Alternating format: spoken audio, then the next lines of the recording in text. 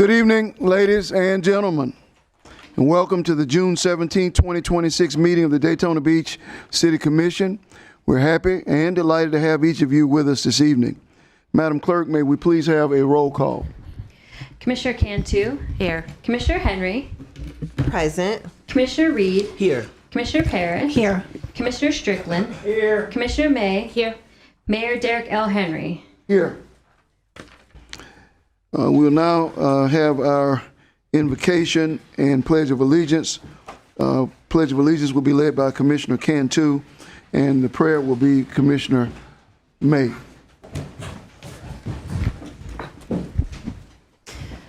Good evening, everybody, and thank you so much for taking time from your schedules and from your lives to be at City Commission this evening, and we welcome your input.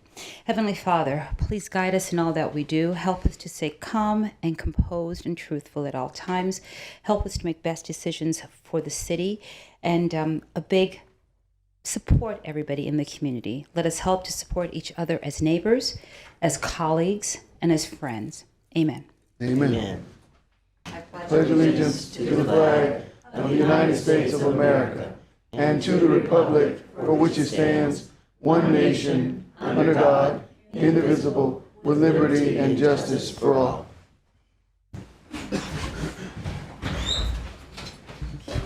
We'll now move on to item number 4, which is approval of the minutes of the May 20th, 2026 City Commission meeting. So moved. Second. We have a motion and a second. Do we have any questions or comments?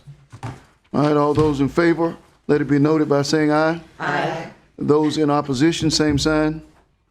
Motion carries 7-0. Now move on to our agenda approval. If there are any changes, our city manager will address them.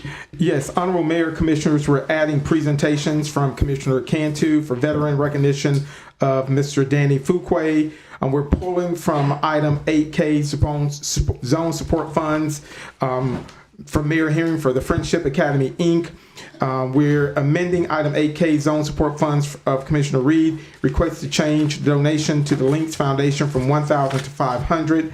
We're adding to item 8K 2,000 from Commissioner Strickland to Mr. and Mrs. Mentoring, 3,000 to from Commissioner Strickland to Parks and Rec for the Yvonne Scarlett Golden Senior Oasis, 2,000 Commissioner Strickland for the Women's Advisory Board Tour Table Scholarship Fundraiser, add Addendum 11B, Board of Adjustment Appointment 1. That concludes the changes to the agenda. Can you also pull, pull Friendship, can you pull Baldy Athletics? Oh, you were adding? Oh, my bad. We didn't add it, yes. Okay, didn't add it. All right, my bad. So I have a concern. I lowered the links, but I gave the other 500 to Sigma Gamma Rho. It's on there. It is? It is on there. It just... It's already on the agenda. On the agenda, I'm looking at the other thing. Okay, thank It's you. the last one under your zone support. Yeah, okay, wonderful. All right, do we have any other changes? No other changes? Okay. Motion to approve the consent agenda? Or the agenda. The changes. The agenda, I'm sorry. The agenda changes. So moved. All right, got a motion? Second. All right, we have a motion and a second. All those in favor, let it be noted by saying aye. Aye. Those opposed, same sign. Motion carries 7-0. Okay, so tonight we're going to move on to item number 6, which is our presentations. I think we're going to do the Danny Fuqua presentation first. So Commissioner Cantu to present.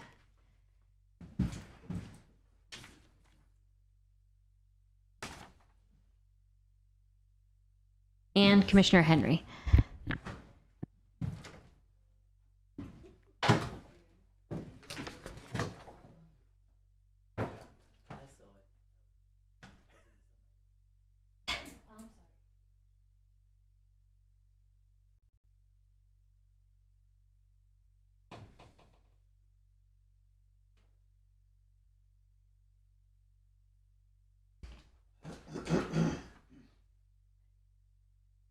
So every year, we do Veteran of the Year, and usually it's like 9 or 10 veterans.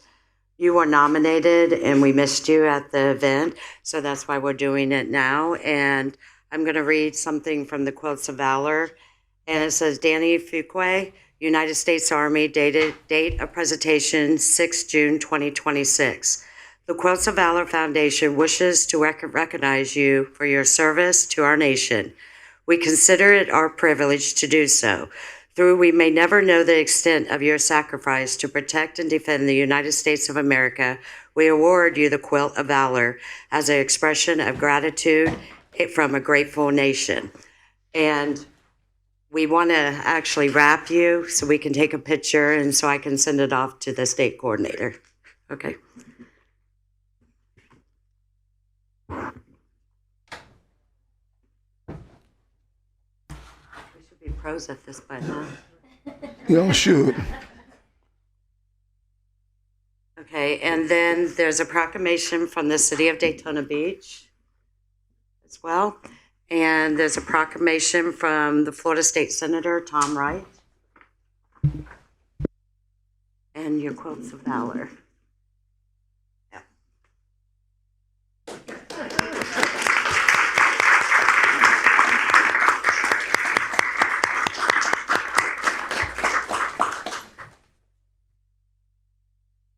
And you also received a plaque from the Friends from the Band Show.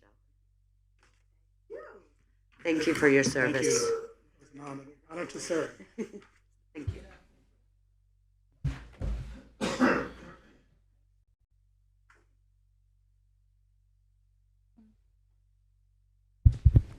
Mayor, may I say something? I just want to thank Mr. Fuqua, who's also a Zone 1 resident, but I want to thank him for the STEM program that he does with the children and the pilots. So thank you for continuing to do that.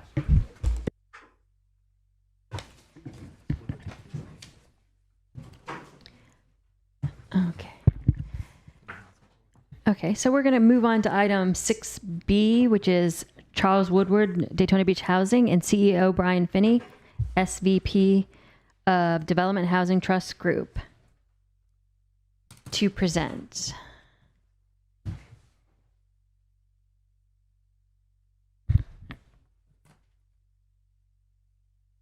Good evening, commissioners.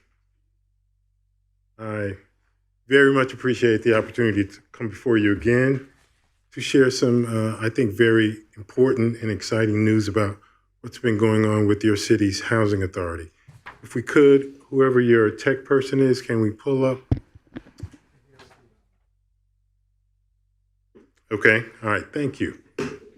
Let me start off by acknowledging the board members that you and the mayor have appointed. Our chair and vice chair are in the audience today. So our chair is Kim Brown Crawford. Our vice chair is Sandy Murphy.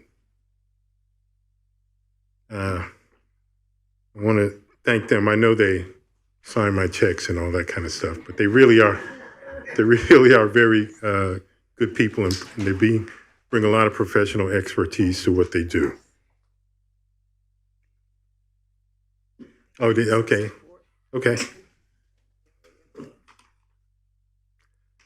Why are we here today? About 20 years ago, the federal government started requiring public housing authorities to think more entrepreneurial, especially when it came to their real estate assets.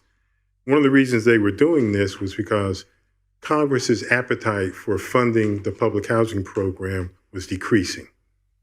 And housing authorities need to have local strategies in place to make up this gap. So what does that mean for this particular public housing authority? This is what we're going to talk about today, and then we're going to start kind of broad and end up in a very specific vision that some of you have seen before, but I wanted the opportunity to share it with the entire community. So we're going to start off with 3 or 4 years ago when I came here and asked the board to talk about asset management and to adopt a policy. Then we went in after that and talked about an asset repositioning strategy. We got a lot of community input on how we needed to do development, and we came up with the strategy to look at what we called historic Midtown. After we go through that, and we'll share a video with you, I want to introduce our development partner. I won't say his name right now because I'm going to say it a little bit later, and he'll give you a presentation too. The time is valuable, so I'll go through this fairly quickly, but please interrupt me at any time. One of the first things we did at the Housing Authority, what we call Housing Daytona Beach, is really to come down with what our vision and mission are. Spent a lot of time. I put the board through the paces on our first retreat, and we came up with what is in front of you now. And really what we talk about is maximizing our assets, providing as much housing as we can, but also incentivizing our clients towards self-sufficiency. That is ingrained in everything we do with our real estate assets. Increase the number of housing units we've got and increase family self-sufficiency. I put this slide in here because I wanted to make a point that maybe not many housing authorities make to their cities. And that is, the housing authority is at the center of an area's economy because affordable housing is at the center of an economy. Transportation, economic development, jobs, and everything don't work if workers don't have stable housing that they can afford. So for the most economically challenged in our community, who do they come to first? They come to us first. Now,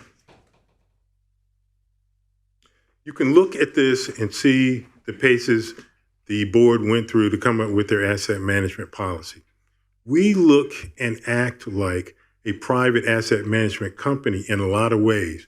We look at each community and we want to find out if it's cash flowing or not. And if it isn't, we try to do some steps to change that.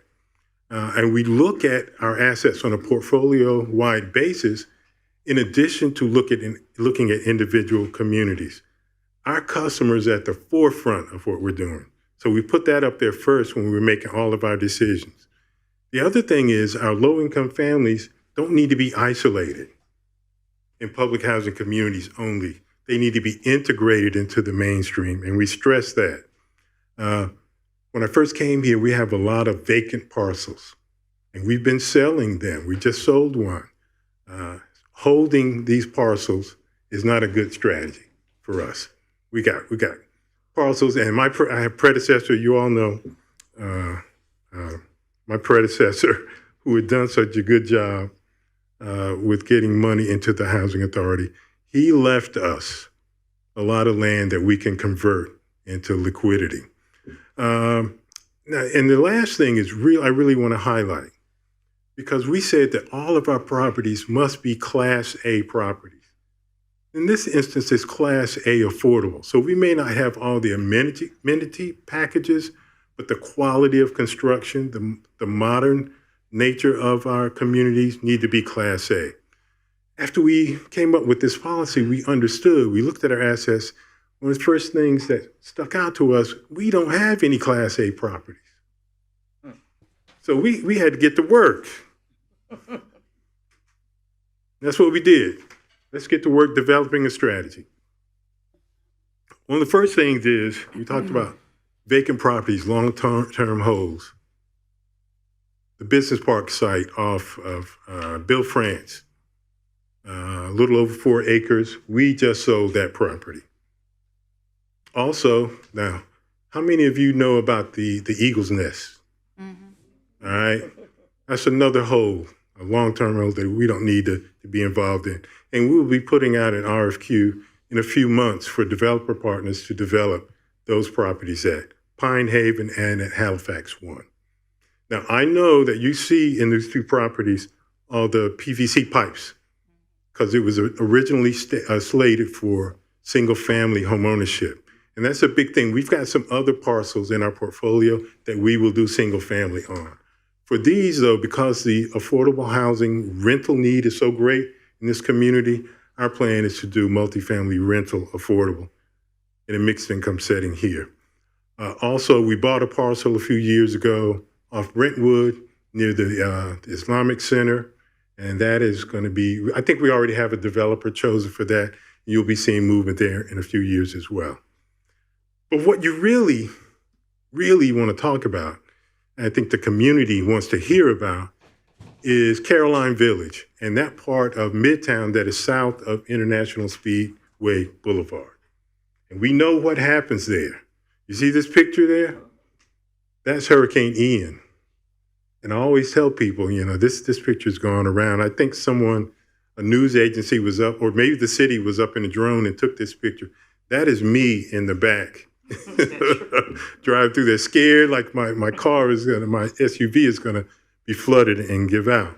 So what's going on with this, what people in the city call the bowl, and this flooding situation has to be addressed. And that's one of the things we're going to try to do with our redevelopment. In partnership, I gotta say this, in partnership with the city of Daytona Beach. Now, I want to clear something up because I think people in the community get a little confused about some things. And that is, we have to replace our public housing when we tear it down and do new communities. We got to replace it one for one. And that's what our plan is. That's what we have to do. And we went through an exhaustive public community input process. And many of you were there. And you can see a picture of the city manager in there, you know. He was cracking jokes for everybody, but he's really serious about what was going on. Got a lot of input from the neighborhood. So at the end of that process, we came up with a master plan to form that part of Midtown. This is what you're about to take a look at. Welcome to historic Midtown, a community shaped by its residents and partners. Nearly 1,000 neighbors contributed through workshops and events to create Transform Midtown, a plan focused on housing, people, and the neighborhood. At its heart, the plan reimagines 3 public housing sites, Palmetto Park, Caroline Village, and Walnut Oak, into a stronger future for Midtown. The roadmap centers on 5 goals: preparing youth for success, supporting health and well-being, building a resilient and connected community, attracting investment, and creating quality housing. While Walnut Oak will be integrated into an adjacent redevelopment, we invite you today to see the vision, focusing on Caroline Village and Palmetto Park. Caroline Village, a flood-prone housing site, is reimagined with a resilient linear park.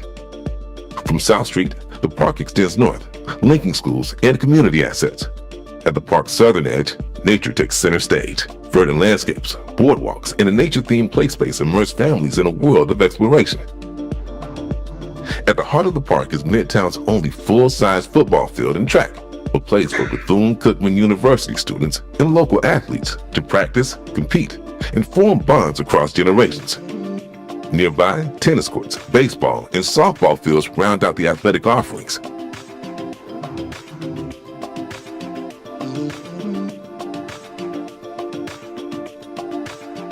To the north, the park opens into an event lawn and plaza, perfect for concerts, outdoor movies, and neighborhood gatherings. At this gateway corner, all people are welcomed into the park to enjoy the company of neighbors and friends throughout the year.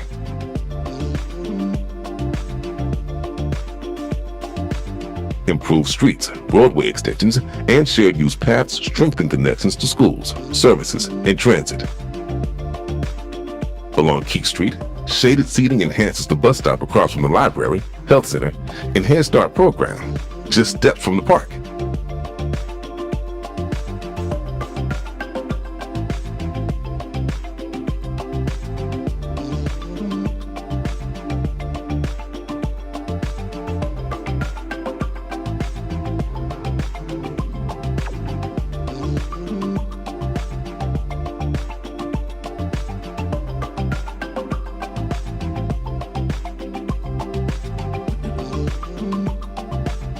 Loomis Avenue becomes a pedestrian-friendly festival plaza for markets, food trucks, and celebrations.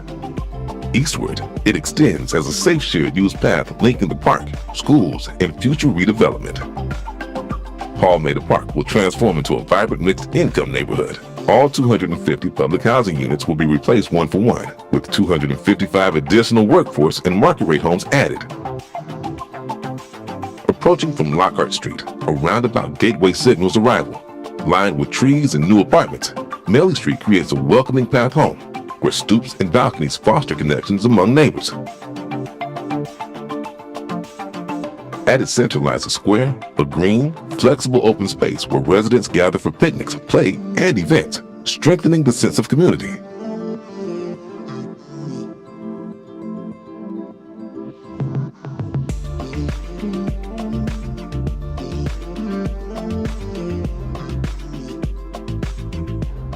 Above Orange Avenue and MLK Boulevard, colorful mural crosswalks celebrate local athletic heroes, guiding neighbors to the Dickerson Center and beyond. And some of you attended that ceremony. Thank you so much. On Hawk Street, sidewalks lead us to the Neighborhood Network Center, a multi-generational hub featuring classrooms, a computer lab, a community kitchen and pantry, community rooms, and outdoor play space. A dedicated transportation hub here ensures easy access by shuttle, bike, scooter, or rideshare. Both the Transportation Hub and Network Center anchor the central square, adding to the vitality and convenience of this community life.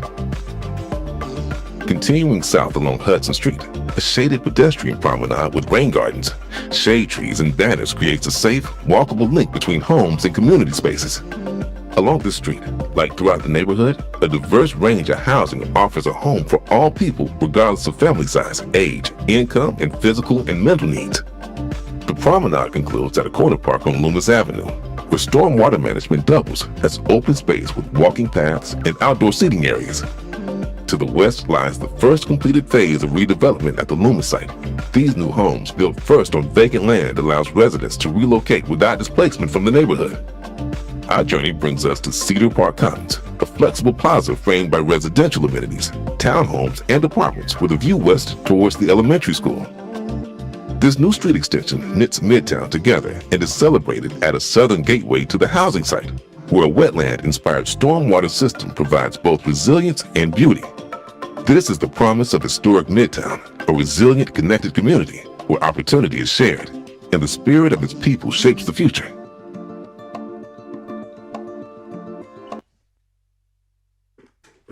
I want to take this time to thank Zone Commissioner Reed and the mayor for their participation in that Heroes event. We felt like that was an important recognition of what people do in this community and the historic nature of the Midtown community.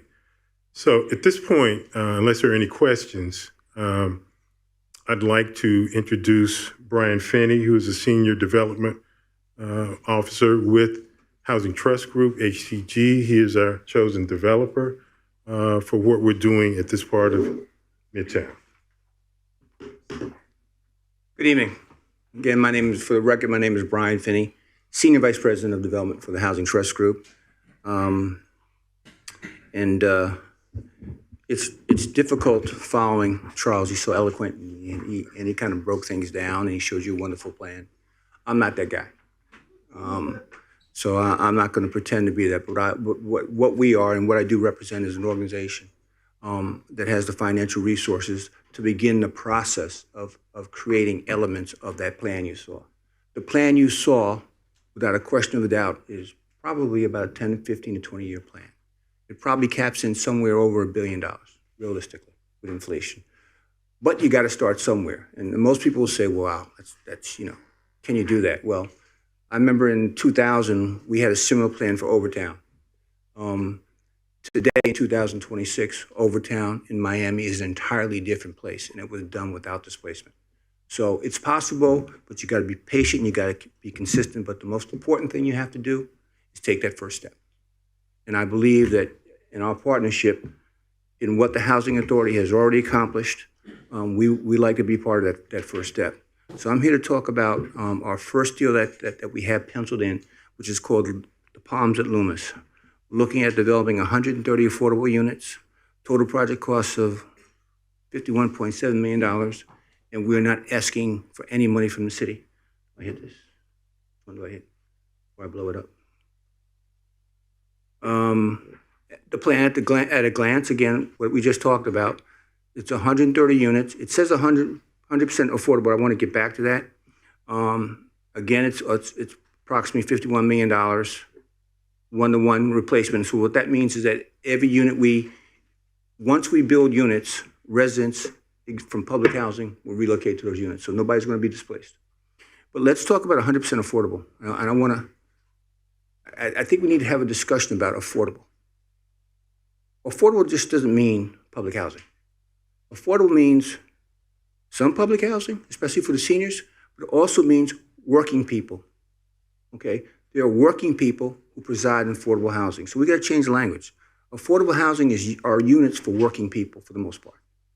And so when Charles talks about economic integration or decentralization of poverty, in that 100%, we're going to mix incomes. We're going to have some low-income people, but we're going to have some Moderate income. I'm not politically, see, that's why I have it. See? This is an initial snapshot of what we're looking at. And in fact, late last night, I got additional renderings, and we'll share the board later.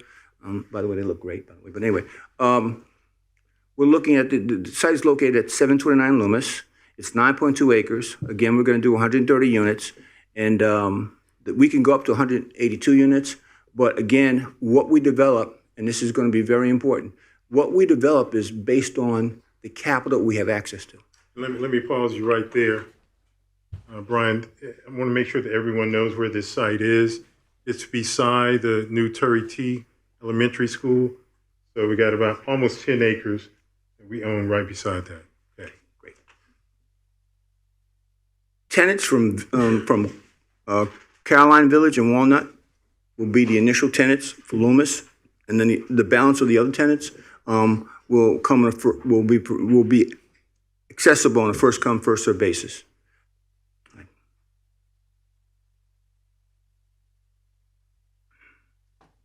So we're going to build, and here's the breakdown now, and it's subject to change. We're going to build 130 units. 74 are going to be 2 bedrooms. 36 are going to be 3 bedrooms, and this is negotiable.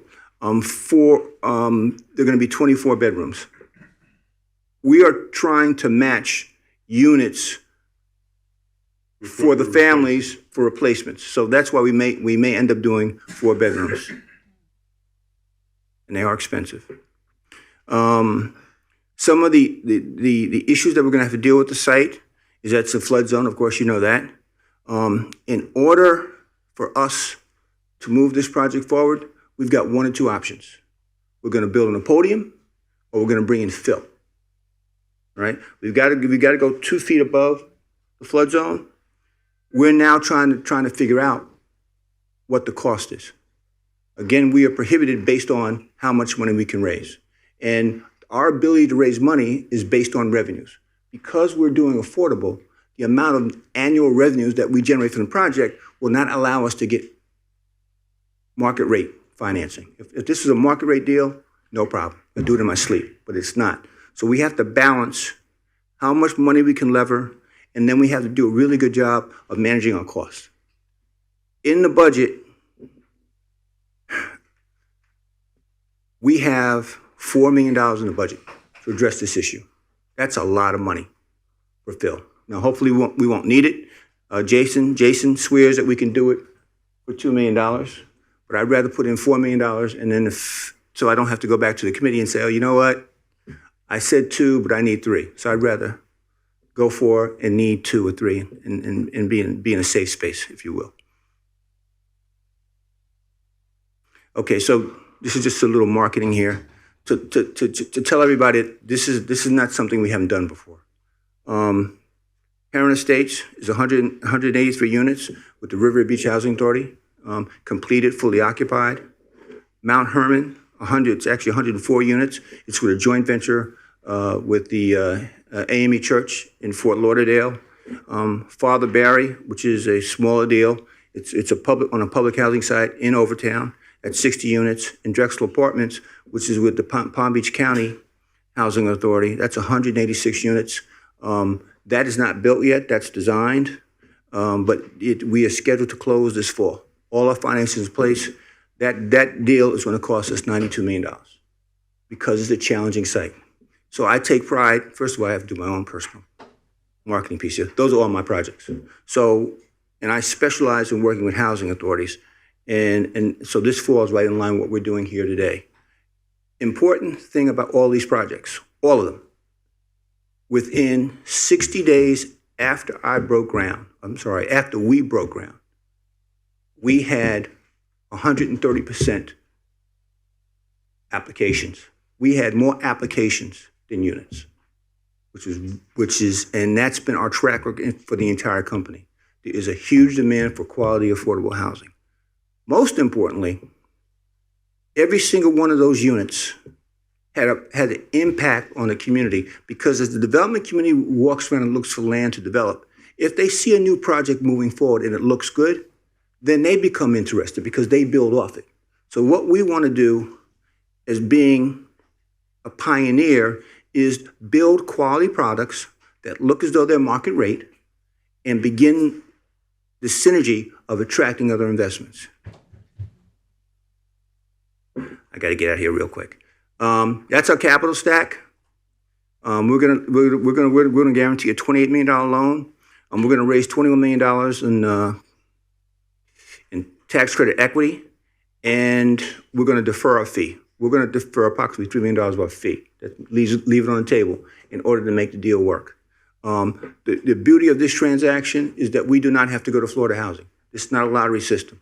We just have to go to one important entity that's called US HUD.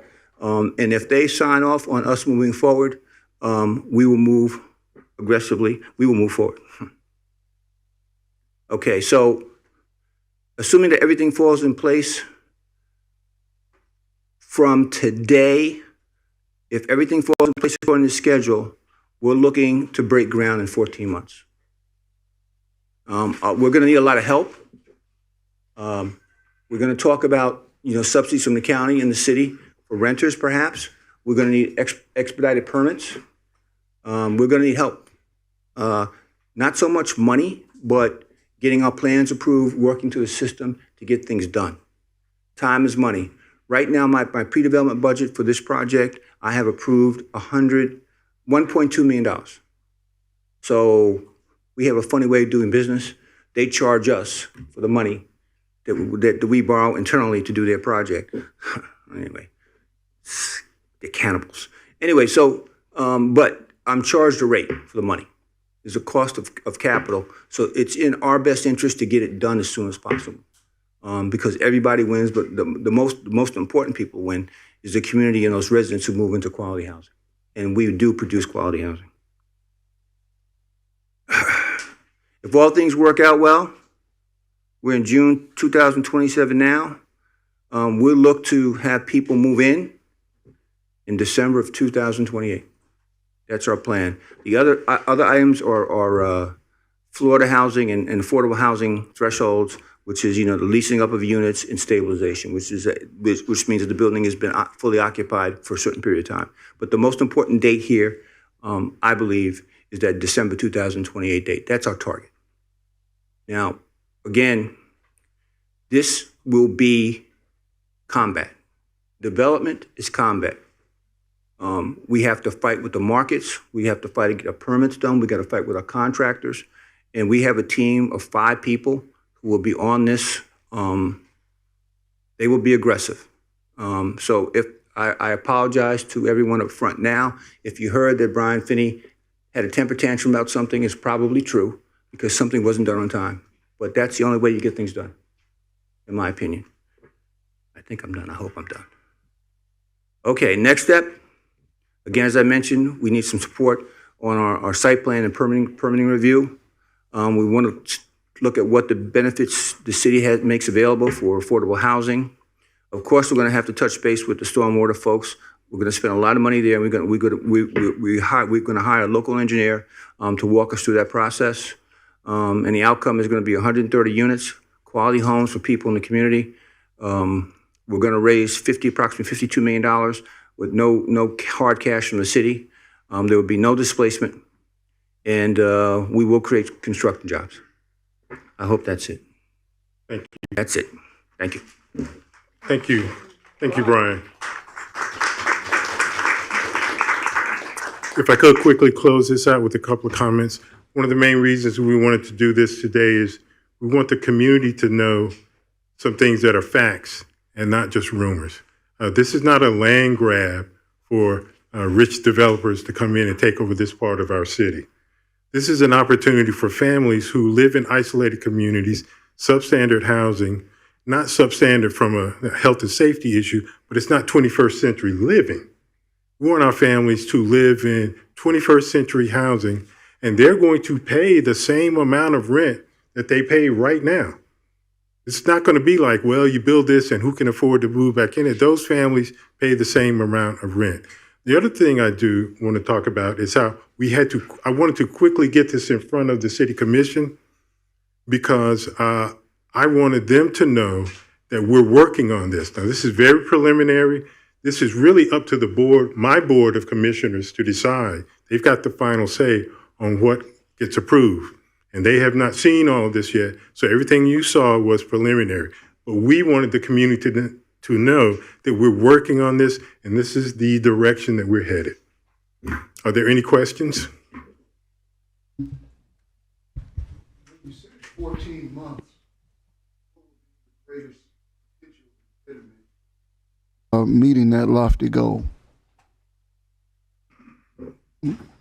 Permits. Okay. He understands permits quite well. He's a former city manager. Yeah, he might understand permits pretty well. So he knows how to get them. So he's saying you know how to get through them, but we know how to work with him. Also, is why I'm looking over at the manager. The manager's breaking the code now. He's not supposed to bring up my past. Yeah. So okay. Well, we do want to make certain that we're not an impediment on this end, because ultimately that's a big goal, and I like the way you framed it in terms of you have to begin the journey. And it's a renaissance. I also like the fact that you discussed and described what took place in Overtown. And I love the fact that you're not discussing displacement, because that's very important, that the community maintains not only its current character, but that the people who live there are allowed, if they so choose, to continue to stay there. I think that's probably most important to most of us. So I'm very happy to hear that, and I just want to and I'm also happy that you said that first project's $130 million, and you're necessarily asking the city for any money. Didn't I leave a hanging shad out there somewhere? You did. Okay. We heard it. We heard it in terms of the, I took copious notes about this because it's important to me. But we understand that, with displacement, that will come with some challenge in terms of the temporary nature of how that works. And so we hope the county, as well as the city, will be able to be partners in taking care of those things. But sounds like a great project. Yes, sir. If I may, I'm sorry. Mm-hmm. Jason Marshall, Jason. We're Batman and Robin. Okay. So Which one is Batman? Yeah. It depends on the day. It Yeah. depends on the day. Trust me. But Jason and I will basically, there'll be another person, but we are the team. You'll see a lot more than Jason and me, but I will be here. But Jason's, right now, I think Jason's portfolio in this town is going to be in excess of $150 million. Yeah, we're doing a lot of work here in Daytona Beach. We're very excited. So, and I'm honored to be a part of the team. And doing things like this are great. You get, one of these things built, and then years from now you drive by and you're reminded of everything that went into getting it done. It's kind of like having a child. We're honored to be a part of this. We've since 2015 have been working with housing authorities around the state. We've had a lot of success. So looking for some more success here. Amen. Yeah, and I like the 15 to 20 year vision. It takes vision to make something happen. This sounds like a great start. The view of the open space, and it's refreshing. So I also like to. I'm sorry to cut you off, Mr. Mayor. I'd like to thank the housing authority, the board members, because actually the vision that we talked about was their vision. They went through the whole process. We just saw it, and I think we get credit for seeing it and saying, "Oh my God, let's go." So, but they did all the work. They did all the community work. So.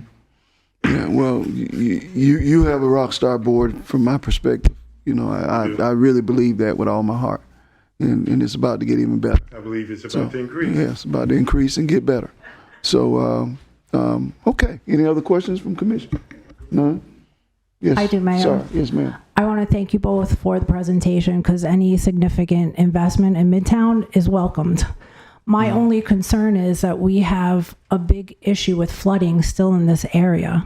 So have we spoken to staff? Are our utilities up to date? Or our stormwater options up to date? Who's going to be taking care of this? How much is it going to cost us? I mean, to make a big investment like this in an area that we know that floods, I just want to be able to stand behind this 100% and say, yes, this is great, because I love the idea of this mixed income units like we spoke about. So I just want to know, how is that going to be addressed? So there was a slide that addressed that, Commissioner. They talked about doing the retaining pond, but also some underground infrastructure to help the retaining pond really work. And we're just now beginning our discussions with city staff on that. I think it was last week I met with Shannon. So those conversations are going on. We just had our first one. And ma'am, we will not be able to turn dirt until we touch base with the appropriate city and people in the city relative to mitigation. Water mitigation is a huge issue for us, and we agree with you that's something extremely important. But again, we have to go through the city before we can start construction. One other layer on top of that, Commissioner, HUD will not allow a housing authority to erect a development that is detrimental to the surrounding area.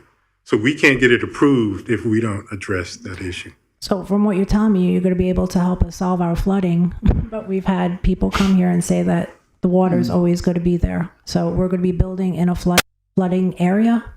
No, I don't think to understand that. No, I don't think we can solve the flooding in Midtown, but we can mitigate the flooding on that site, and we won't exacerbate the problem in the surrounding neighborhood. All right, I guess I'll have to talk more to Shannon and utilities. Okay. But thank you very much. Mm-hmm. I just want to say thank you, gentlemen. It's long awaited and long deserved. Those families deserve that. They do. Thank you. Yeah. All right. Thank you, gentlemen. Okay, thank you. Thank you. Okay, we're going to move on to the National Folk Festival. Brian Bentley to present. Did you take the clicker? You might have taken the clicker. I don't know. That's okay. Maybe. Anyway, I'll get started. Hi, I'm Kay Galloway. I'm with the Daytona Beach Area Convention and Visitors Bureau. You might know us as the CVB, or we promote tourism to the greater Daytona Beach area. And I'm joined tonight with Brian Bentley, who's on the roster. I'm just the warm-up. But we wanted to share an exciting opportunity that we're currently exploring for our community, and it's called the National Folk Festival. You might have heard about it because we've already been out in the community talking on the public side and on the private side. We're on the early stages of preparing a competitive bid to become the host city for the 28, 29, and 30 National Folk Festival. Thank you, that's okay. I might not be able to go the next without it. And you might wonder, what is a folk festival, right? So we do have a short video. We want to show you what a folk festival looks like when you bring it to a community, and also why other cities around the country are competing for this business, because it will impact the community in a great way. No?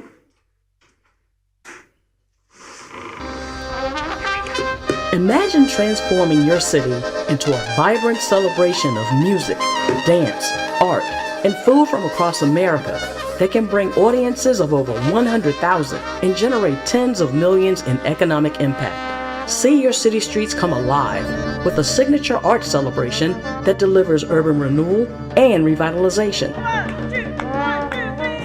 Share the richness of your local culture and expose your community to unique artistic and cultural expressions they've never experienced before. Become the National Folk Festival's next host city. For 3 years, the nation's longest-running traditional arts event, the National Folk Festival, can take root in the heart of your community's downtown. The National Folk Festival is a free, large-scale, 3-day outdoor event that celebrates the roots, richness, and variety of American culture and honors the artistic traditions of all Americans. It features over 300 of the nation's finest traditional musicians, dancers, and craftspeople on performance stages and in the streets and parks of your community. Take in children's activities and savory regional and international cuisine, plus dancing, storytelling, parades, and so much more. There's something for everyone. Produced in partnership with the host city, the National Folk Festival is an economic and cultural powerhouse that renews civic pride, strengthens community collaborations, and spurs new investments in infrastructure and public spaces.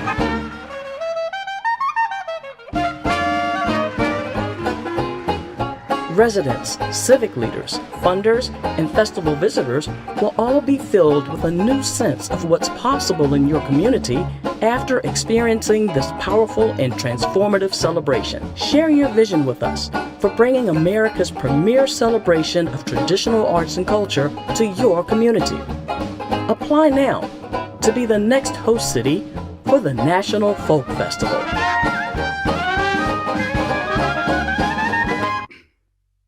All right, wow, right? So as you can see from the video, this is one of the most respected cultural festivals in the country, going all the way back to 1934 and originally championed by First Lady Eleanor Roosevelt. The festival spends 3 years in the host community, helping showcase the people, the traditions, the music, the food, and the cultural heritage that makes that community unique. After year 3, the community then owns this legacy event, which continues to grow for years to come. And that's one of the reasons we believe this opportunity could have a lasting impact on Daytona Beach. The festival has been successful in other hosted communities, such as Salisbury, Maryland, Greensboro, North Carolina, and Butte, Montana, generating significant economic impact and attracting well over 100,000 attendees over a 3-day period. Jackson, Mississippi just hosted their inaugural event this past November, and we hope Daytona Beach is next. So the event itself is only one weekend, but the real value comes from the partnerships, the community engagement, and the cultural connections that are built along the way. Communities across the country have used the festival as a catalyst to advance projects, to strengthen partnerships, and build momentum around improvements that make their city stronger long after the event is over. As we prepare for a potential 2028 festival, this opportunity could help build momentum around projects, improvements, and investments that are already being discussed throughout the community. This isn't something that just happens to the community. It's something that is built by the community, and we need its involvement. So, as you can see on the timeline here, we are truly at the beginning of the process. Our letter of intent is due on July 1st, with the full proposal due on August 3rd, and the finalist communities will be announced later this year. As part of our proposal, we're currently looking at the fall season time frame for the festival, which would provide an opportunity to showcase Daytona Beach during one of its most pleasant times of year. We are proposing that the festival be held within the Beach Street and Esplanade area because it offers the space, the character, and the infrastructure required to host an event of this scale. However, while the festival activities would be centered there, the impact would extend throughout the entire city. Visitors will stay in our hotels, they will dine in our restaurants, they will shop in our businesses, visit our attractions, and experience the neighborhoods and districts throughout Daytona Beach. This is not just a downtown event, this is a Daytona Beach event. So we're here this evening because if Daytona is going to be successful in this effort, it has to be a community-wide effort from the very beginning. Now, over the past several weeks, we've begun introducing this opportunity throughout the community and have been encouraged by the responses. So we've received support from the Beachside Redevelopment Board, the Downtown Development Authority, the Midtown Redevelopment Board, community organizations, business leaders, residents, and even early financial pledges from our individuals and organizations who believe that this could be a transformational opportunity for Daytona Beach. To be clear, we're not here asking for money yet. We're not asking for any actions yet. But we're here to introduce the opportunity, answer questions, and begin the conversation with the City Commission as we continue to develop this proposal. We want you to follow the process, share your ideas, and help us build the strongest possible proposal. So how can you help? We've launched a dedicated webpage where anyone can learn more about the festival. You can review information about the bid process, sign up to receive updates, and give us your direct feedback as we move forward. The QR code on the screen will take you directly to the site, and we've also provided informational cards for anyone that would like to take one with them this evening. They're outside on the table, so feel free to grab one of those. As you learn more about the opportunity, we encourage you to stay engaged, to share your ideas, to follow the progress of the project. Building a successful proposal will require support and participation from all corners of Daytona Beach.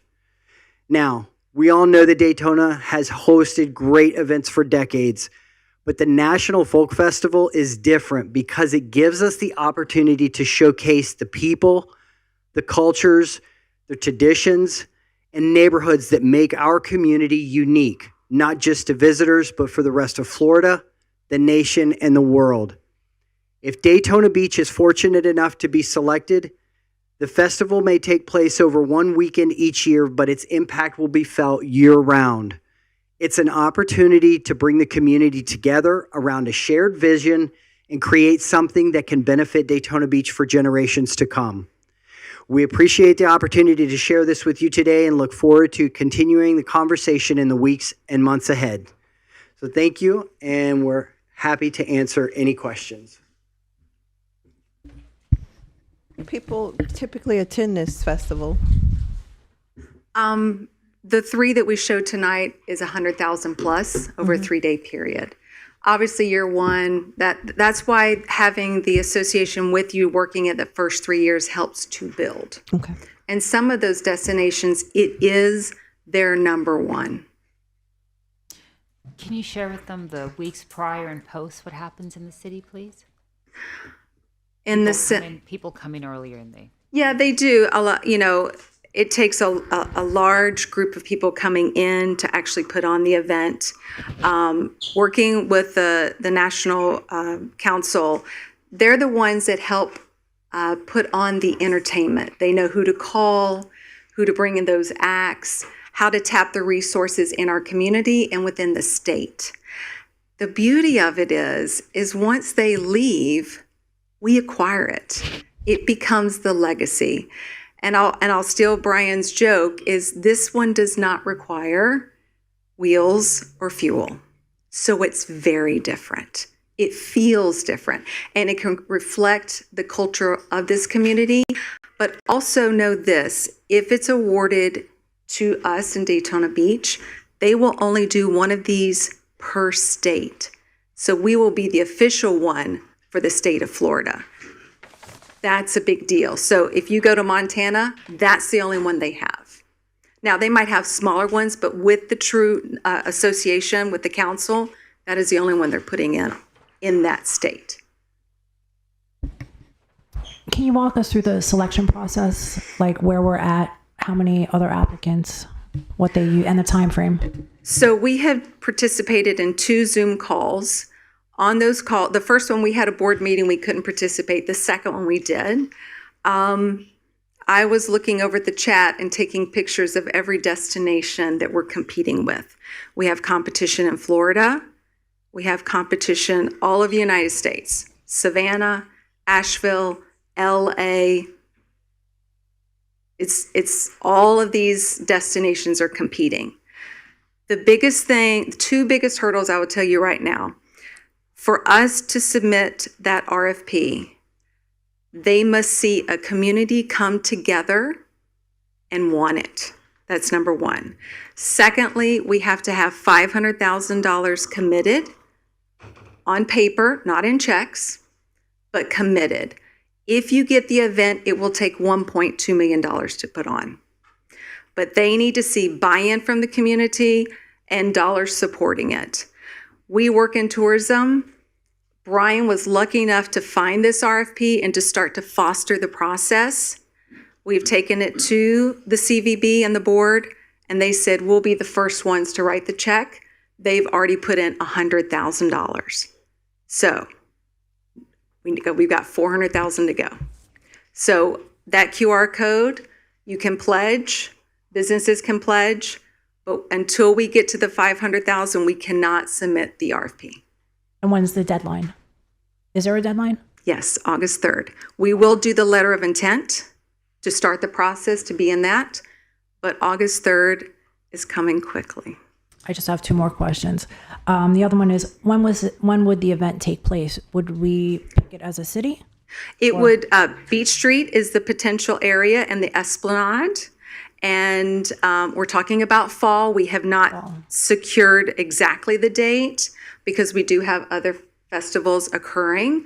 But I think that's a part of when does the community want it as well? Okay, and the last question is, you say if we do, or when we get accepted, after 3 years, we would acquire it. Who's the we? Good question. You have to establish or use an existing 501c3. Our recommendation is to start one at ground level, and then they will own it, carrying it forward. Thank you. That was a great presentation.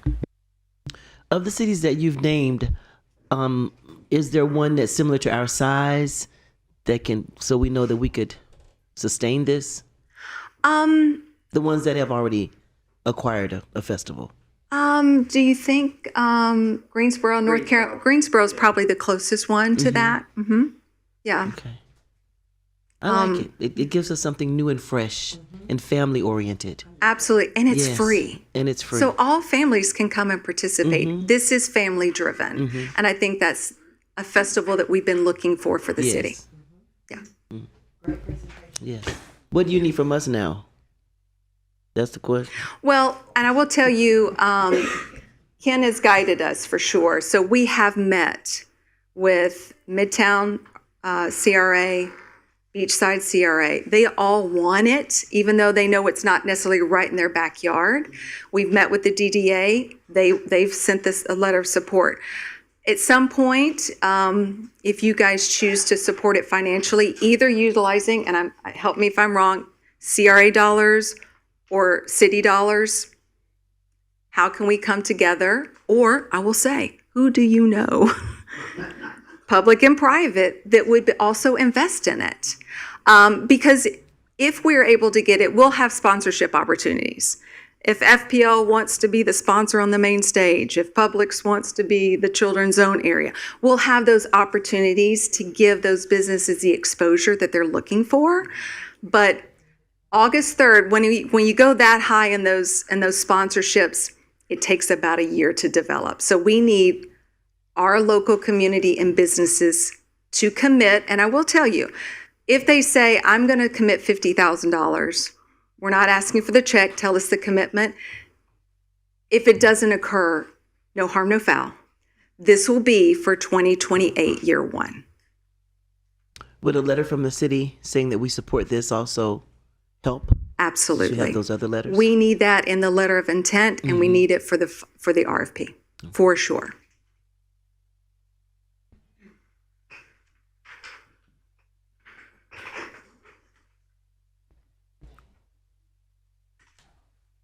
Thumbs up?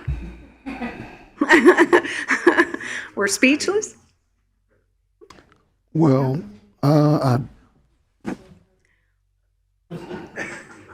let me ask this. Okay. Because I was at the presentation for, I think it was Beachside Community. And I love the idea that it would be if it's in the fall. I think for our community, this is exactly what we need. You know, we need to find a way to fill in those gaps, you know, during seasons, because the weather's still good in the fall. Knock on wood. I know. We understand. Certain things, but the weather's good. So I think it's ideal. That's a great time to have it. I just, how can we help you? I think I haven't heard anyone who didn't really want this. Yeah. So once I see that, I feel like the community energy exists. But the question is, what can we do, and me in particular, to help you make sure that that energy is in place and that we kind of push this to the forefront? August, what's the date? 3rd. Yeah, that's 6 weeks.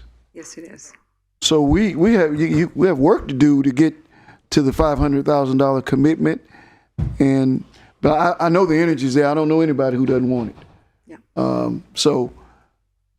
Please reach out. Tell us, specifically what we can do, because we don't want to leave any hole, that we can help fill. Yeah. To give us the best potential to be successful. I will tell you, we have also assisted or hired Jenny Craig and company. They do fundraising.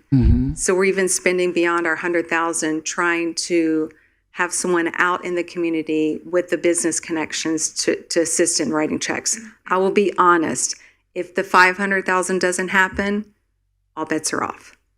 So think of it as that United Way fund. We got a little thermometer and we've got that $100,000 in. We did a presentation of the night. We walked away at another $6,000. We need your voice. We need your connections. And we need checks. We'll be honest on it. Yeah. Okay. Is this something that we want to be a part of in the city of Daytona Beach? Do y'all have anything else? You have something?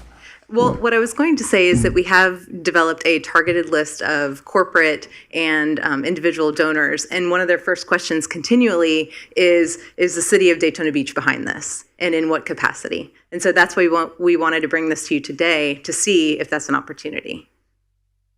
And that's what I was going to turn to my colleagues, because I don't believe in waiting. And we know that for CRA, we want to see it roll up the hill from them. But we need to be prepared and know where we're going to stand. We can't, because we just don't have time. We don't have time to wait for it to get up the hill and then have a big debate. So we need to have our debate now. So, and as Kay mentioned, we're going against some fierce competition, Savannah, LA, and some of the others. But we think if we can be a contender and get the $500,000, submit the RFP by August 3rd, we stand a good chance of being able to bring this home. So that's the goal. Yeah, we're a great destination. We're an amazing destination, and I'll put us in the pot with anybody, and I expect to come out. So that's just the way we roll here. Okay, any other questions? Yeah, is our money refundable if we're not chosen? It is a commitment. Yes, It's a commitment. Only a commitment. Absolutely. Mayor Henry, the only concern, it's not even a concern. I just want to maybe talk to the police chief and the fire department chief. I mean, it seems like a wholesome event, but this is something also that they would have to be managing for us for public safety. So if this is something that they would be on board with also, that would be my only thing, but everything else I'm pretty excited about. I mean, it's. I don't think that's an issue. It's small. Yeah, that's small. It's not. But that's for them to answer. But it's also for us to expect them. They work for us. We expect them. They work for the community. We expect them to deliver on this. You say, this is what we want. I mean, this is what we want. I can't imagine. There are some things that have come here, and some that the manager and I will tell you that after they came, we didn't want them. And we helped to not have them. And if we're chosen, how much do we have to pay for 3 years? Say that again. If we're chosen, how much do we have to pay? To execute the event annually is between 1.2 and 1.6 million. But the return is what? But the return is 30 million. Somewhere in there. Yeah, we look at that number. And we have case study after case study since 1934 of cities that have heralded this event as without it, No. And all that's not coming from That's us. true. That's true. Yeah, we. From us, yes. No. Oh, no. No. No. This is very much a community-supported event. That's why we've developed that list of prospective sponsors and donors. And they have said to us, a CVB or tourism board is not the one that would be the driver of this. It's not. We just happen to pick up the ball first, and now we're bringing it to the community. So it was a great way to find something like this, and now let's cultivate it and build it. So you at the DDA meeting, right, this past week. I thoroughly enjoyed your presentation, and yes, I think it's a fantastic concept. Let me just ask some questions to lead you into some answers for us, right?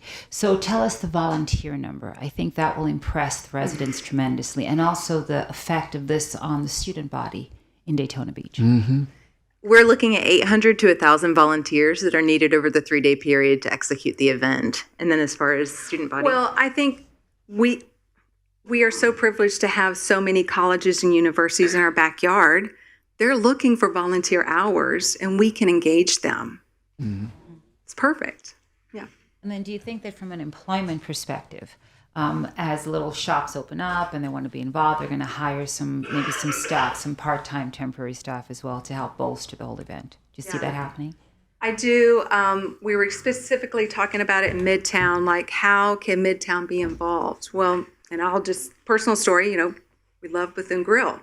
So Bethune Grill can operate as normal, but they need to be at the event too, selling the flavor, right? That's how other businesses out of other neighborhoods can participate, increase revenue for themselves, while also showcasing the community. And the part that I really like is addition to the $30 million, which is fantastic for a $1.5 million investment. So the return is great on that, is the hotel stays.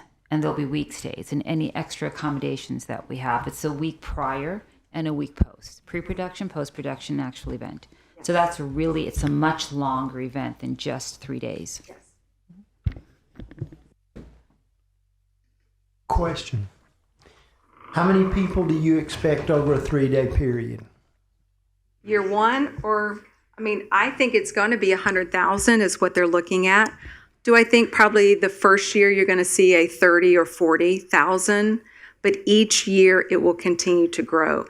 Luckily, working with the council, they've done this over and over and over. So they know how to get the word out, what the advertising opportunities are, and to help us build it for those first 3 years. And then we own it. And then we own it. Then we own it in a sense. Are we obligated, if it grows, to keep it on Beach Street, or could we expand it to other areas of the city? I think that's a possibility. The one thing they do talk about is they want it in a downtown area, and they want it to be walkable kind of within a 15-minute walk. There will be at least 6 to 8 stages. So there'll be larger stages, smaller stages, activation. We have seen cities outside of that festival put on a major concert in town at another location beyond the festival. If it grows larger than Beach Street can handle, you said a 15-minute walk, so we would be within our purview to expand it across the Main Street Bridge to Main Street? It's possible, yes. I do think we need areas like Midtown and Main Street, one from a parking perspective and bringing people into those areas. I think the initial part is thinking that the Jack to Manatee Island, year one. But we could still grow beyond that. But we have to prove those numbers first. But I do think that we can grow beyond that if it continues to grow. I will say, I'm sorry. I was going to say right here in the Folk Fest booklet that's in front of you, there's one example. The National Folk Fest was in Salisbury, Maryland through 2022. And during those 3 years, they drew over 400,000 people to the city's downtown with over $65 million in long-term economic impact. That was just over 3 years. Wow. And just as Commissioner Strickland brought to our attention that it could go to Main Street, Mary McLeod Boulevard runs into Beach Street, and it could easily just curve and go there. And we've got the Daisy Stocking Park could go That's what I across was the bridge. thinking. You could just take over the city. Right. So the requirement for the downtown area is really during those 3 years while the National Festival is here. Beyond that, it's what we think is best for our city. So it's going to morph and grow. And I love the idea that they stay with us for 3 years and make sure we understand how this thing is supposed Yes, to be they done. want it to be sustainability. Yes. Yes. But I mean, generally, when we have events, we have, let's say we have the Jeep event or the mini bug event. They have an area, but then they have their individual events that take place at different parks. So even in our first few, we can still have different events taking Absolutely. place on the beach, Main Street, and Midtown, even in that time. After hours, let's say, right?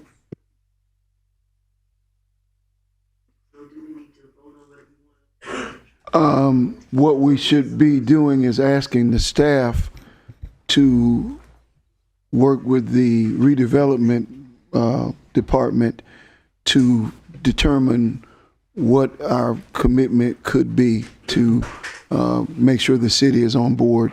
And I think the commission, we can say tonight, whether we believe we want to have a financial stake in this. I'll be the first to say, I don't want to be late to a good party. And, I want to get there early because this is a good party. So I want, and I know that partners in the community want to know, is the city behind it? And so do we have any opposition tonight from this dais? Okay, so we'll ask staff to communicate with the redevelopment department and let us know what they think we can do. But they'll bring it back at the next meeting, and we're on board. Thank you. Mr. Mayor, but could we go ahead and draft up a letter for your signature? Absolutely. Okay, thank you. Absolutely. Yeah. We appreciate it. Okay. Thank you for your time. Let's go. Let's get it.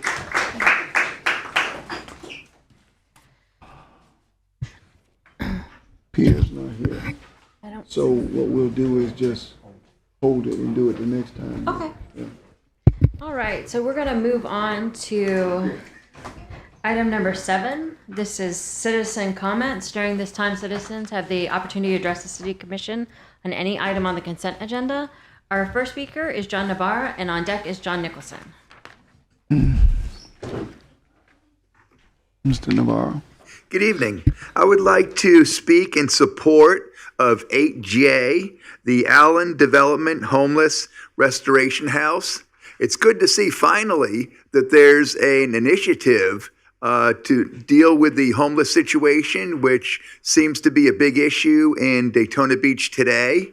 I think that it's something that should really be addressed. I was speaking with residents today who really are so concerned about this homeless situation that they want something big and they want something right away. But I think that an initiative like this would be a good start, and we might have to start small and grow from there in order to help out our homeless situation. I know that Mayor Henry and Commissioner Henry are in the school system, and one thing that we deal with is we receive confidential emails once in a while that our students are homeless, and it's confidential. We can't talk to anybody about it. We can't take any action about it, and we feel rather hopeless.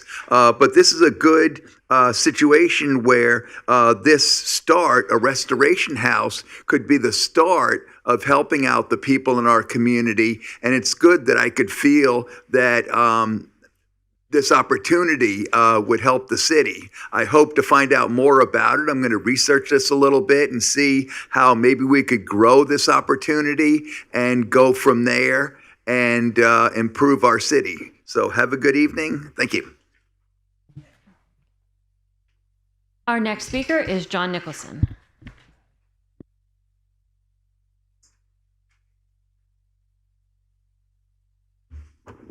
John Nicholson, 413 North Grandview Avenue. 3 items, E, F, and J. E, regarding the $53 million bond issue. It speaks about including a second fire station. Since we got a grant of $15 million, we have money left over.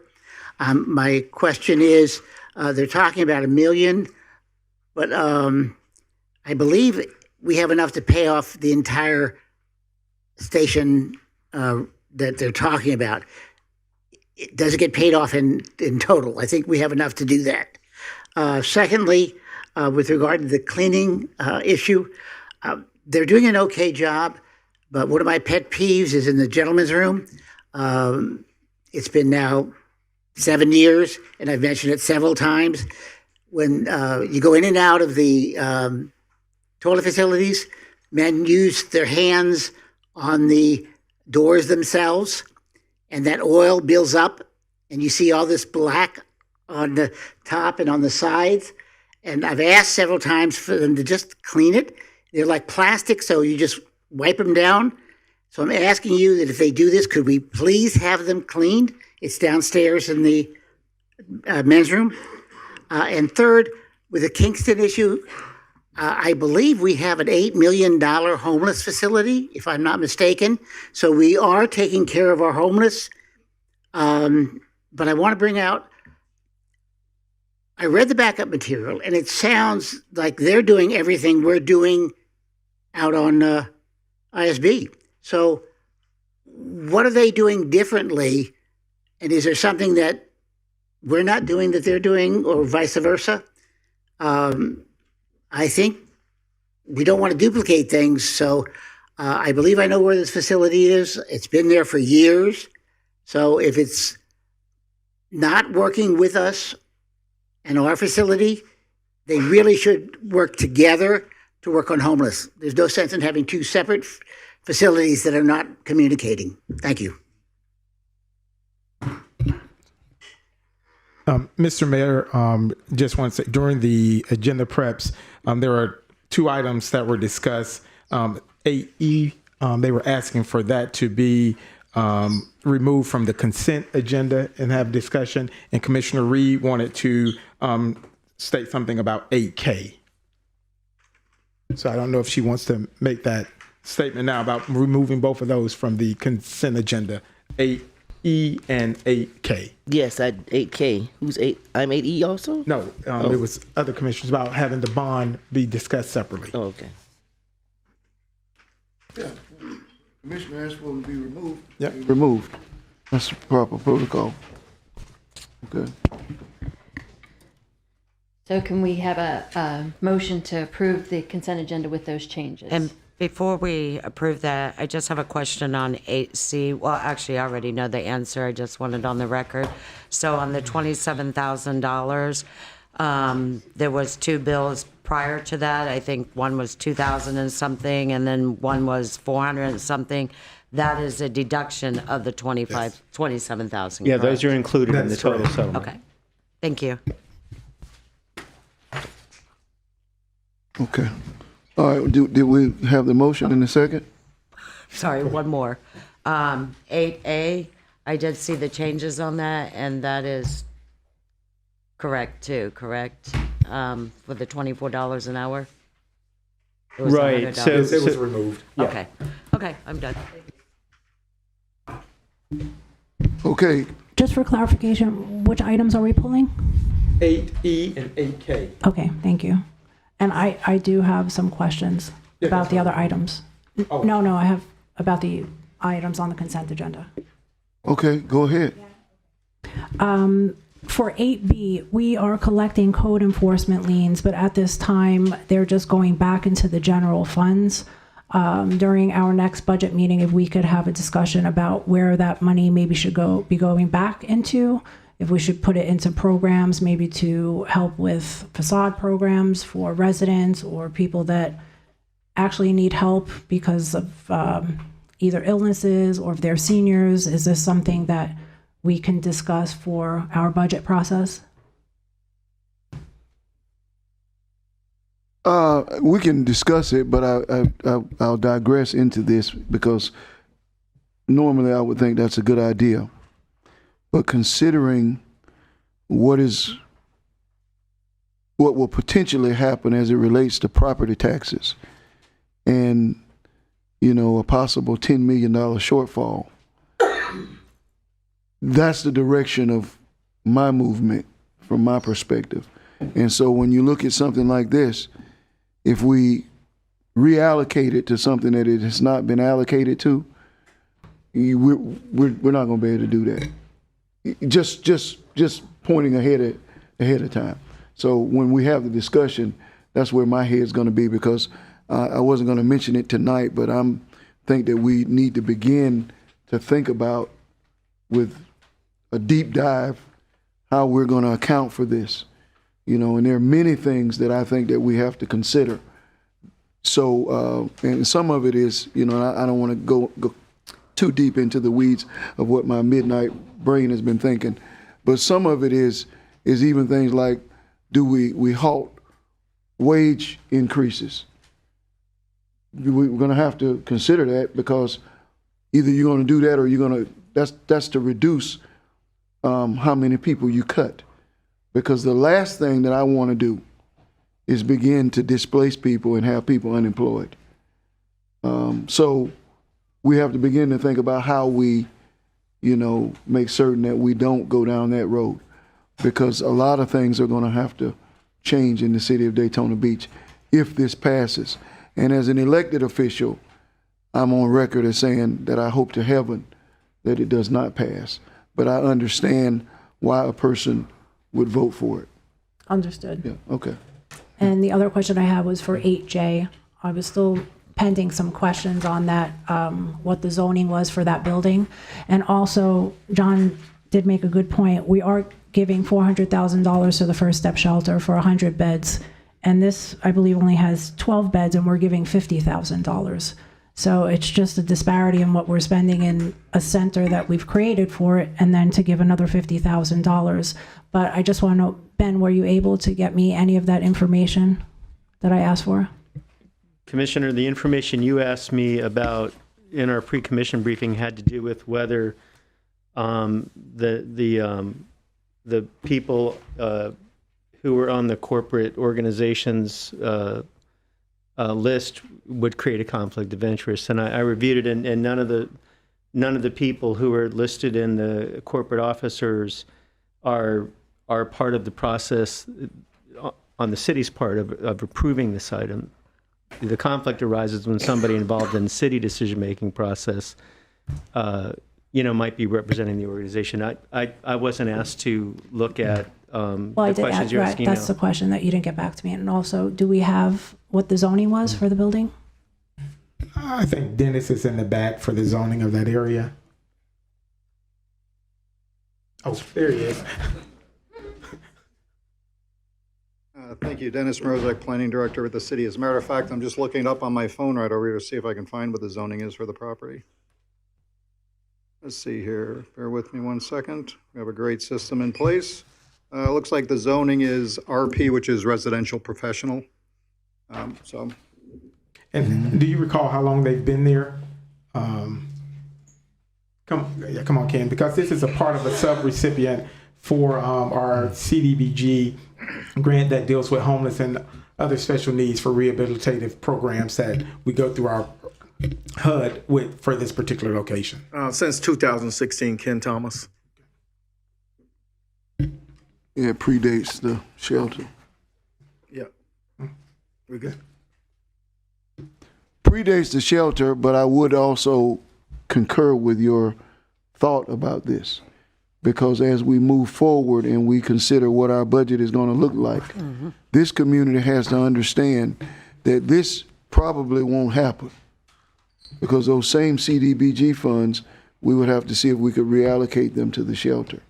There's just a lot of things that we're going to have to look at to see how do we get to $10 million. And I've been for this since 2016. I visited, and I'm on board with it. I want it. I don't want it to go away. But I have to be real. Things are going to go away. And I don't want to just be an alarmist. But if you think about things like having 5 community centers, 5 that are thriving and doing great work, not likely to be possible. Okay.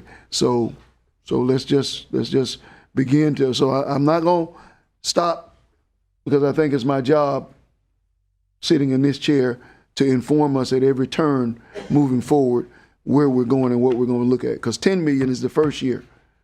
It goes up in the future. It doesn't stay at 10 million. Okay, so, all right, any other questions? Those were the only questions. Thank you, Mayor. All right. Mayor, while you're speaking on that, will we begin having meetings on that, discussing? Mm-hmm.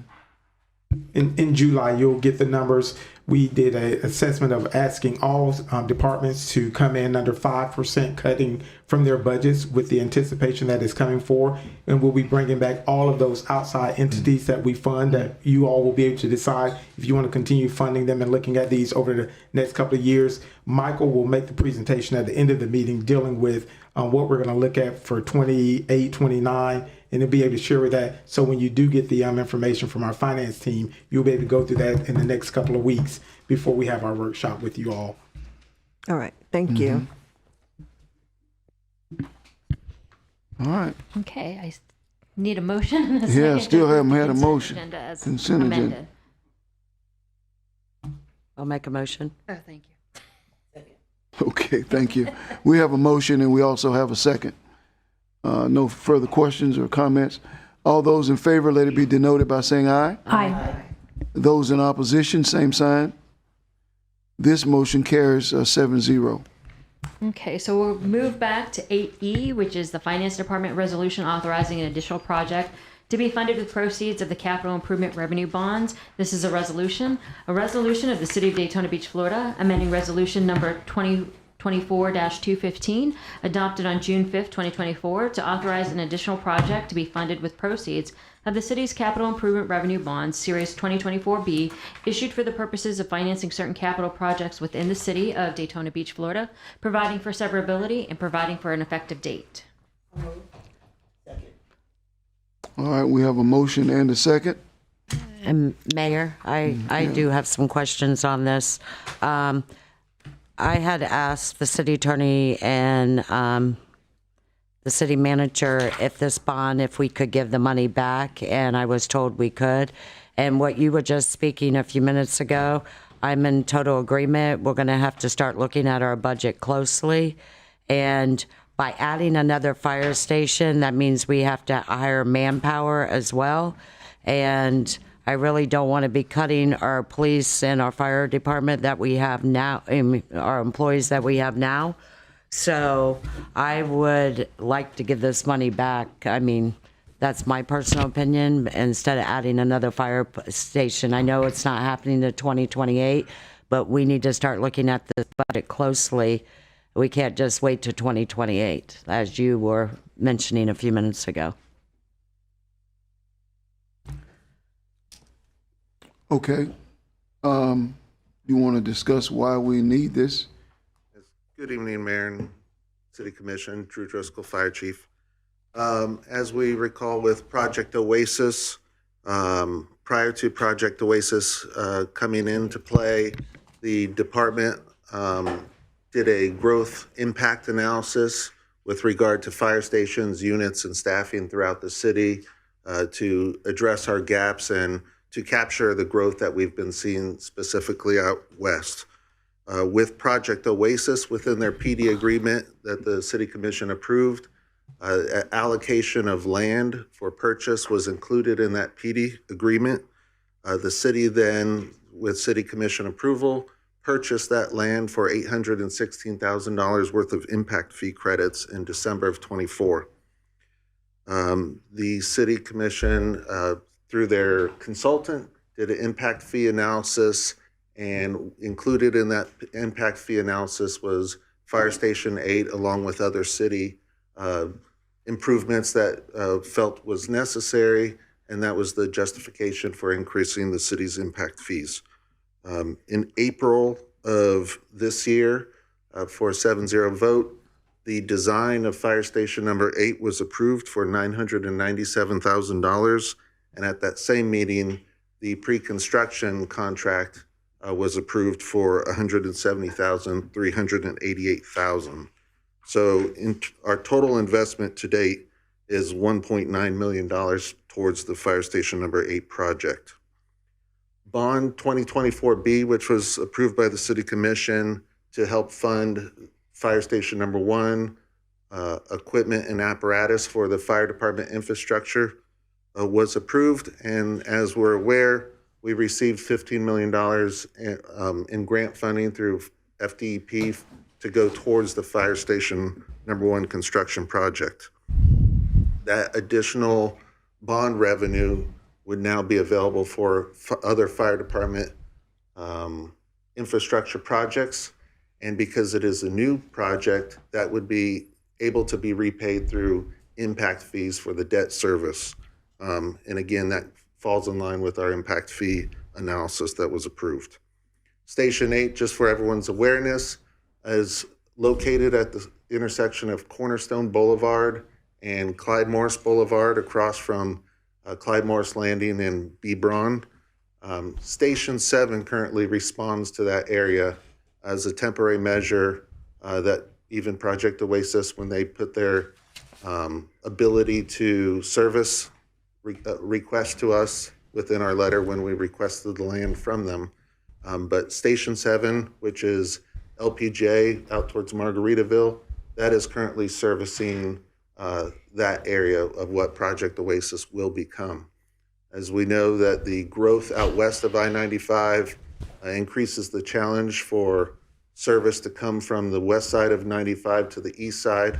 And with the increase in apartments and the growth, as we recognize, east of 95, Station 8 was positioned there based on GIS analysis and information from the International Firefighters Union that also did assessment of the area. Didn't the county just do a ribbon cutting out there as well for another fire station? That's Station 15 across from yours, First right? Step Shelter. No, not near mine. I thought there was one on Mason Avenue. They just did a ribbon cutting. No, that's the Volusia Was that EMS. Volusia EMS, that's EVAC. EVAC, okay. So they just did another one on Derbyshire? Correct. Okay. And so what's before you this evening does not obligate you to construct Fire Station Number 8. This is a transparency cleanup of the bond language that the investors have invested into for our city. The next action by the City Commission would take place in January when a GMP or a guaranteed maximum price is provided for your consideration, and that is the time of which you could decide to construct or not construct Fire Station Number 8. But this does not obligate you to the construction. It's purely for updating the bond language. So you already started the design? Yes. You have, okay. Because that was one question I asked Mr. Gross and Mr. Fietcher. Yeah, design and pre-construction are underway. And so how much of the money, if we gave it back, would be going back? If we return the bond, and we'd want bond counsel to give you the exact when can we make repayment. Might have a 10-year certainty that we have to keep that money, and then repayment. But That's what I was told in my agenda review. The question is, if we were to give back the bond, how much would it be that we would be sending back? Approximately $10 million.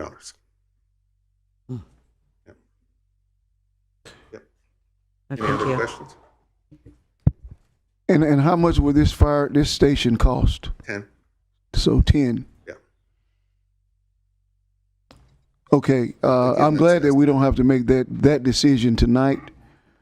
But while we are going to be challenged, we have to remember that our population has expanded from 60,000 to over 90,000 since we've been up here.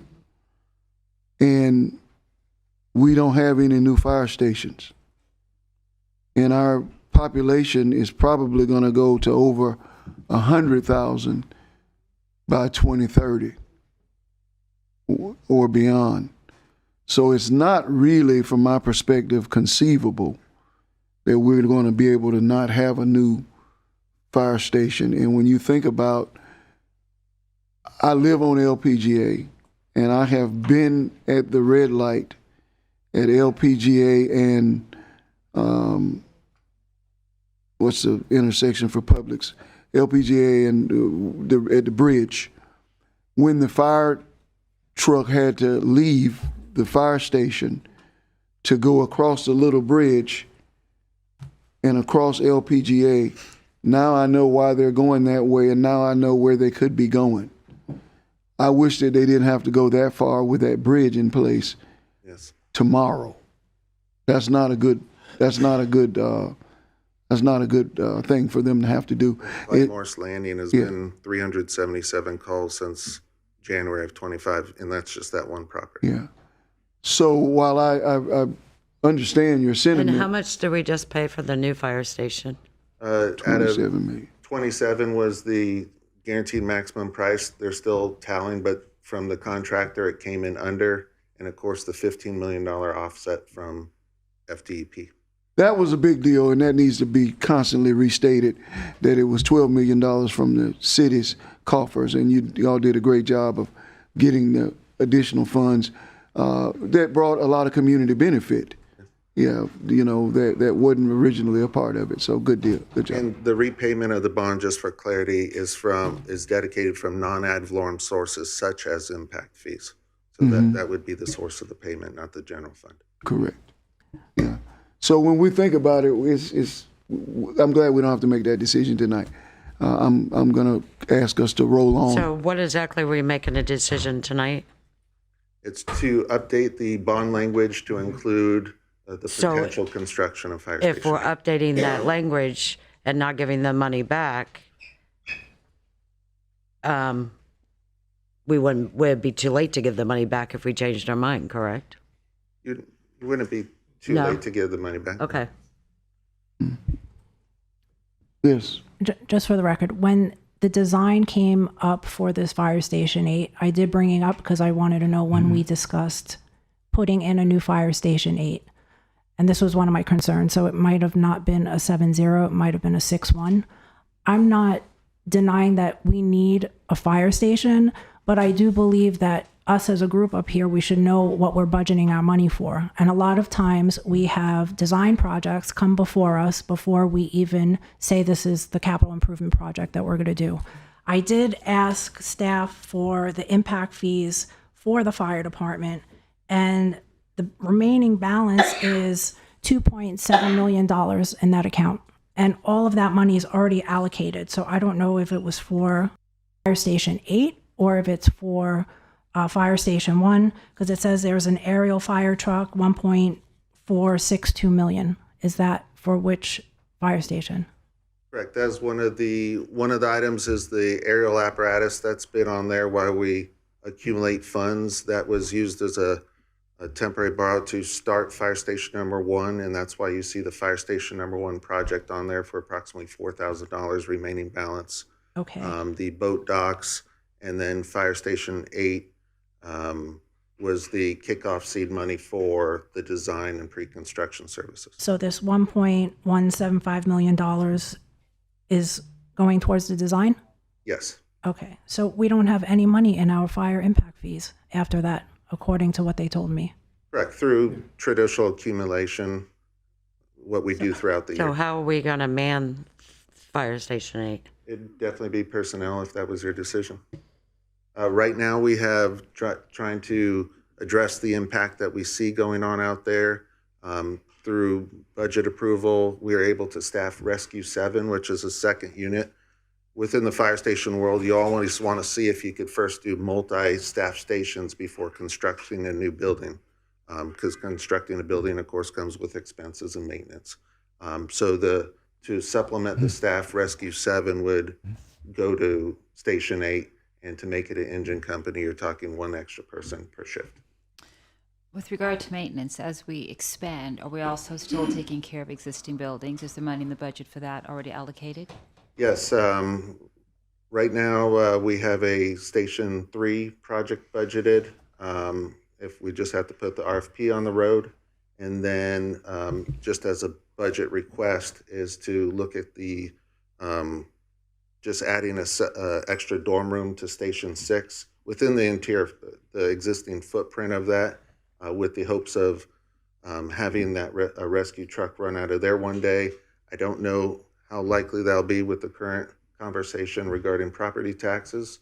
But Station 6 is out on Bevel Road, 2020 Bevel Road, and that's out there alone on its own for a while. So do you have enough money for each station to improve the maintenance, quality of life aspects at each station? Yes, ma'am. Station 5 was our most recent remodel. 4 was done slightly before that. And so then would be Station 2 is left on the agenda. Okay.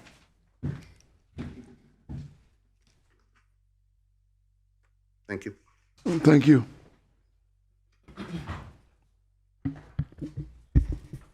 Does this decision have to be made today to allocate the funds to Fire Station 8? It's not allocating. We're not allocating any funds. We're just updating the information. Well, update the information so that Yes. the funds could be allocated to In Fire the future, Station if 8. necessary. If necessary, okay. So does that have to be done today? Yes. It is the deadline, yeah.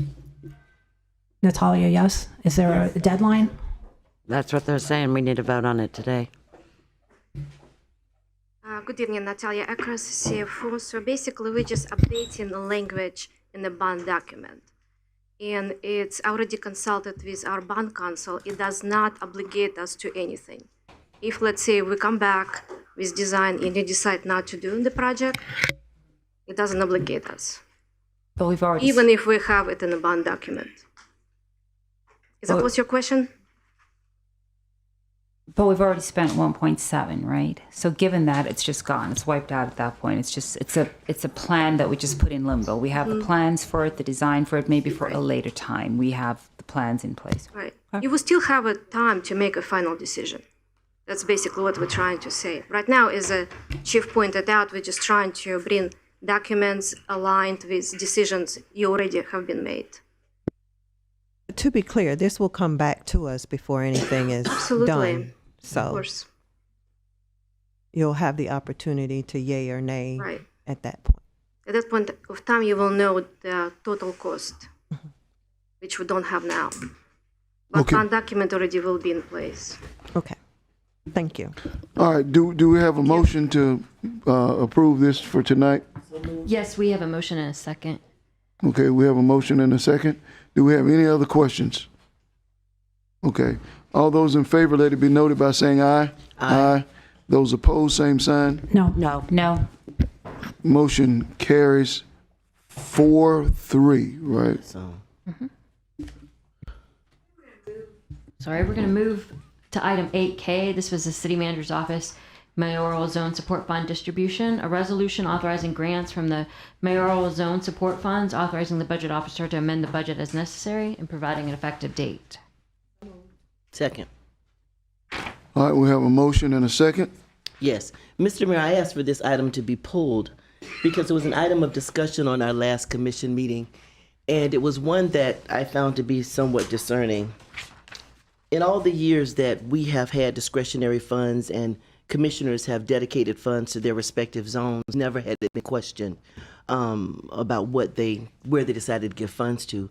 The motion that had been placed on the dais was that if there was an affiliation or membership in an organization that a commissioner was giving funding to, that they should not be able to do so. Well, first let me thank the attorney for the memorandum that he sent out, expressing that if there were there was no business relationship, there was no proprietary relationship, that there was no reason why a commissioner could not do that. And I just wanted to explain that the organizations, it's primarily me, because I'm the only person who has something on there to give out funds that is a member currently of an organization, because we have given funds before, like to the Rotary, to Kiwanis, and what have you.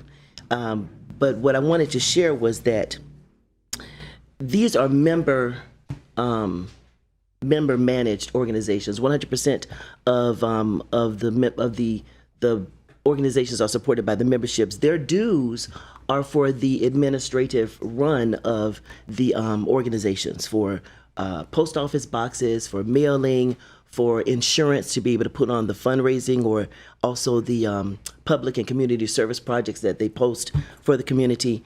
And we pay taxes, believe it or not, when we put on fundraising events. Like we just did our Evening of Elegance Gala at the it was at the new hotel. We normally have done it at the Hard Rock, but this year we changed and we went to the new hotel. I can't think of its name, but we do pay taxes as well.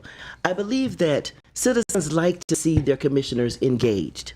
I think that when we run for office and we say what our point of view is, or what our stand is, or what our Lord, I haven't run in a while. I can't even think of what the term is. But whatever our purpose for running is, that it probably also reflects some of the things that you do in the community. You know, I ran on my last name, Reed, R-E-E-D. You know, out of respect and education, and so on. And so these organizations, there are only two that I belong to, and that's my sorority, Delta Sigma Theta Sorority Incorporated. And tonight there's $500 on the agenda for me to give to the Links Incorporated. And the Links Incorporated, it was also stated by someone that it was a partisan organization. And I wanted to share that was a misnomer as well, because it's nonpartisan. It does have a political involvement and awareness component, where it's asking people to be aware of the ballot and to be engaged in voting, but it doesn't tell them who to vote for. And Delta Sigma Theta has the same thing. We can't do that. We can't even wear our letters when we're supporting voting, because we're not to try to coerce people to vote for who we want them to vote for. So I'm saying all of this to say that I think we become a subject matter expert when you belong to an organization. You know where those funds are going. You're supporting where those funds are going. And I don't see any reason why those funds could not be supported by a commissioner. Mm-hmm. And that's why I pulled that. I wanted to be able to make a comment myself. And I want to also thank Commissioner Henry for the comments that she made at the end of the evening, because perhaps you don't understand my community, and to know that my community needs programming, and that my community needs youth programming and educational programs and what have you, Mr. Mentor. Perhaps you don't understand the needs of Midtown, and I think we need to all understand all of Daytona, because not only do I represent Zone 6, but we also represent the entire city. And I can also support Schnebley, just like I can support YSG, like I can support Midtown and Dickerson Center. And having said that, I see no reason why tonight would be any different from any other night that over the years that a commissioner has chosen to support an organization that they're familiar with, that they're a part of, that they're contributing their own community service time back to the community, that they wouldn't be able to give those discretionary funds. In fact, that's what discretionary funds are for. We allocated a certain number of funds for the city, but then we also allocated a certain number of funds for each of us to respectfully submit in our own zones. Because when we did that, we said, you know what your zone needs. And we would never have that kind of money that we had previously, that we just had, to be able to do the different things that we have done collectively and independently for our very own zone. I'm looking at all the 3 things that Commissioner May is doing. I just earmarked these 3 things that she's doing in her zone. So she feels that there's a need for something to be done there. I'm thinking about that poll that we're putting up for that teacher that taught at Cherokee Small. There was a partnership there with, I believe, either Kiwanis or wasn't it one of those, Kiwanis or Rotary? It was a Rotary, but they provided the pole. Okay. So it was just to use the city park to put it there. Okay. So that was a partnership with another organization. And so I said all of this to say that I move that we vote tonight on the discretionary funds that have been expressed by each commissioner on this dais, and we proceed accordingly. Can I get a second? A second. Okay. We have a motion to approve item 8K from Commissioner Henry and a second by you, Commissioner Reed. Oh, okay. Thank you. And Mayor, I would like to speak. Yes, ma'am. Some of these organizations I'm okay with, but I think our city staff needs to be doing a better job, because when you actually look up some of these organizations, and I know they're supposed to be nonprofits and anybody can apply for an EIN number and you get it within 2 days. Okay. But if you go look up these organizations, some of them, not all of them, you will find that with the IRS, they never even file. So their EIN number has been revoked. So I am a little concerned that we're giving money to people that actually are not nonprofits anymore because they're not doing what they're exactly supposed to be doing. But isn't staff automatically? I don't understand what staff is doing. Clearing it up so that we're not in that sense of jeopardy. Correct. They're researching it ahead of time for us. Yes, but even with the Links organization, your check from the city has to go to my national office because that's where the 50C rests, and then the check comes back to us. Okay, well, I asked Mr. Gross today, was it today or yesterday, about that. I'm asking who actually looks at the city before they issue these checks, because they're supposed to fill out the forms, and they need to be checking to see if they're actually legit and they're still active, because some of these are revoked. I thought it was our CARES department. I mean, we are giving, like, there's one on here right now, and it's not my job to sit and look at every organization to see if they've been revoked. There's one right here that I looked up just a few minutes ago. I don't even see him here. I know who he is because he does it every year. But actually, he was just reinstated on June 8th, and the last time he filed was 2024. So he's good now. He's good, but we have some of them. Who was it? She said she I'm not going to name names, but they know who they are. So they need to start looking at. Our staff needs to start looking and finding out if they're revoked. I thought staff was checking that because I know that I've had organizations whose paperwork has expired before, and they had to recertify before I could give money. So No, it's not happening. Is that something that staff is doing or what?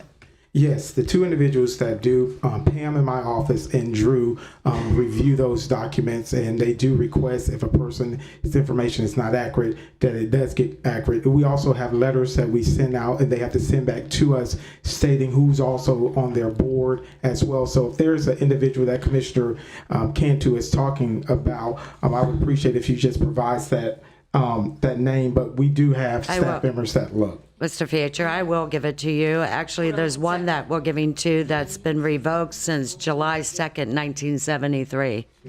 So they must be going by a different name, but we're giving the money to them. My understanding also is the finance department, in order to do the SOF and have to make sure that they're a vendor in the system, and they have to have a W-9 and all that information. Right, but anybody can fill out a W-9 and give an EIN number because you issued that. But before that is active, you get a letter from the IRS within a week or two if you're doing what you're supposed to be doing. And I didn't hear the name that you said. I'll give you a list of them. EIN that you're concerned about, or more the nonprofit part of it that you're concerned about? Well, that's what we're supposed to be doing. And if they're not actually a nonprofit, we are giving money to people that are nonprofits. And I can give you a list, but I think staff needs to be checking this out themselves. I shouldn't have to do that. And it's very easy to go to the IRS site and look them up.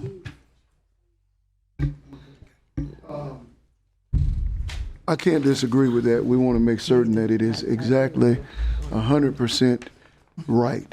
We don't want, if they don't have the paperwork, we don't want to give them any money. We totally agree. So if the ones that she's naming, and if we approve them, then we don't need to cut the check. We have to bring that back before the commission. What do we do if we've been giving money over a period of time and we've been relying on staff to give us the accurate information, because we don't vet them, so we're assuming it's been vetted? I'm waiting for the list. I want to assume. Okay. Yeah. It makes no reason for me to assume. I want to have the list. As we said, there is a process, and based off of what Letitia has just stated. I'm going to give you a list, but I shouldn't have to give you a list. That's the employee's job. It shouldn't be my job looking up on the IRS. But I will give you a list. Let him finish, and you. That's well stated. Yeah, it is the staff's job. Yeah, I'm not saying that it is. She says that there is. She has a list of people who are not nonprofits or does not have their accurate information. I can assume if she's not willing to give it to me, but she says she's going to give it to me, and if that's the case, we'll look for it. Okay, and, And then, also, and then we'll well- address it. We will address it then.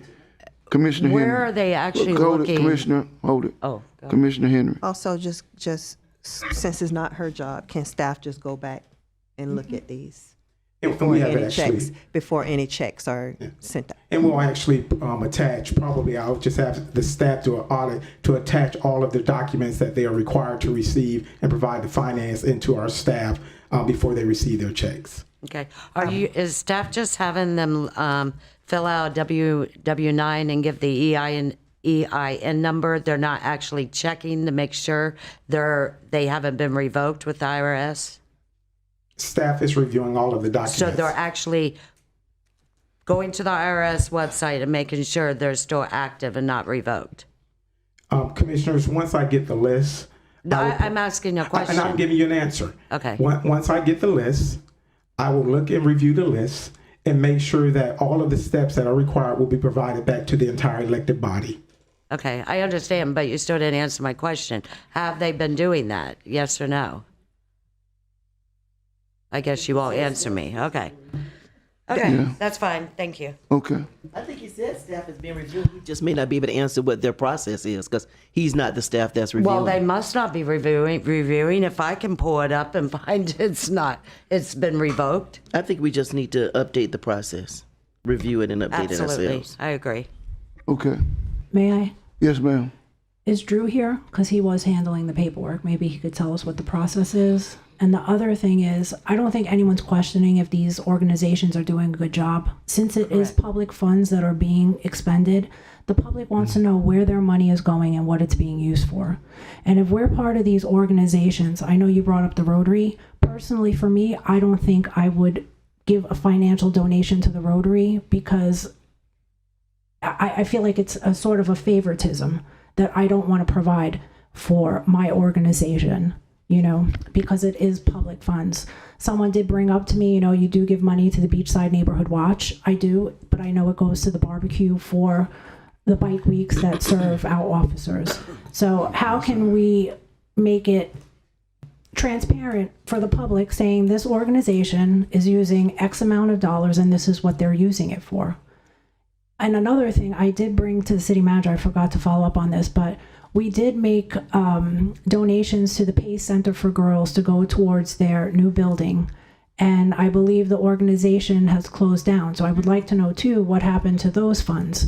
How are we following up on how the money is actually getting used? Because we know it's going to good things, but how can we just be more transparent? Do we need to put a process in place? Is there something easier that we could let the city manager know we want a process? This is what we need, besides just... Yes, I agree. Okay. That's what we just said. I think that we have a process, though. If I recall, we had this conversation, and I think the city manager said there's a form that goes out, there's a metric that comes back, they've got to say how the money was used, and I received an email about all the different organizations and the results, just verifying, yes, they did use it and what it was used for. So that process has been put in effect. Both of my organizations have received those forms from having received funds in the past and have completed them and returned them.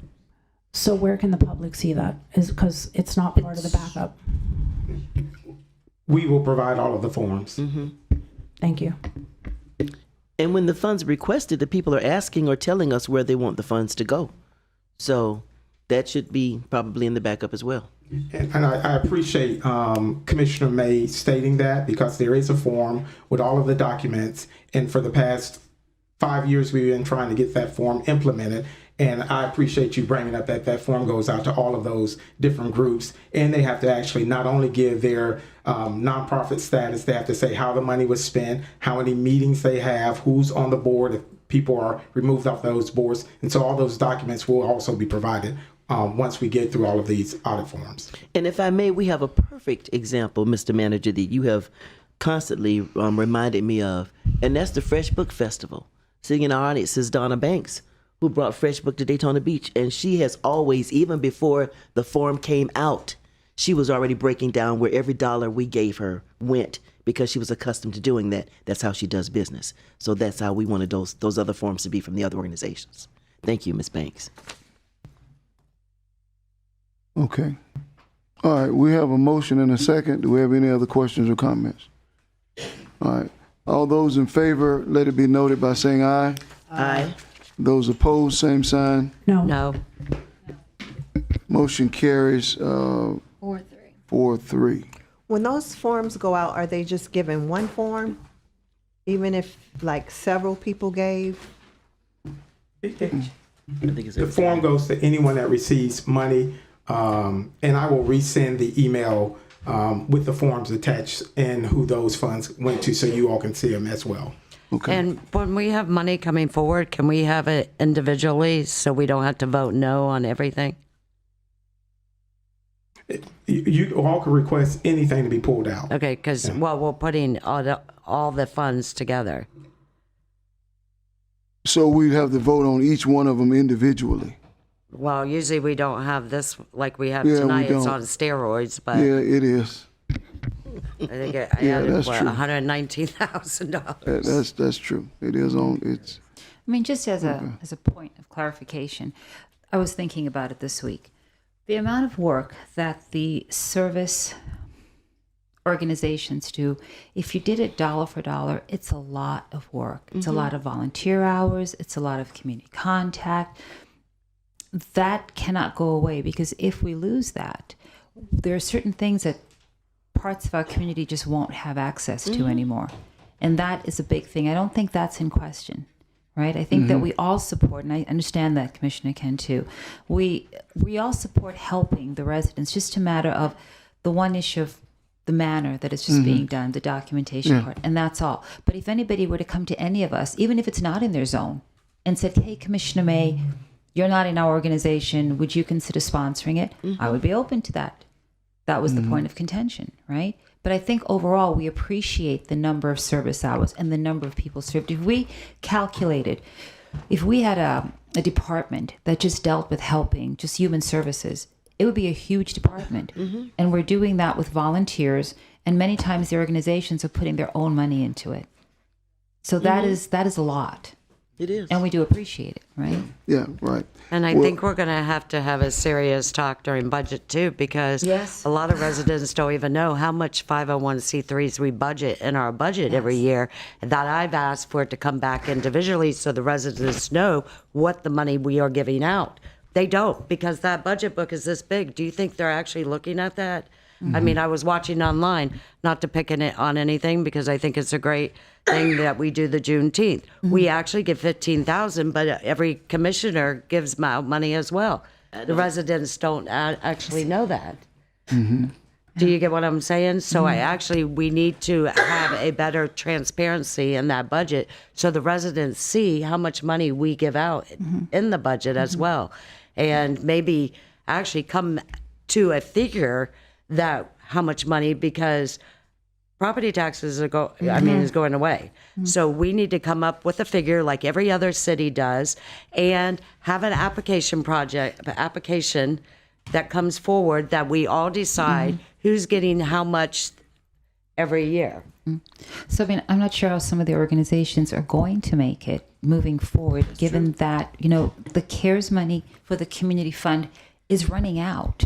And so if some programs have been depending on it, or they started as a result of it, they're going to run into trouble. So I believe a few years back, I thought we had potentially decided that, I think the manager brought this forward, we would decide at the beginning of the year, people would apply, they'd bring their information. Am I right, sir?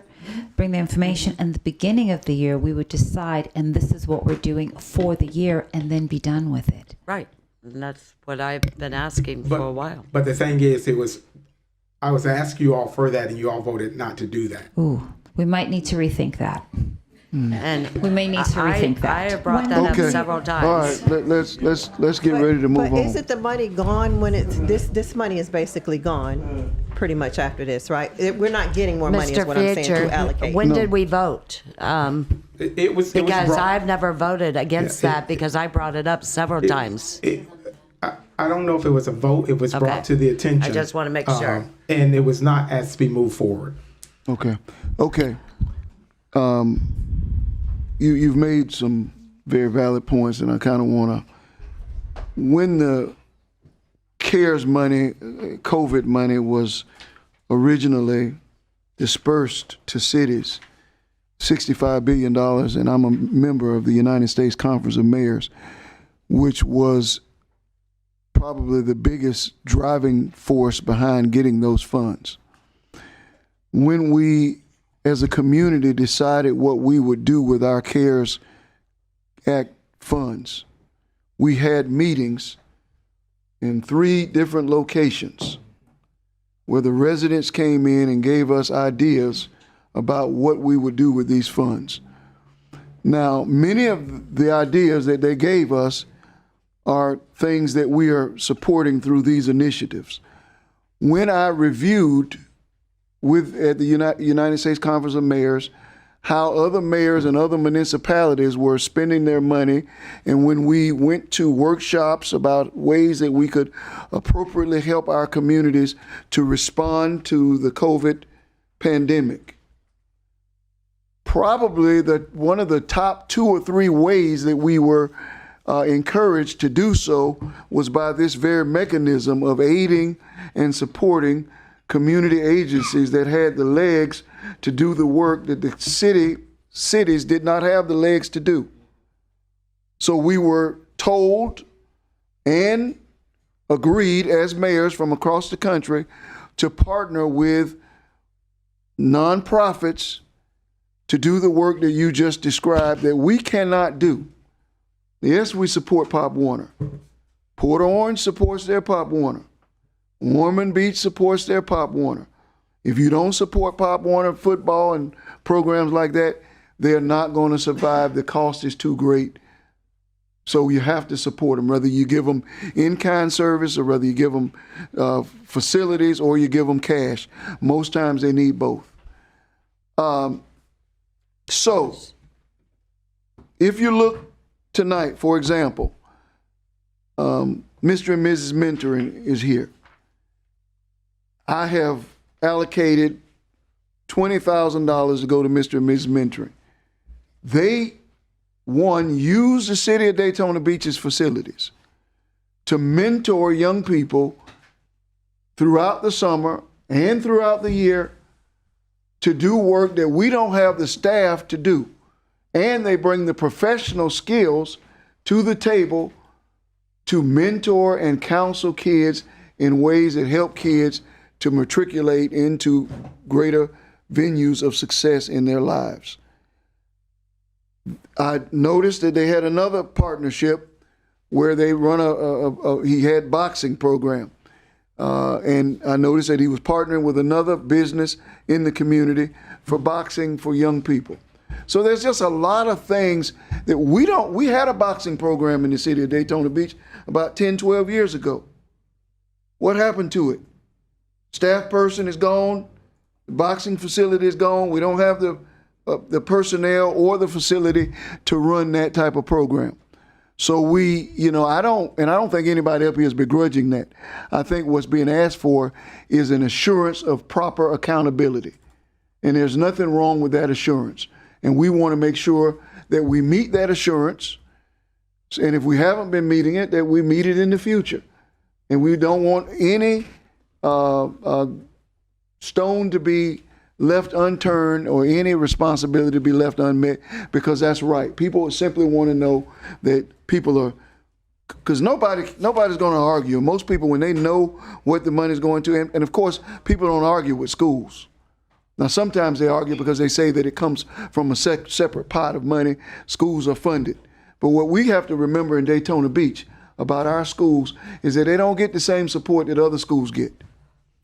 If you look at the PTA funds of schools in Ormond and Port Orange and look at what they have in their budgets, you look at the funds, PTA funds in Daytona Beach School, it's night and day, heaven and hell.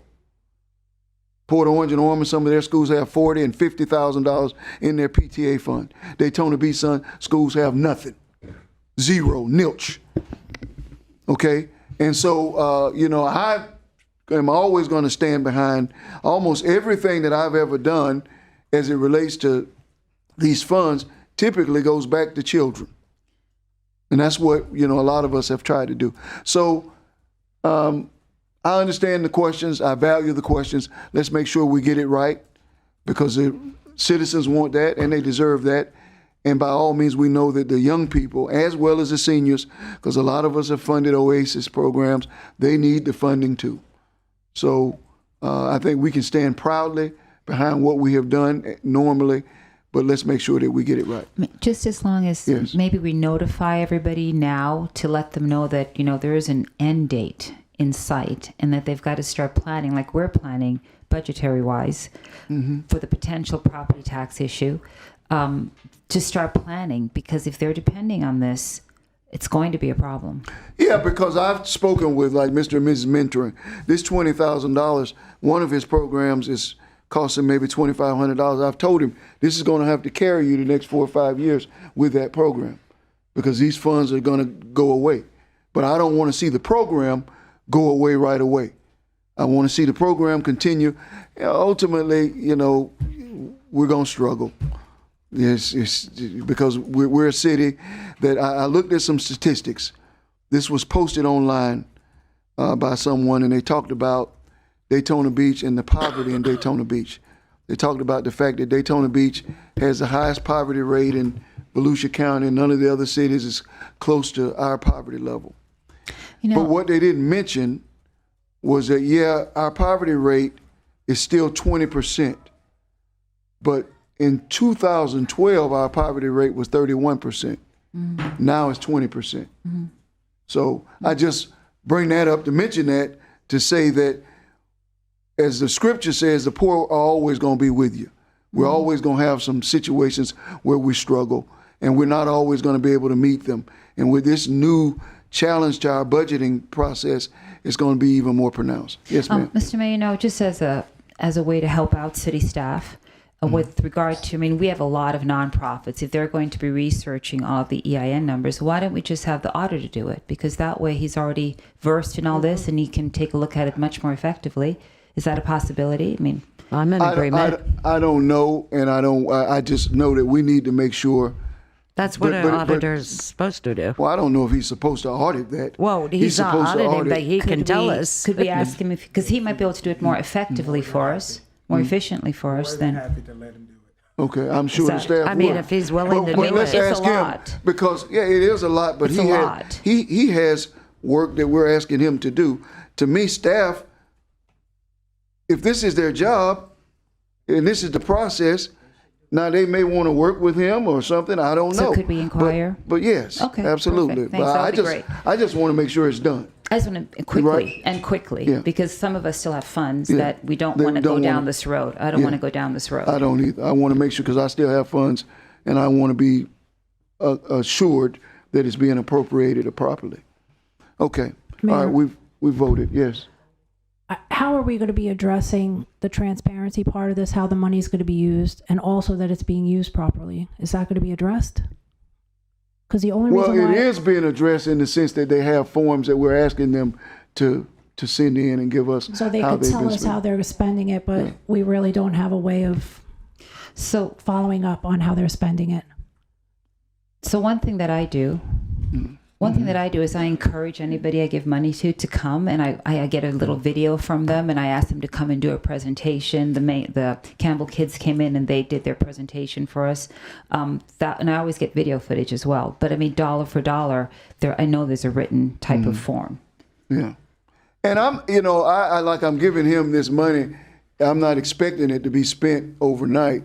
Sometimes they have to spend it, over a period of time. Could be, in his case, it's going to be 3, 4, 5 years, and I'm good with that. But I know, we know what he's doing.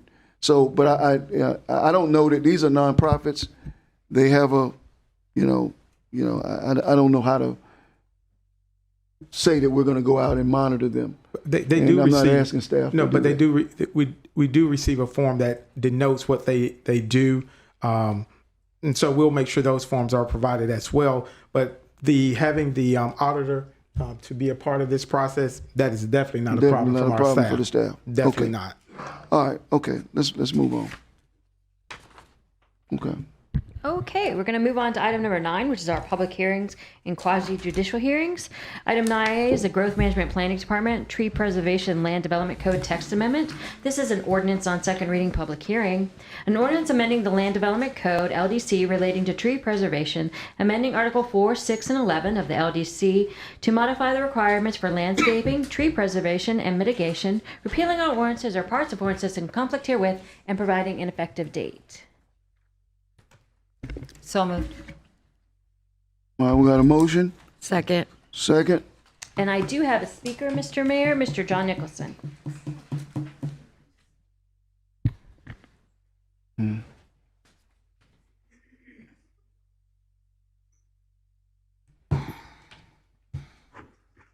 Nicholson, 413 North Granbury Avenue.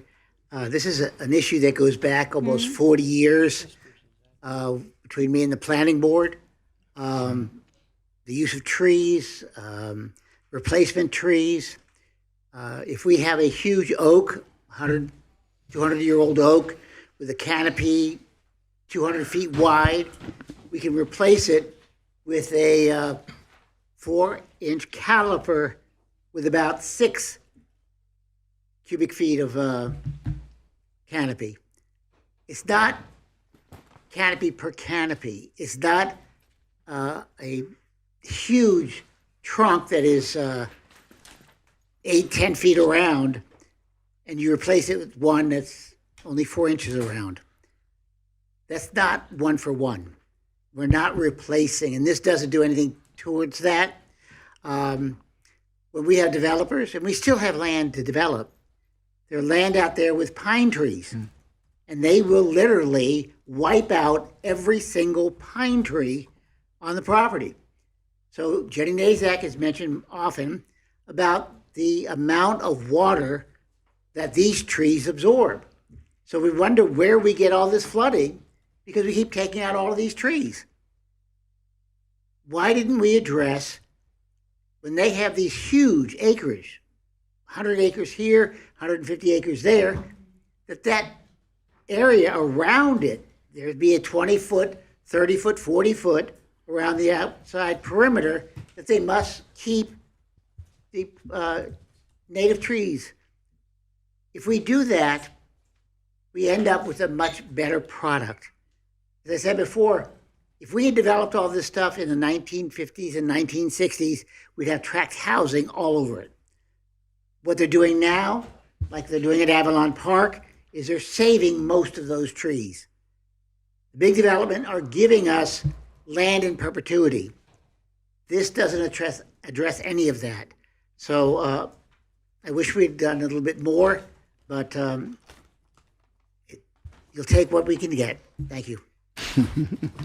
Do we have somebody from the planning department, growth management, that could come out and talk to us about this tree deal, please? Thank you, Dennis Mrozek, Planning Director. This particular text amendment, we got about 4 different changes that are occurring within this text amendment. One of the first things we do is we recognize that pine trees are specimen trees to allow them for the retention of the existing canopies. Previously, what was happening, the pine trees weren't counted as specimen trees.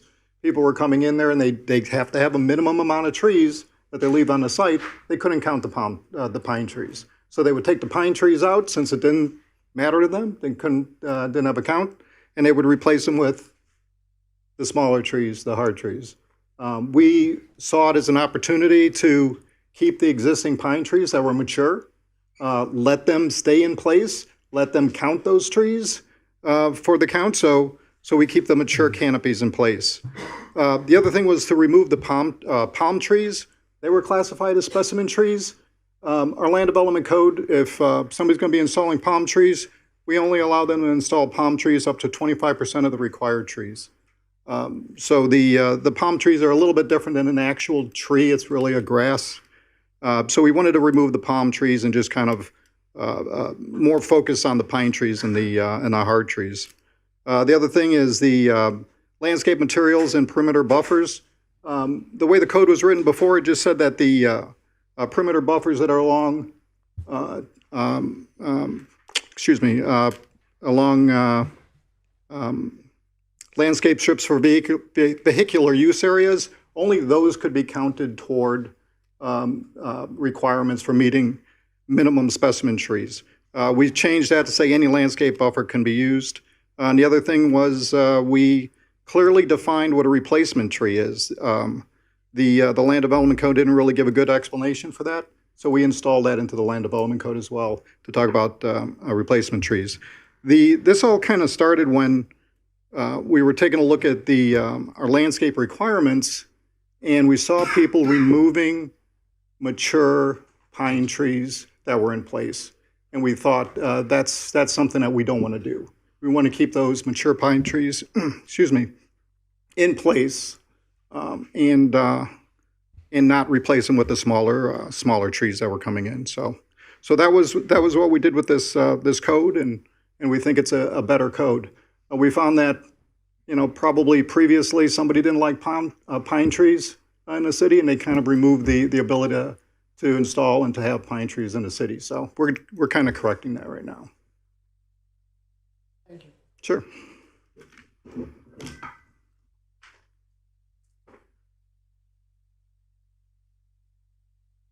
Yes, ma'am. Just for the record, the Hometown News printed in their Friday, July 12, 2026 article, Daytona introduces tree housing code amendments.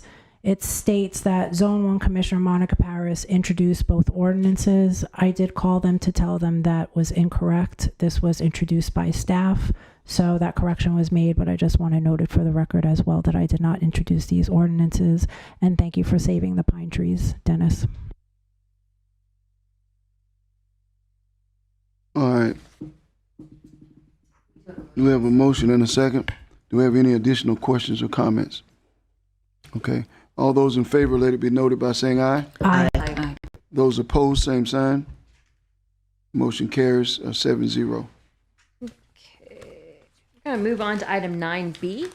It is the Growth Management and Planning Department Affordable Housing Land Development Code Text Amendment. This is an ordinance on second reading public hearing. An ordinance amending provisions of the Land Development Code relating to affordable housing, amending section 6.22 of the Land Development Code to expand eligibility for affordable housing incentives and to authorize administrative approval of certain qualifying affordable housing development applications, except where public hearings are mandated by state law, repealing all ordinances or parts of ordinances in conflict herewith, and providing an effective date. So moved. Second. Okay. A motion and a second. Yes, I have a ma'am. question. What does expedited mean here? Like, give me a time frame. Are we looking at like 3 days, 4 days, 5 days, 7 days, 2 weeks, go to the top of the list within 30, 60, 90 days? What does it mean here? That a staff member pretty much is assigned to look at it because it's an affordable housing project and try to move it through as fast as possible.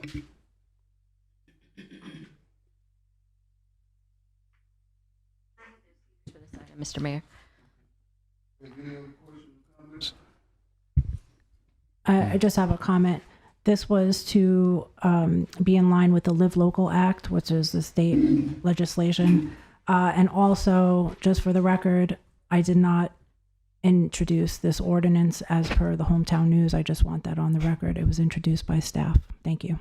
Oh, okay. You guys got a couple of things wrong this week. Okay. All right. We have a motion and a second. We have no other comment. All those in favor, let it be noted by saying aye. Aye. Aye. Those in opposition, same sign. Motion carries 7-0. Okay, we're going to move on to item number 10. And item number 10A, this is an introduction of an ordinance. This is for commission question or comments only. It's the Growth Management Planning Department Second Amendment to the Volusia Marketplace Plan Development. This is an introduction of an ordinance on first reading. An ordinance amending the zoning map of the Land Development Code to rezone 14.89 plus or minus acres of property located at 24 100 West International Speedway Boulevard from PDG Plan Development General to PDG Plan Development General. Approving the Second Amendment to the Volusia Marketplace Planned Commercial Development Agreement to allow an indoor pickleball facility with an associated restaurant within the existing development. Authorizing the mayor and the city clerk to execute the Second Amendment, repealing all ordinances or parts of ordinances in conflict herewith, and providing an effective date. And are there any questions or comments from the commission on this item? Nope. Okay, the public hearing and final action is set for July 1st. Okay, we're going to move on to item 11, which is our administrative items. Item 11A is the Growth Management Planning Department, Historic Tree Removal, the Shores. This is a resolution. A resolution authorizing removal of 13 historic trees on property located on the southwest corner of 9th Street and Vine Street to allow for the development of an affordable multifamily housing project known as the Shores Apartments, subject to conditions and providing an effective date. So moved. All right, we have a motion. We have a single motion.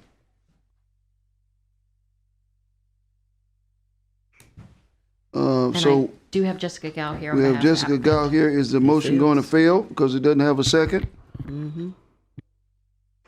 Oh, well, Ms. Gao, you better come on up here and see if you can get a second. Good evening, everyone. For the record, Jessica Gao, a Cobb Cole Law Firm, 1 Daytona Boulevard, Daytona Beach, Florida.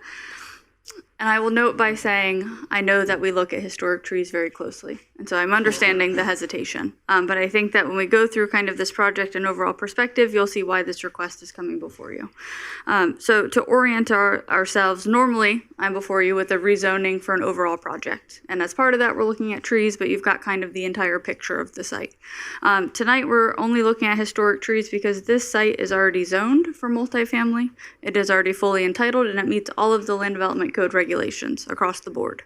It is undergoing site plan review with the city of Daytona Beach right now, staff, to confirm that. The site that we're looking at, you can see it in the backup, and we have some images we can pull up and walk through. This is located a few blocks north of Yvonne Scarlett. It's on 8th, 9th, and Vine Street in Midtown. This site was once cleared for homes in about 1958, and nothing has happened since then. So it is densely wooded. It is there on the site. In the past year, we have worked with code enforcement to remove multiple homeless camps in this wooded area, including what I will say is the wildest setup I have ever seen, where they had an entire bedroom set up in the woods, a bed, nightstands. Code enforcement agreed it was an interesting situation. So our client, who is Housing Trust Group, if that sounds familiar, it is the same entity that is partnering with the Housing Authority of Daytona Beach that you heard earlier. When they came under contract for this site, they helped kind of bring it in and clean it up. So the site is currently vacant. It is heavily wooded. We are before you today to look at historic tree removal. There are some tweaks to the request that I will hit on at the end. But I want to go through kind of the project overall first. And I think that we have had a pretty interesting discussion today already on both trees and affordable housing. So it's interesting that we're ending here. This site is a affordable housing. The proposed project is an 80-unit affordable housing project. I have come before you with multiple projects for affordable housing. This one stands out even to me. So normally we're coming before you, we're saying under the city code, right, it has to be affordable for 30 years. And we're talking about affordability. You hear that moderate term, right, that 120%. It was noted earlier that the poverty rate in Daytona Beach has gone down, which is fantastic. When you look at the ALICE report, which is asset limited, income constrained but employed, which that the United Way puts out. What they show year over year is that as Daytona Beach and other areas of Volusia County progress in affordable housing initiatives, the number of individuals who are under the poverty line and what I'm going to call the upper middle section, that moderate income level, they're being reduced. The number of individuals in our community who need that low income and very low income support, that number has not changed as much. That remains pretty steady. And so what that shows is that when we're looking at mixed income, when we're looking at workforce housing, we're getting results. But we have a need in the lower end of that affordable housing spectrum. Of these 80 units proposed, 40 of them are set aside for permanent supportive housing. So that is housing for those transitioning directly from a transient housing program. So we work with Halifax Urban Ministries, we work with First Step Shelter, we work with the Neighborhood Center. They directly refer individuals to this permanent supportive housing program. They still lease the program, but as we'll get into in a little bit, the rental levels are very restricted so that they can be reached by those individuals. For the permanent supportive housing side, those 40 units, this is a program that they have used in other locations, including in Holly Hill at 1088 10th Street, right up the road. In Holly Hill, that is fully leased with just a few months after opening. But their program across the state shows for permanent supportive housing, the average lease term for any of their, I'm going to say PSH individuals, is 3 years. So it is not they're coming in for a 1-year lease, they're failing for some reason, and they're leaving. They are staying for an average of 3 years across the term. The other 40 units are set aside for individuals at an AMI of 60% and below. So when we talk about affordable housing, we say true affordable is that 80% and below. That 80% to 120 is what we call the moderate or the workforce housing. So while I love a mix of rents, I think that the need for true affordable housing in our community still persists. And this is 80 units of true affordable housing mix. 40% at that permanent supportive level, 40% at 60% or AMI or below. What that translates to in terms of rent. And I have stood at this podium, I have sat there and listened to other people talk about what affordable rent is. And I have to think every time that moderate rent, when we look at market rates, right, we say, what is that? And it's $1,800, right? When you look at that 120%. The average rent across this site for all of the product types is $725 a month. Now that gets closer to affordable. In my opinion, that is truly affordable. When you look at the permanent supportive housing set aside for a 1-bedroom unit, the rent is $263 a month. And so those are guaranteed numbers. It's set. This project has been selected and fully funded by the state for construction. So that's $35.1 million of a budget that is already approved. The funding is there. Again, we can check all the boxes on the site plan. The historic tree removal is a required approval that we have to get to let this proceed. The site services, and you can see cycling through the view of the site, these are the renderings, these are the amenities. It is set up to mirror a market rate apartment complex. Although we've talked through those rent and kind of the structure, it's not slacking in amenities. One of the slides, this is the 1088 10th Street. This is the Holly Hill product. Right up the road, it is the same amenity package. You can see that pool in the rear. It's fully leased and operational at this point. We will mimic those exact levels of amenities and finishes in the apartments overall here, and you can see the front renderings. As it relates to landscaping, there are a lot of pockets, right? Commission votes on historic tree removal, and then staff checks the boxes on all of the other requirements. Some of those other requirements are that overall for your site, 15% of the canopy, that piece that John was talking about. You know, when we look at historic trees, we're looking at the trunk, what I call at hug height, the diameter at breast height. When we look at canopy, you have to say 15% of your canopy across the site. We've knocked that out. We have, I think, 3 times the required canopy preservation. There is a required specimen tree preservation. We just talked about those pine trees and everything else. We are over 3.5 times the required specimen tree preservation on this site with the current landscaping and site plan review. And then you also have to preserve 6 inches of trees for every 2,500 square foot of development footprint. That is a city requirement and a county-wide requirement. We exceed that as well. That's in addition to the required landscape buffers and all of those requirements. And this site has a large area of natural preservation. I can show you that on the site plan. That's that green before you get to the site plan. It is just that this site is constrained because the historic trees are spaced out on the site in a way that they can't be accommodated around. They're in the interior of the parking and aisleways and the buildings, to where even if you could pop them into a landscape island in the parking lot, because the city has to review the root system and health, they would still be treated as dead, and we'd still have to get removal for this. What this layout shows, and what we have done since this application was submitted, is we were asked to see if there's one right on the edge of that green tree preservation area that because of stormwater requirements that we want to make sure we meet, was impacted. We have looked at it. Mark Doust and Associates, who is here today to kind of walk through any questions, has identified that with a retaining wall installed around that tree, we can get the root area to survive. And so that tree on the edge there is removed from this request. So that has been saved. We have the revised plan there. And then we were asked to look at if we could upsize the replacement trees.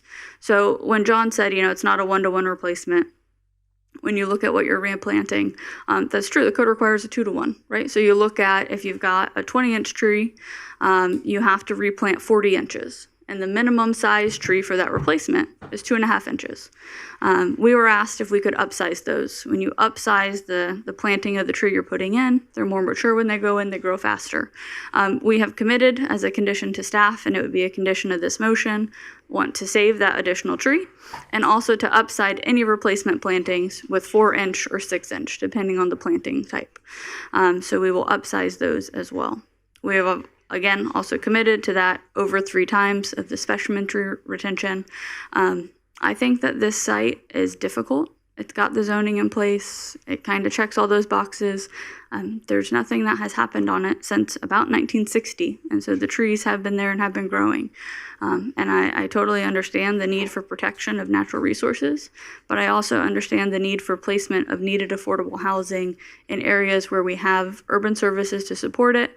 The zoning is in place, and the state has already agreed to fully pay for the project.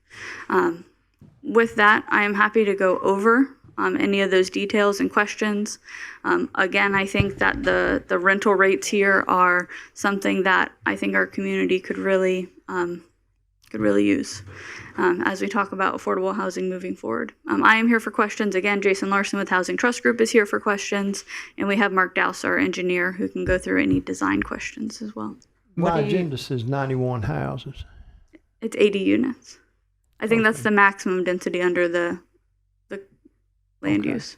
Yep. So what you're saying is that there's no way to build around those historic trees. We're just going to have to cut them down. There's no way. If you want this affordable housing project, that is correct.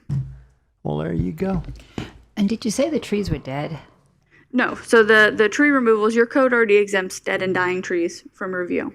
So the removal requests before you, those are not dead, dying, and diseased trees. Yeah. Okay. Some of them are across the site. Okay. Thanks. Yeah. Commissioner Henry, I'm going to make the unusual step that I have never made, and I'm going to remove myself and allow you to take the meeting over because I want to make a motion. I want to second the motion to further the discussion. I'm not allowed to make a motion as a chair. I have a question. You said the state. You said the state. Okay, well, I didn't have a second. The state approved it. I'm ready Are to you go. talking about the tax credits they get from the Senate Bill 101? So there's a breakdown of it. It is actually a special set aside from Florida Housing Finance Corporation. It's a joint funding allocation for homeless housing, that permanent supportive housing, and I think it's the ship or sail, a nautical term. Right, so they're getting tax credit. Correct. That's part of the breakout. But there was a funding allocation in the 2025 cycle that was approved, invested for this site. Okay. All right. Before we continue the discussion, and since we didn't have a second, there really wasn't a reason to discuss. So, and I believe that this is certainly, as I said, I have never gotten out of this chair to make a second. As a chair, that's the protocol, what the protocol would be. And I'm prepared to do that. But Commissioner Henry has said that she would second the motion. This is in my zone, and I'm struggling with affordable housing in Zone 5. Still just not enough affordable housing. So these units I know are good for the zone. My heart is torn because I just don't know about tearing down 13 historic trees. 12. We have saved one, but I understand. Yep, I understand. But I am going to second it because this is what we need in Zone 5. We need affordable housing. Yeah. So I'm going to second it. Are you reducing it from 13 to 12? Yes, sir. 12, not Yes. 13, right? Yes. and we are upsizing. So if the motion has been made and seconded, but if you would like to condition it on those, then an amendment to include those conditions would be. I amend my motion. And I amend my second. Okay.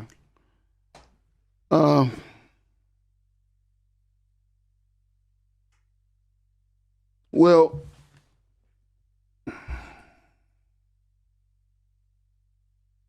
I'm torn because I do believe, and my family has lived in that neighborhood. You know, I grew up there.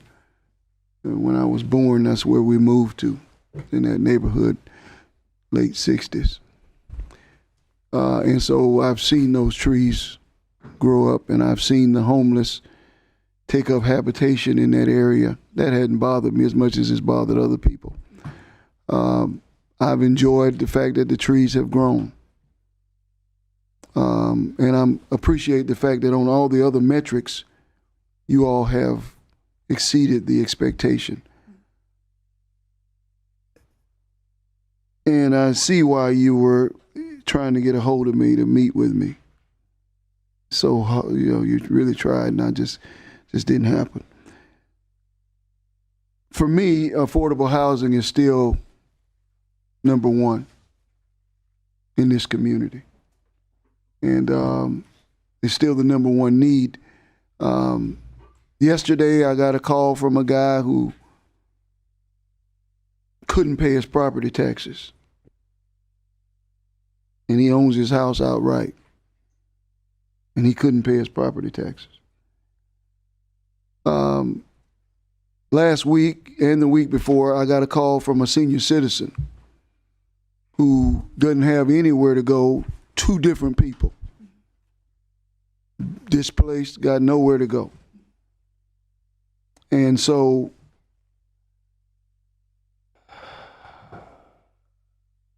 I don't want to clear cut trees, and I saw the angst, and I know you love your trees, and I know you love people, and I know you love both. And you've done everything you can. 12 is the best you can do. Correct. And this, you cannot find housing that's going to cost this price. There's nowhere. We don't have anywhere in Daytona Beach where those rates that we get that I know of, we don't have anywhere where it's normal. So I'm going to have to break my vow, and I'm going to have to support this. I have vowed to try not to do this, and but our need is great. Our need is great. So that's where I stand. And I will note, because I think it's an important piece, and I don't know if I said it, so I want to make sure I did. The restriction on affordability on this site for those metrics is 99 years. So it is not 30 years. Not even 30 it's 99 years. We really can't get better than that. You know, I hate to say this, guys. I just don't see how we can pass up on this. So I'm hoping that we can get 3 other people that will bite. So we have speakers? I did have one speaker sign up, Mr. Tom Caffrey. Okay. Hi, Tom Caffrey, 816 Main Street. I'm not super passionate about this, but one of the things that I've always thought is important is infill. I think infill as a city is super important. Don't go to exfill. You don't push into areas that are naturally swamp. You don't push into areas that are naturally things that are hard to build on. Sprawl. And so for me as a person, the city of Daytona owns so much land. You guys own a ton of land across from Bonner Elementary, which is now the Child's Academy. There's so many different things that we could be focusing on as a community rather than focusing on a property that needs to knock down 13 or 15 historic trees. And I am not, I'm a very far right Republican. I am not some tree hugger. So I'll tell you, it doesn't matter to me. But what matters to me is community. And it makes no sense to me for this project, zero.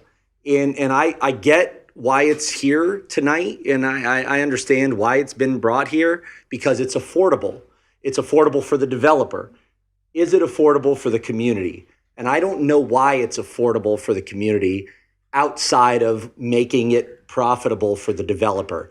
We have tons of property available as a city that could be immediately developed and not go to things like this. So it's frustrating to me as a person to look at stuff like this and watch it.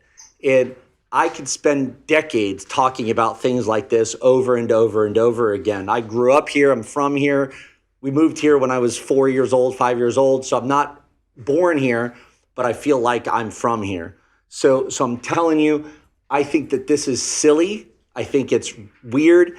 And I love Cobb Coal. Cobb Coal is a great asset to our community, but this is a bad thing to do. So it's not going to be any win here at all. So that's that. Mm-hmm. Our next speaker is John Nicholson, and on deck is Sandy Murphy. John Nicholson, 413 North Granview Avenue. Yes, I've been pushing trees for 40 years. Yes, I like the large canopies. Yes, if you look at this site, it's an infill. And Jack White's been talking about infill for 40 years, all right? But if you look at the diagram that she showed where these trees are, you cannot put but 2 or 3 houses on the property because the root system for a mature tree goes 40 feet. So if you look where they're at, they're too close to the buildings. And if you kept them, they would die anyway because you would be chopping off their root system. So if you looked at it and said, okay, we'll save these trees, and then in a year or two, they're dead, and you take them down, and you still don't have them. So it's better that they be taken down now, and we have the maximum number of affordable housing units, because that's what we need. So when you look at all the things considered, I didn't expect you to at least discuss this, because it's something that we need. You've talked about it for 16 years, about affordable housing. This is affordable housing. It's an attractive affordable housing. It is, pardon my French, dirt cheap. I mean, $200 some odd. The Windsor the Melee is $250. All right, you're not going to get that anywhere else. So, given the neighborhood, if you look all the way around it, this is an island of trees. There are no mature trees around that area. So why sit there and deny something that's of benefit to the residents? Because the trees are going to die anyway. Thank you. And our final speaker is Sandy Murphy. Sandy Murphy, 136 Park Avenue. Two things. One, the city's in the process of doing an analysis of the vacant land that we have. And from the information that's been gathered so far, the idea that we have a lot of vacant land that's just available to develop is a myth. It's committed to many different things already. And so we may have a whole lot of parcels, but there's not a good way to use them. But my second point I think is more important is that this property is the project that they put together is a unicorn. You are never going to find, or maybe not never, but very rarely find, the kind of resources that they've been able to put together in one package for 90 years.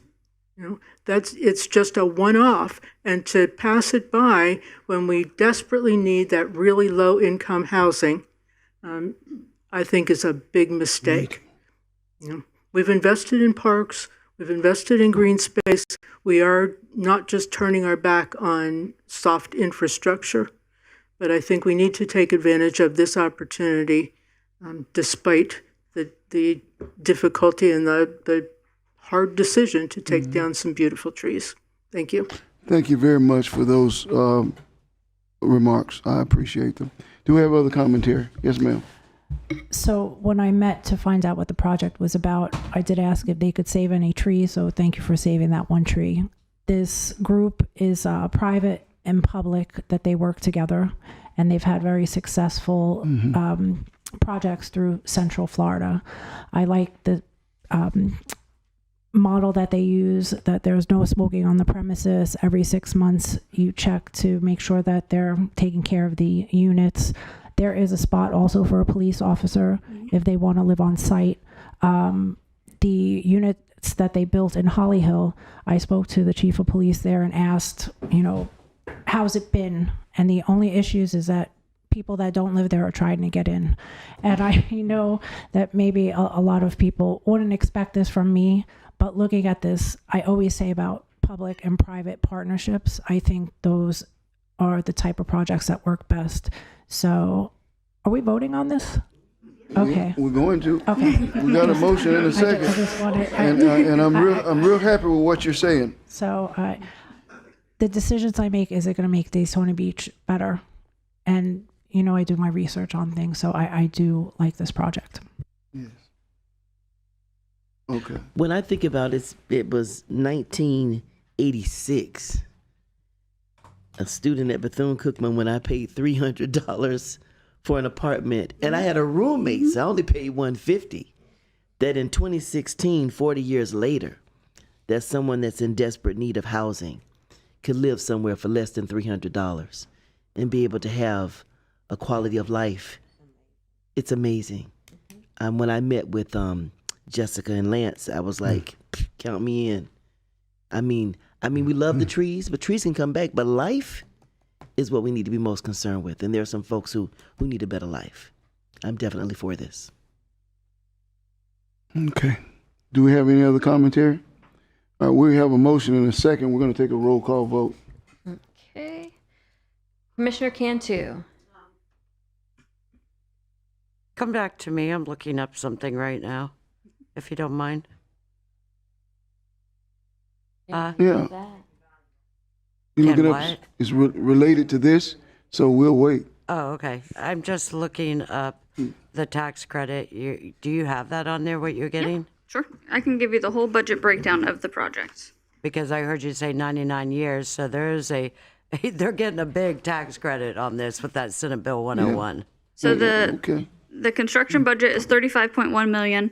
The total allocation of that Florida Housing Finance is $31.996.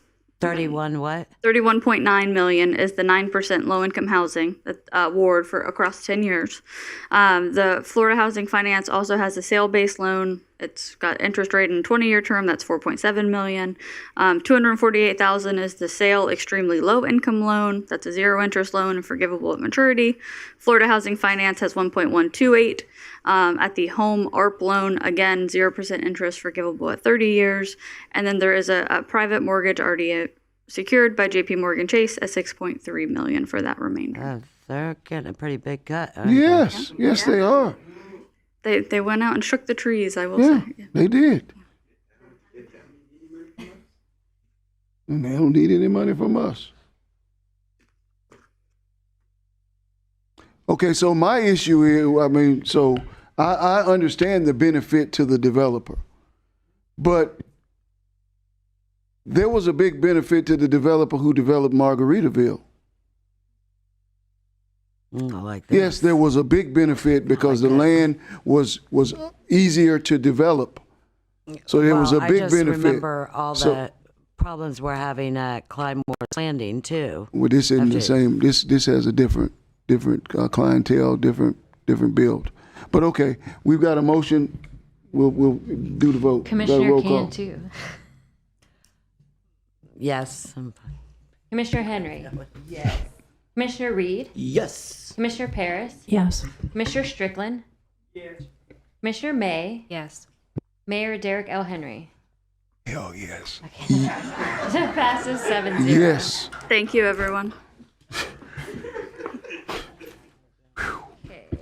We're going to move on to item 11B. This was an addenda item. This is the City Manager's Office Board of Adjustment appointment. A resolution appointing one member to the Board of Adjustment as the alternate to complete a 3-year term expiring December 31st, 2028, and providing an effective date. This is a mayoral recommendation. And we have 2 applicants, Joseph Alfonso and Brittany Israel. Oh, that works. Okay. I am going to ask someone to please nominate Brittany Israel. I did speak with Mr. Alfonso, who is a dynamic applicant. I did not know him, but I am looking forward to appointing him to a board, or I would encourage others to consider him. I had already spoken with Ms. Israel about this board. Mr. Mayor, I move that we nominate Brittany Israel for that board position. Second. Okay. All right. We have a motion and a second. All those in favor, let it be noted by saying aye. Aye. Those opposed, same sign. Motion carries 7-0. All right, we're going to do Mr. Okay. So we're going to go ahead and move on to back to item 6A, which was earlier this evening, is a proclamation presentation that the mayor is going to do.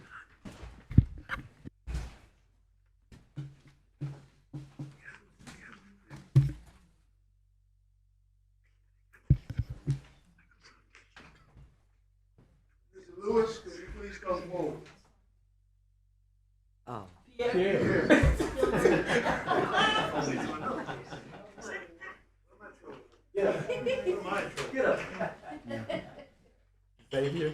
Well, yes, how you doing, sir? Thank you for joining us. We didn't tell you, I guess. No. Pierre Lewis Day. Whereas the city of Daytona Beach thrives on the leadership, dedication, and service of individuals who devote their lives to uplifting, strengthening, and improving our community for current and future generations. And whereas Pierre Lewis represents the very best of public service, demonstrating a lifelong commitment to the residents of Daytona Beach through his diverse roles as a military veteran who served over 20 years in the USMC, retiring as a Chief Warrant Officer too, with roles in aviation maintenance, piloting, and data analysis, a dedicated mentor, advocate, accomplished author, and community leader. And whereas Volusia County has already taken the historic step of recognizing Pierre Lewis as its first ever Veteran of the Year, highlighting his extraordinary contributions and his enduring impact across the region. And whereas Pierre Lewis has deeply invested in the growth of our municipality, serving with distinction as the chair of the Midtown Redevelopment Board and remaining actively involved in redevelopment efforts, housing advocacy, and veteran support. And whereas his profound love for the city he grew up in drives his daily actions, which include mentoring local youth, teaching debate and etiquette in local prisons, hosting Toastmasters, and tirelessly advocating for neighborhoods in need. And whereas known as a friend to everyone, Pierre Lewis treats every resident with kindness, respect, and compassion, embodying the true spirit of community commitment. Now, therefore, I, Mayor Derek L. Henry, Mayor of the City of Daytona Beach, Florida, do hereby proclaim June 17th, 2026 as Pierre Lewis Day in the City of Daytona Beach, Florida, in witness whereof I hereunto set my hand and cause the seal of the City of Daytona Beach, Florida, to be affixed this 17th day of June 2026.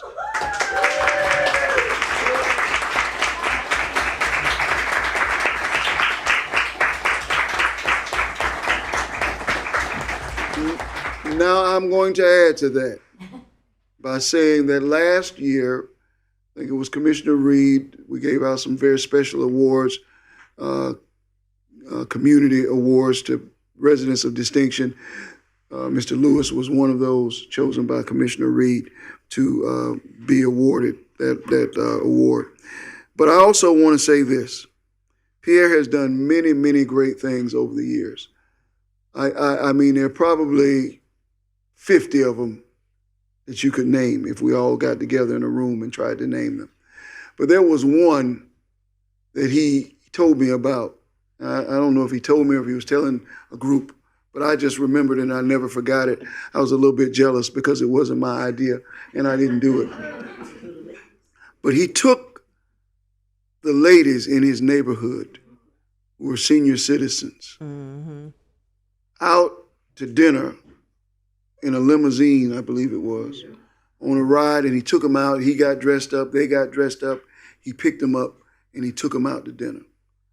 You talk about a gentleman, you talk about a scholar, you talk about a magnificent citizen, someone who I'm proud to say that you represent the very best of Daytona Beach.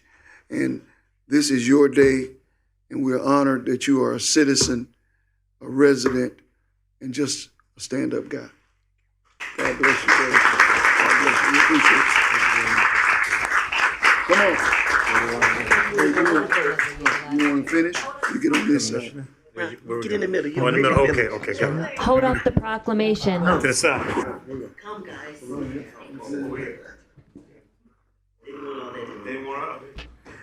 We good? IT, get this.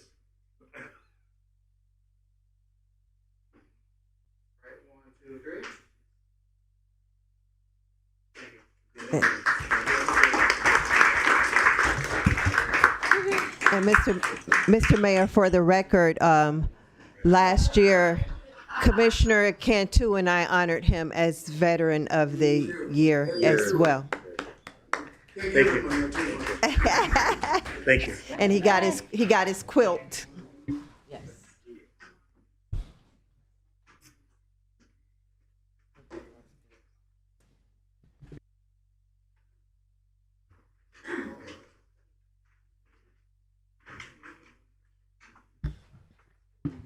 So we're at item number 12 now. Cantu. Could I interrupt a minute and suggest that Michael give his presentation first, and that way we could comment on that as it goes around. Thank you.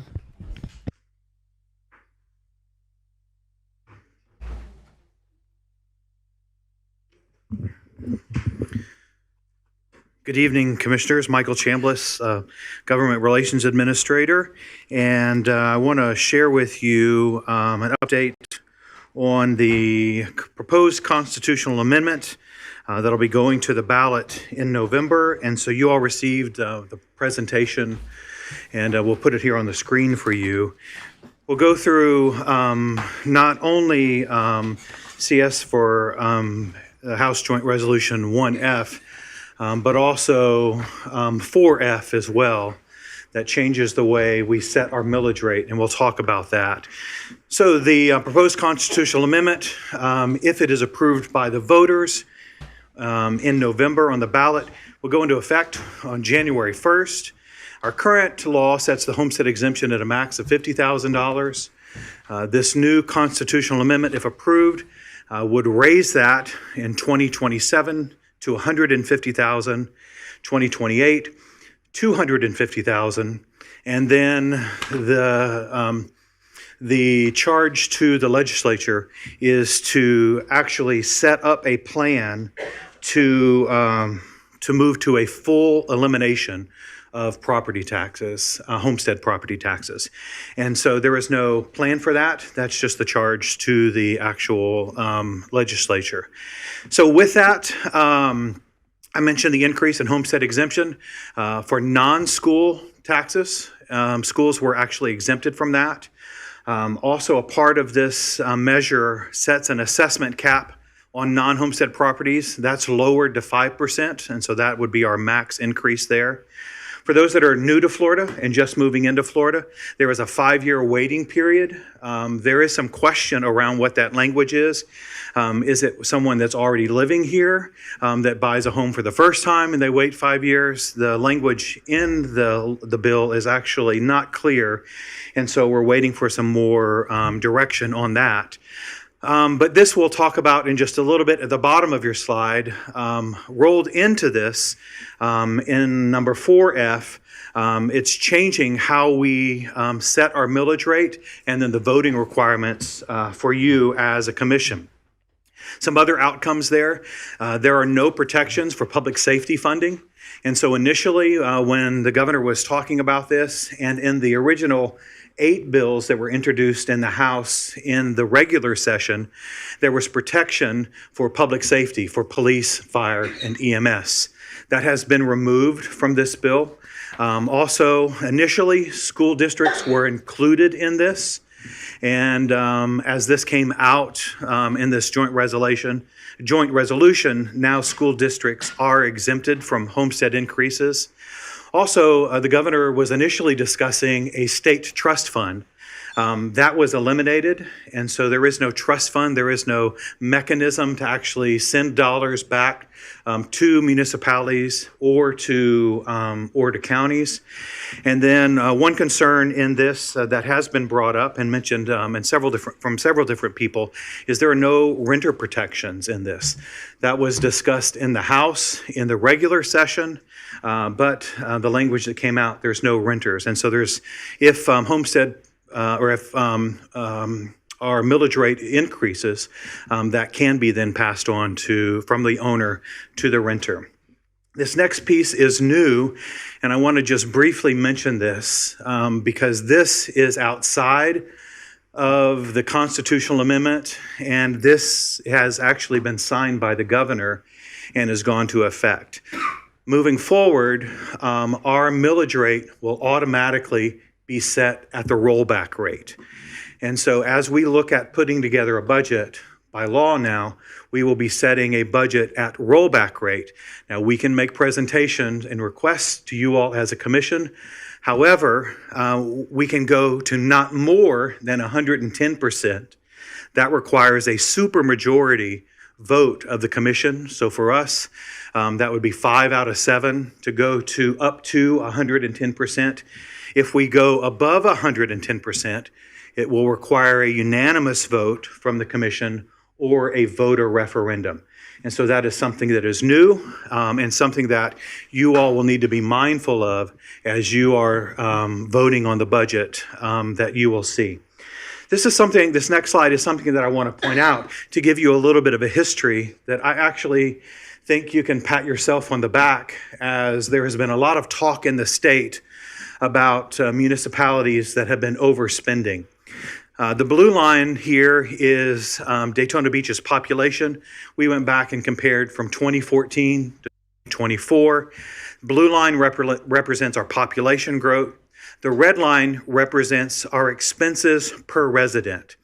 And so you can see in this graph here that you all as a commission, under the direction of Mr. Future's proposed budget, have done a great job making sure that expenses for the city of Daytona Beach have grown with the pace of the growth in the city.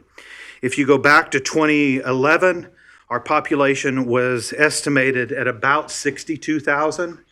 Currently, our population is about 92,000, so some significant growth. And then with that, our expenses per resident have grown. You can see in 22, 23, how our expenses per resident were actually lower. And so that's just some kudos to you all. But I thought that was some interesting data as you take a look moving forward. Daytona Beach, compared to the rest of the county, actually has a very diversified tax base. We'll take a look in just a moment at how the other municipalities and the county is going to fare in this, if this constitutional amendment is approved by the voters. But we have a very strong commercial and tourism tax base, along with hotels. And if you look at our homes here in Daytona Beach, almost 39% of the homes qualify for homestead exemption. So that gives you some information as we think about moving forward and what we're going to see reduced here. This slide shares taxable values lost in the municipalities across the county. We have ranked them from top to bottom, of course, with Daytona faring worse. Daytona, this is the total taxable value. Daytona would lose just over 42% of their taxable values. We as a city would lose around 16% of our taxable values. Only here in Volusia County, Daytona Beach Shores actually fares better. This is just a chart showing you 16 out of 100. So how does this impact us? What does this actually look like? These are our revenue sources for our general fund. And when you look at the revenue sources for our general fund, what you see here is that 37% of our revenue for our general fund comes from property taxes. Then it goes down. You can look at other taxes, charges for services, and so forth. We'll talk about that in just a moment. How does that impact us? I'm sorry, could you repeat that? Sure. You said 37? 37% comes from what? Of our general fund revenues comes from property taxes. Yep. So this is the actual numbers for us, and we've also included how this will impact each homesteaded property. The average household savings, this is average for all of our homestead properties, would save $37 to $59 per month. Again, this is average. And so that would be their savings. However, for us as a city, the impact would be between $7 and $15 million. The first year this would go into effect would be our fiscal year 27 and 28. The impact to us as a city would be between $7 to $10 million. This would be in the budget that would, not this current budget we're putting together, which is 26, 27, but this would be the year after that. However, we need to begin preparing for that right away. In fiscal year 28, 29, the impact to us as a city would be between 10 and $15 million. These numbers are based on the current assessments from the property appraisers. Obviously, there would be some fluctuation in these numbers as values go up or down. Again, for an average homeowner, each homeowner in that first year would save on average $444. The year after that, when the homestead exemption goes up to $250,000, the homeowner would save about $711. So that's the savings for the homeowner. That's the impact on our budget. So some potential areas of impact for us. This is our overall budget. This year, it's about $359 million. When you compile all of that together, you see two large areas here. This is actually in your budget books. You can take a look. We pulled this from there. You can actually see capital projects. Our debt, TIF, is 36.8%. After that, police and fire operations are 36.7%. Culture, recreation, 8.6%. And you continue to look there as that goes down. We'll talk in just a moment about some of those areas that would potentially be impacted. For Volusia County, unfortunately, the county government fares much worse and stands to lose about $125 million. You can see the impact on their general fund of about $57 million. After that, law enforcement, almost $29 million, almost $16 million for fire, and so forth. This is the impact from across their 10 county taxing funds combined all together. The next steps for us, what does that mean for us, and what are the conversations that we have to have coming out of this meeting? This does go to the voters. We have advised our staff with the assistance of Mr. Gross and his staff, because this is a constitutional amendment, we as city employees, we're very limited in what we can and cannot say. You all, as elected officials, can form your own opinions and support this or not support this. This is your choice as an elected official. As city employees, we can only provide facts. And so this presentation tonight, strictly facts, and all of our employees' conversations and moving forward will strictly be providing facts. We are not allowed to print anything. put anything together that we send to our residents. We can make things available to our residents and share the information. However, we're not able to use any taxpayer dollars to send anything to any of our residents. And so it's very important as a commission that you all lead the charge in sharing information with the residents from each one of your zones and circulating that information. If the voters approve this, 60% on the ballot on November 3rd, it will become a part of our Constitution. And then with that, we have to do a deep dive in where we are making those cuts. Year one, between 7 and 10 million. The next year, between 10 and $15 million from our budget. It's important that we educate our residents, that they are aware of the savings that they will see. Also, then, with what it's going to impact us. And then our goal, and we have been doing this already, is working with our regional partners and other municipalities at the county level. The Florida League of Cities has been an asset to us in providing data, continuing to work with the constitutional officers at the county level. They've been great partners with us in providing the information, the data that we need, as well as our other partners here in Daytona Beach. And with that, we have to prepare for the future. You all as a commission will need, if this is adopted, you all as a commission will have to direct staff in year one, where we cut $7 to $10 million. I'll go back to this slide so you can see those numbers, or where we cut in year two, $10 to $15 million. One of the things I want to share with you that impacted me, I was a volunteer at the county's Meals on Wheels program and saw firsthand the impact that our community centers do for our seniors. Our seniors need our community centers. And if this constitutional amendment is approved, one of the impacts more than likely will be shuttering some of our community centers, as the mayor mentioned earlier, and closing our programs. Our Parks and Rec has a great summer program and year-round program for our students, everything from gymnastics to swimming programs. Those will be impacted. Another thing that we enjoy here in Daytona Beach that not every municipality or county actually has is we have 2-day garbage pickup. Does that move to save money to 1-day garbage pickup? I don't know. I'm just sharing potential impacts that you all as a commission will need to direct the staff should this go into effect if the voters approve it in November.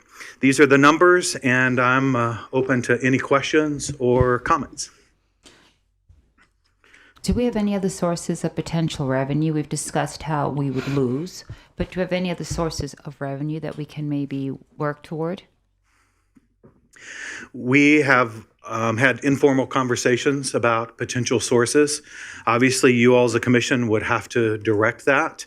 There are special revenue funds that were limited, that those funds have to be used for certain things. But the concerning thing that all municipalities have moving forward is becoming a consumer mindset so that it is a pay for services. I'll give you an example. Our aftercare program that we have for our residents could potentially triple in price if we charge the actual total cost of opening a center, staffing it, and providing the resources. And so this would have to be passed on to the residents. And so there are a lot of different ideas that we've thrown around informally that could be potential additional fees and additional fees for services as well.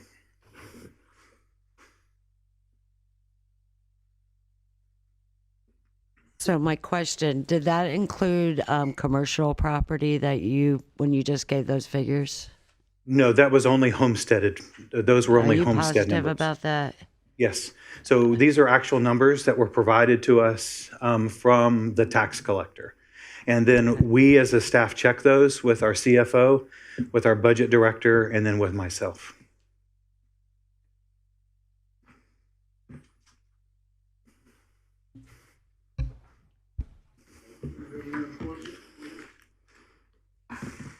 My Well, the other cities that don't have, I guess, higher hotels and higher commercial properties like we do, what will they do? Will we, in my mind, I'm thinking, are we going to have to start sharing resources like police, fire?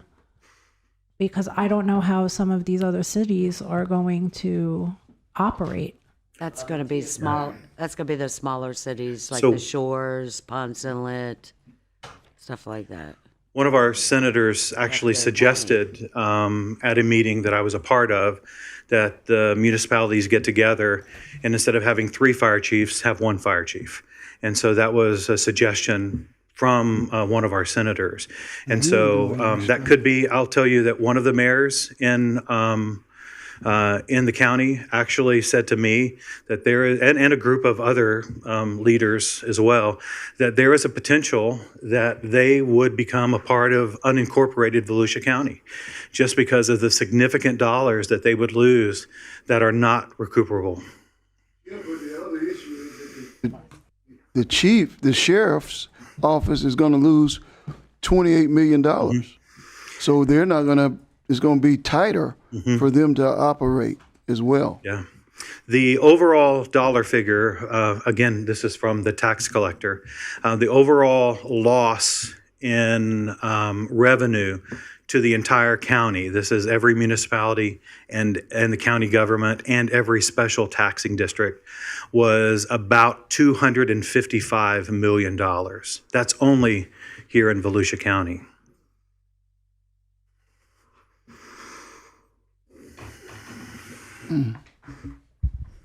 I have one more thing, Mayor. Yes. Well, because we have this diversified tax base and you're asking how can we bring in more money. So since we have, it says strong commercial and tourism tax base. So make sure that our tourism is the best it could be.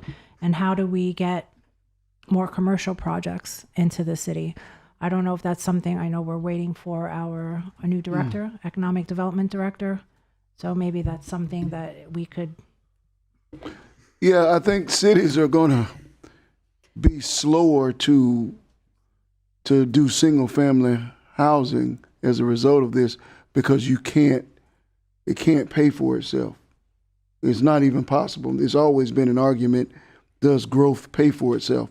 But what would be the benefit of adding single family housing when they're not going to pay any taxes?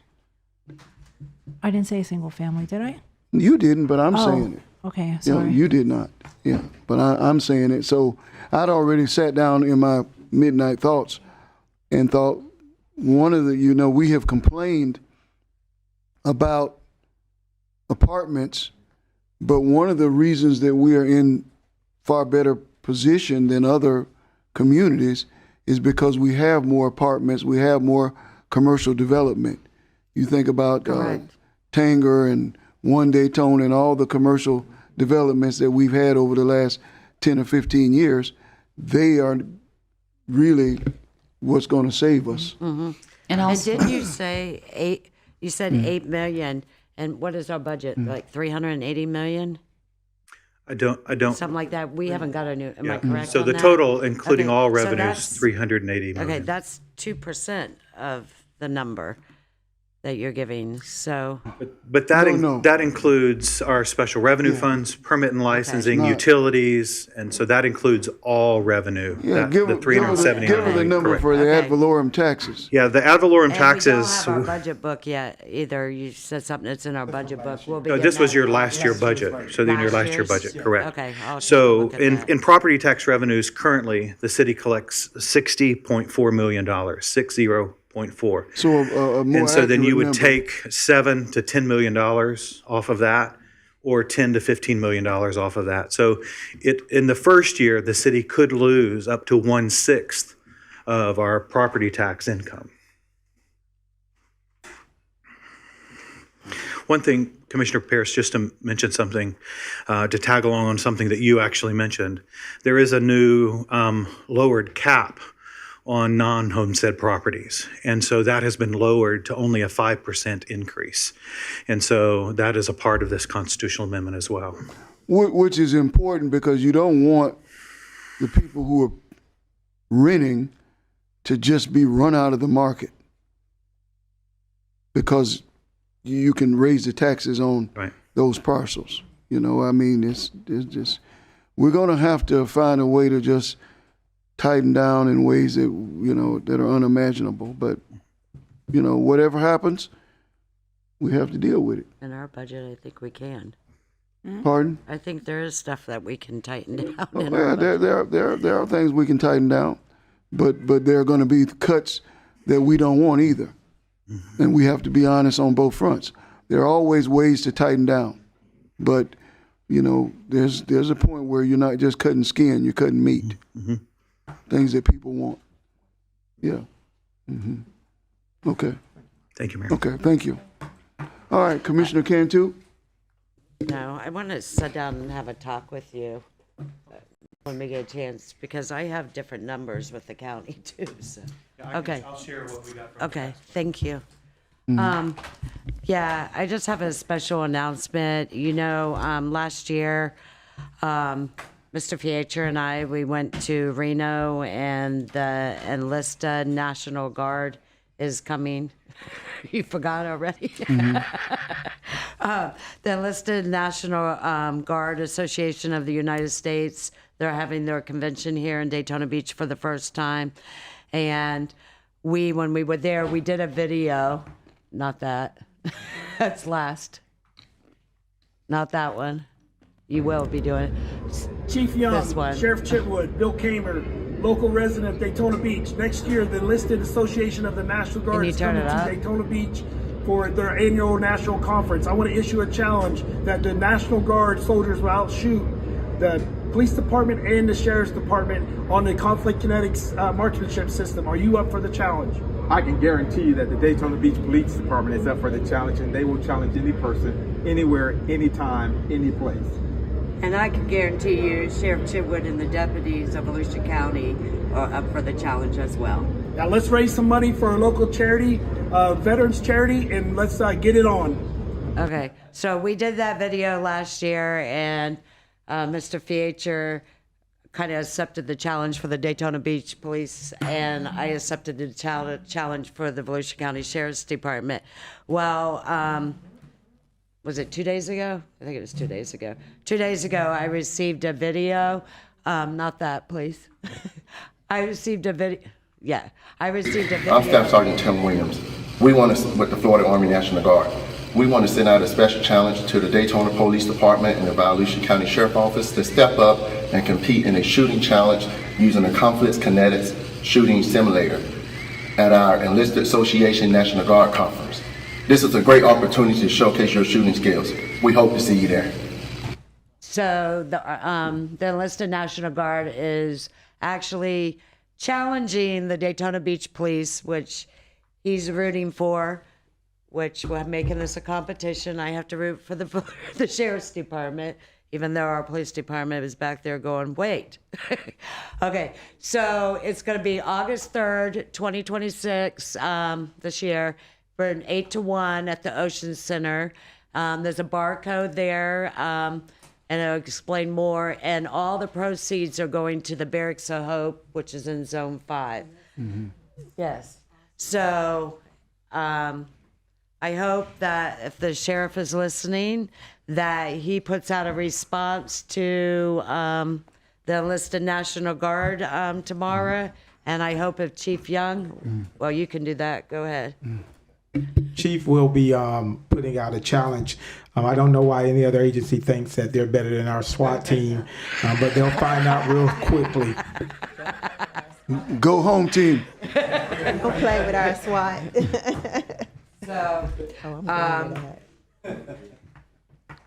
So if anybody wants this barcode, can they? You're gonna put it out on Yeah, our we'll make social sure that media, it goes out on all of everything, our. so everybody has what's happening on that date, because I think that should be a fun event. Okay. Let's see who's ready. Okay, and is the chief here? Is he gone? I didn't think. See him back there. Oh, well, because I heard they, he was, gone a couple days ago, or was it yesterday?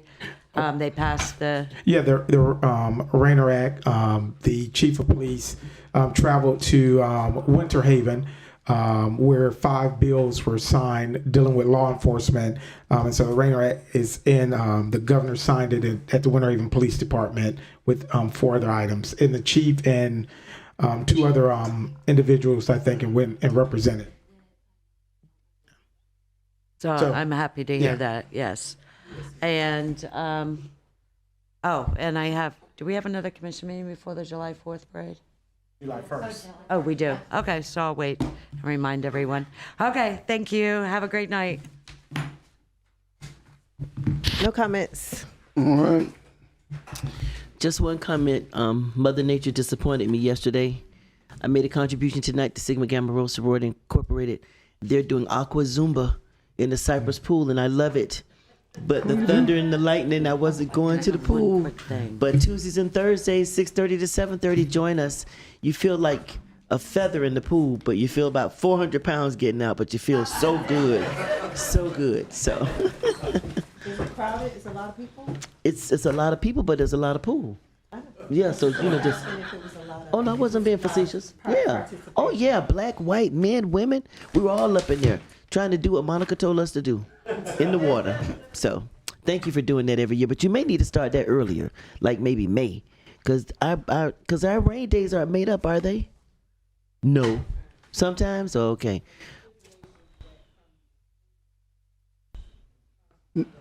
No talking from the audience. Oh yeah, I'm sorry, Mrs. Williamson.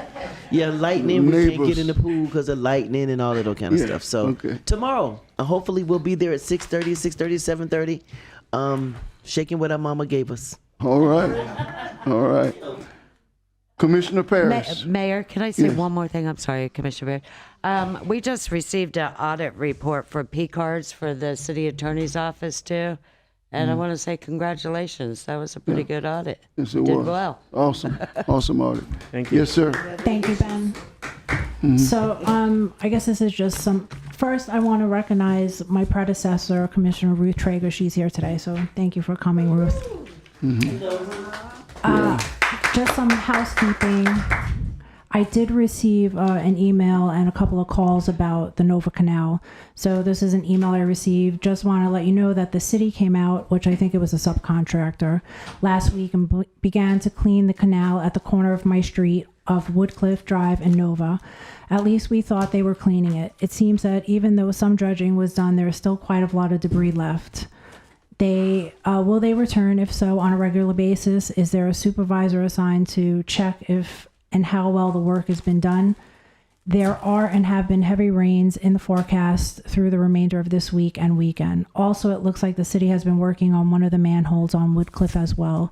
Is this a priority also? So just an update regarding the Nova Canal. Cleaning is currently in the process. However, debris is still visible in the canal, and I've requested additional information on the maintenance schedule, what cleaning has been completed so far in 2026, and when the remaining debris is expected to be removed. After a recent cleaning near Woodcliff Drive and Nova Road, mud and dirt were left behind on the sidewalk leading toward Nova Road and the nearby bus stop. I've asked for that area to be addressed as well. So city staff has sent requests for additional information, and we are waiting for a response. I've also reached out to our senator's office for assistance in getting answers from the FDOT.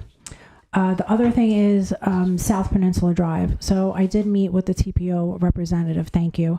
And we did request if South Peninsula Drive is on any upcoming road work listed for FDOT's CIP work. And also if we could get an update on any possible jurisdiction change between the state of Volusia County and for the portions of Peninsula Drive. So I'm still following up on that. Then the other thing is they had the Thursday summer play at Breakers. It's the pilot program that we discussed at one of the CRA meetings. It happened last week, and it's going to be happening every Thursday from 1 to 4 until July 30th. So if you guys could come out, support, give us your feedback. Jenny told me that we need some more shading, which we definitely do. So thank you, Jenny. That's on the list. And also, so July is going to be our sesquicentennial, and I don't know what the 250th is of America. Does anybody know what it's called? Uh-oh, I failed. 250, or just a 250. America 250 is what we America call it. 250. So we're very excited about that. I just want to thank staff from Parks and Rec and from the Communications Department, AV, our IT department. We're making a lot of headway. They were also able to get $40,000 in donations so we could support this event. So this is all privately funded money that was coming in. So we're starting on July 1st. We're sharing with the Ocean Center. They have a diving board series music, so it's to celebrate America 250 and our 150th. Then July 4th, we have Commissioner Cantu's Veterans Ceremony and the Main Street Parade. July 11th, the Daytona Tortugas, they're going to be hosting game. It's going to be a Daytona Beach 150th and a USA 250 day. All of this information is going to be on db150.com if you go there. July 18th, we're going to be having our time capsule, and we hope that the community comes out to share that day with us. It's going to be at Fire Station 1 on Ridgewood. And then we have rack card information, which we're going to be having events at the Bandshell, Main Street, and also a community day at the Cherry Center. So it's on the bulletin board outside, but like I said, it's also at db150.com. And Katie's going to be giving us a presentation on July 1st, what to expect. So we're very excited. We hope everybody comes out and enjoys this day with us. And I think that was it. Thank you. All right. Commissioner Strick. My turn. Yes, sir. Okay. There's I think it's at 501 over there right at the intersection of Oak Ridge, the old SunTrust Bank building. There's some work going on in there that I'm sure is not permitted. They already have an open case going. And they're putting window unit air conditioners in there. And we don't think that that's a good idea because it doesn't meet the hurricane glass standards, and those things could be blown out of there. Really, if we could get code to go by there and check on those people, it would be nice. Got a little controversy here I want to talk about. I spoke earlier today with city manager about what we're going to do over at Breakers Park and taking out the splash pad. There's been some rumblings in my world about not putting that playground there and moving it north up to where there used to be one behind closer behind the Hilton. I did a little research after I was told those were grant funds and they needed to be used specifically for that location. And I talked to someone on the Racing and Rec Board that said that we could ask if we could use that money somewhere else. That in their time on that board, they've only seen one request to use funds somewhere other than where they were supposed to be used turned down. I don't know if I can get any help here. How any of y'all feel about moving the playground equipment, the $1 million worth, which the Racing and Rec is paying $450 at $150,000 a year for 3 years, and I guess we're paying the rest of it. It's going to cost about $1 million. So I don't know if any of you others would be interested in moving that playground to the north where there's more people, or if you want to try to leave it where it is and attract more people. My thinking is it would probably be better if we moved it back north. And if we can get people to start moving south, instead of leaving a big gap there, it might be helpful. But just some food for thought. Go ahead. I'm okay with that idea. I think it was two funding sources. One was Echo and one was the racing and rec. But if we move it north, which is probably better only because it's shaded most of the day, so we don't have to worry about putting a shading structure, but not to maybe find another option for the splash pad, because that water really does make a difference in that heat, having a splash pad in breakers. So I know we had discussed putting a playground there and removing the splash pad because we were having some issues, but maybe there's some way we could adapt the splash pad so it wouldn't be a problem. But I would be okay with moving it up north a little bit. And then we keep the splash pad, is that what you're saying? So keep the splash pad? No, Can't no keep that. splash pad stay. If you would allow for me to give some context before you all make a vote, that may cause other issues. You've already voted to remove the splash pad. The green space where you're trying to move the playground system, there are existing groups that use that for major events. So be mindful of that. Cheer festivals, different types of festivals that put things out there. So if you do go down that route, in the green space, staff will do what we're directed to do. However, there are events and rentals that take place in that space as well that we need to be mindful of. So when you do make a vote, we'll have to go back and look at that as well. I'm just giving you that information because it is a rentable space, and we also have agreements with Hilton that we have to abide by as well. That I don't know. Don't. I just allow for us to review those documents to provide you with information before you make a vote tonight. That's all I'm asking. Speaking of Hilton, if you go back to the original agreement, if I'm not wrong, when it was Adams Mark, that space on the bottom, on the back side there, at one time was little shops and commercial stuff. Can we still enforce that? We will enforce it if the contract and agreement says that it's possible, but we need to be able to get with Ben. That's why I don't want you all to make a vote until we review all of the documents. Okay. That's all. Ben's got research then. Thank you, Ben.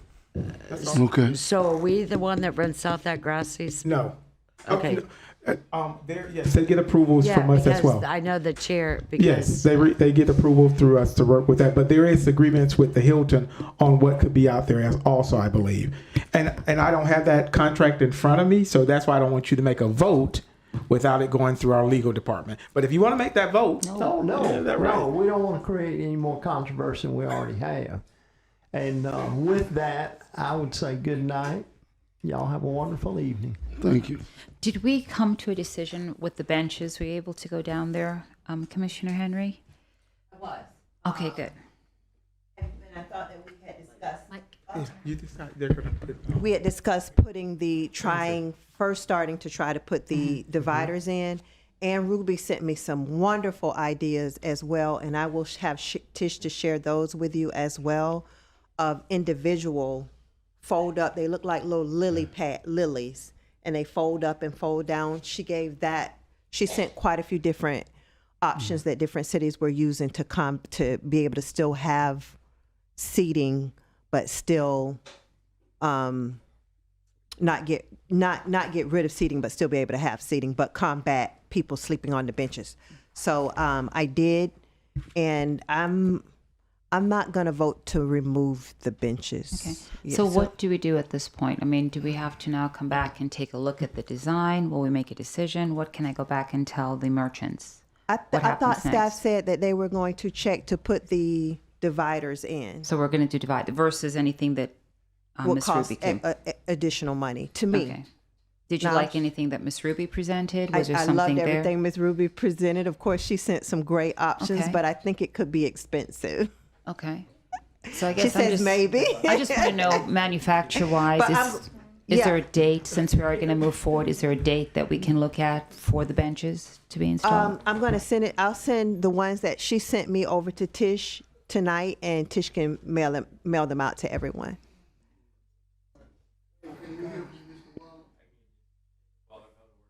As far as the benches on Beach Street, we've already fabricated Okay. dividers, and they're at the powder coater. They'll be installed next week. Next week. Okay, lovely. Happy to look at alternatives if that doesn't work. No, we're good. We're good. Thank you for next week. And Mr. Waller, if you could stay for a second, I just want to share something with you. I think that utilities as well was involved in something, Public Works. I send things to you, to the city manager. So let me tell you a funny story, heartwarming story. I had a gentleman who believed that we had not done something that he had been asking for a while. It had not been done for a long time. So this particular day, he calls me up and he says, they didn't do it. So I say to him, I'll be there in 5 minutes. Right? I got in my car, and I had just had a double root canal that morning. Okay? So I got in my car and I drove there. And as I'm pulling up, I emailed the city manager the minute I got the phone call. I said, just so you know, I'm going down there to take a look myself and take a picture. Right? I pull up, and the gentleman and I are just outside of his house, and we're looking in the drain, and it was like a SWAT team descended upon us. I had utilities and Public Works just pop out of the road. I didn't know how to explain it. And they were jumping out of their cars. They were coming to look at the drain, and the drain had been fixed. And he was so happy. So I sent an email to Ms. Ponitz because, Shannon's people do. yeah, he went from feeling like he had been ignored for I don't know how long to feeling like, oh my God, all these people descended. Everybody just sort of showed up, like 1, 2, 3. It was a fantastic sight. And then to follow that up, just to say thank you to you and to Ms. Ponitz and her team. There was a piece of property on the corner of ISB and Peninsula, and it was a bit overgrown. And I sent in a request maybe a day ago. And the residents there were having issues with homeless sleeping there and going into the gates, going under the bridge, etc. I alerted the chief as well. And thank you so much for cleaning it up. I went by there today while they were working, and the residents were just over the moon. So thank you so much. I appreciate your response on that. There was an error on our part. We'll fall on that sword. That parcel had been used as a laydown for several projects and had come off our maintenance list, and it's back on it again. But you know what? It's corrected, and it was done quickly. Appreciate so that. I appreciate that. Thank you so much. You're welcome. I also went to Commissioner Cantu's event. There was at the band shell. I think of it as your event at the band shell. Really well attended, lots of people. I really enjoyed the experience. So I've been spending a lot of time down by the Ocean Walk area, down by the band shell area, down by Ocean Avenue. So I decided to create a meeting space for a merchant, a resident, and the Turtle Patrol. And we all converged at the same time, and everybody had their own opinions. And the end result was, we were looking at, again for Mr. Waller, we were looking at the lighting down there and what we could do. And there's actually a patrol, which we know about, that goes down and checks the lighting to make sure that it's in compliance with turtle issues. I asked them what else we could do, and one of the suggestions was amber lighting. Now, we already know about amber lighting, and Mr. Waller, I think, is working with the county with regard to the turtle situation. I sent some pictures into the city manager about the lighting that's taking place in New Smyrna Beach. They have taken an entire street and used the amber lighting. And when you turn on all the amber lights, it's not bad. You get used to it. And some of the merchants down there thought that it looked a little bit, dark and a little bit scary when you're down on Ocean Avenue and on the boardwalk at night. I've gone a couple of times. When we spoke to the Turtle Patrol, they informed me that people who are visiting in the hotels, in their rooms, they have access to these packets. So I gave you each a packet, and in the packet, they explain the turtle habitat, the sanctuary, the lighting, why it's low, why we have to keep it that way. So the guests who are coming, they understand the reason why. And the literature is free. So the concept was, how do we just start talking about this more on a regular basis? I know we do some stuff at Breakers Park. Could we do some more of it? Could we let the residents know? See the lights over there, the ones that are out, some are on, some are out. FPL lights, they're turned off on purpose. But to me, when I look at it, I just think it's not well maintained. Why do you have lights out on a boardwalk? Well, it's actually for the turtles, all right? They will come in and say it's just too bright. They use something like this, a lot more sophisticated, and you can see the various color spectrums and whatnot. Could you add another picture, please? I think I have another one there. Then there was some low lights. So that's an area by the boardwalk that when we do go through our entire lighting, I think we're doing some sort of lighting redo on Main Street, that we could maybe think about adding low lights, because at night it is dark, but if we had more amber lights, low lights, floor lights, we could actually see various points and it would feel a lot more safe, right? Could we go one more slide, please? I think it's one more. So on this street, we have these really beautiful decorative lights that the city owns. If you look further down, they're on, further down Main Street. These are off. Why? Because of the turtles. But if we, when we do our light redesign, incorporate them on the front end, then we'll be helping ourselves for years to come. Alrighty. Furthermore, I went to an online AAC meeting that's mandatory. Oh, by the way, one more. If we're going to be a place of turtles, embrace the turtle.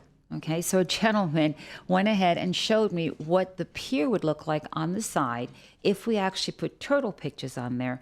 But it's creating a feeling, which I think Commissioner Paris could kind of support. If we are going to have low lighting, explain the why. Why is this important, and embrace it. Sell flashlights that you can see, sell T-shirts, have informational kiosks, the whole nine, so that it becomes a part of our culture down here. But he said that, airbrushing that could be a possibility, and it would look great. I'm not sure what we're doing with the white space on the pier, but I think it's a great idea. So that's it for that. Thank you very much.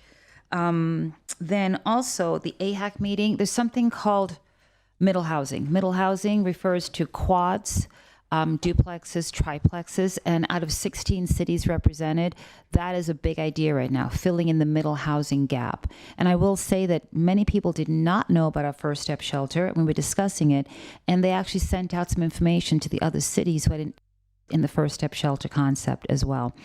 I say again that when I go to these meetings, we're far ahead on affordable housing. Private-public partnerships, lots of low income, looking into the middle, looking into home ownerships. We are doing so much compared to some of the other cities. So I think we're doing a good job as it relates to that. On June 26th, we will be having it's a movie night that's happening at the Dickerson Center. It's the movie called Hoppers. I will be there. So June 26th, that's starting at about 6 p.m. And what I'm trying to do is I'm trying to present some events, small events, that kids who don't get to go to summer programs that can't afford to have some of these experiences can experience it during the summertime. And there's some pool parties coming as well. I went to the Juneteenth event, again, really well attended. I went to a Filipino Cultural Independence Day as well. It was held at DME this year. And again, a very cultural weekend in Daytona Beach. So thank you so much.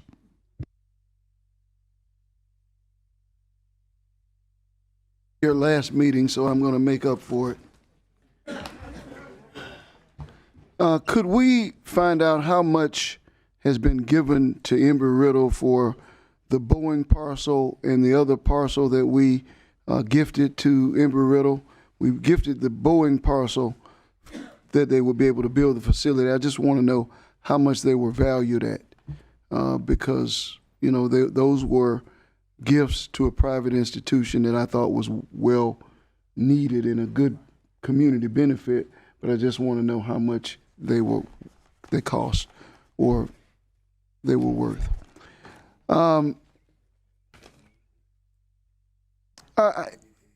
want to talk tonight about a few things. As our city continues to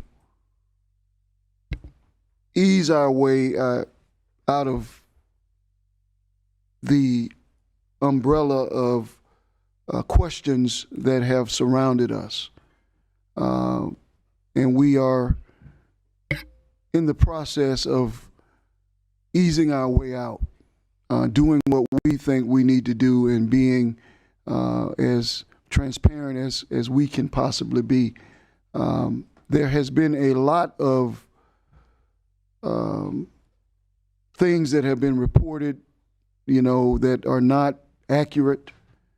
And there have been a lot of statements made about our city that, quite frankly, are not true.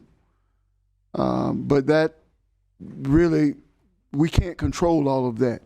But as it's important that we acknowledge where we are, and I think we've tried to do that, because a lot rides on having a good image as a municipality. Folks who are visiting want to visit a city that they feel that they can trust. Folks who are considering spending money and investing in a community, they want to feel good about the community that they're coming to. So a lot rides on having a good image. And a lot of what has happened to us over the last year and that we have gone through has not made us look as good as we would like to look. And I don't think that any person has done that from a bad space or a bad place. I believe that all of us who are up here and all of us who live in Daytona Beach, the gross majority of us who live in Daytona Beach, we do have some folks who do not live in Daytona Beach who do not seem to wish us well. But I do believe that the majority of people who speak and articulate and express themselves in social media and in different forums want us to be a great destination.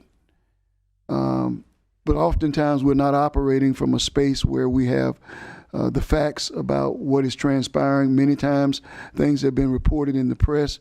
I know even things that are related to me and things that I have been told even about things like the Hungarian trip are just mythical untruths. But, you know, at this time I've personally tried to not to address much of that because I don't think that it's healthy. Let's just try to ride the wave and get to the end. We realize that we have an auditor from the state who's here, and we understand his work, and we understand that we have been under the microscope from the state attorney's office in some ways. So we deal with that. But what I want us to remember about ourselves as a commission and about Daytona Beach is this. We did what no city in Volusia County has done. No city in Volusia County, not the county government, and very few cities in the state of Florida. When this commission last year voted, I believe it was unanimously, to hire an internal auditor. We did that. We voted to hire an internal auditor. And we did that because we wanted someone who was independent. He was independent, meaning, and a lot of folks don't understand this, our auditor does not work for the city manager. He works for us, the commission. We've said it, but a lot of folks don't seem to understand it. There's this idea that the auditor who works for us is here because the state sent him. There's this feeling that he's here because we've done something nefarious or wrong. When the reality is that we decided that we wanted an auditor because we wanted him to be independent and to report to us, and we wanted him to help us with transparency so that people would know how our government works, what we do in this city. That's why we hired him. And so there's this idea that's been running amok that somehow we are afraid of transparency. We have so much to hide when we did what no other city, not the county, no other city hired an internal auditor. We did that because we wanted transparency. We wanted accountability, and we wanted to be more efficient. Somehow, it's become this expression in the community that he's not working for city government, but he works for city government. He's a part of our government to make us better. Not from the state, not from law enforcement. And I think we have done our citizens a disservice by not informing them and celebrating the fact that we hired him for a purpose. And so tonight, I would like Mr. Bellichew, if he's still here, to come in. I want to ask him a few questions and talk to him. We hired him because he was well qualified.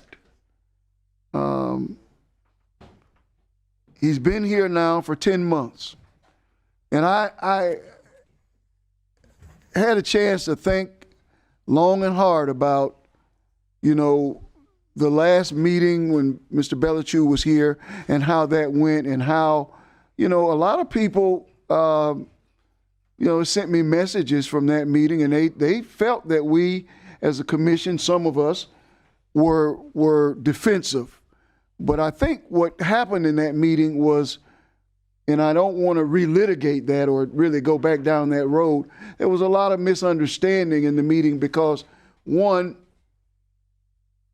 the way that things were being reported and what the audit was revealing, some of it we didn't necessarily value or see have an understanding of why an auditor goes down that particular road. And to Mr. Bellichew's, some of his expressions, I would be the first to say I wasn't pleased with them. So I think in some ways we got off to a bad start. But we've had a few months now for Mr. Bellichew to continue with his work. And I've had several meetings with him, several meetings with the city manager. The city attorney and I have not had a chance to meet yet, but we are going to meet as well. And so Mr. Bellichew came well qualified. I want to ask you a few questions, sir. Could you join me? Now, you've been an auditor for 20 years, more than 20 years. Could you tell me, have you, in your professional career, witnessed fraudulent activities or have made a report that reflected that? In not this city, but inside, in your career, have you seen fraud? So you know what fraud looks like? Okay. Can you tell me when you identified fraud in your past professional experience, what was your what did you do?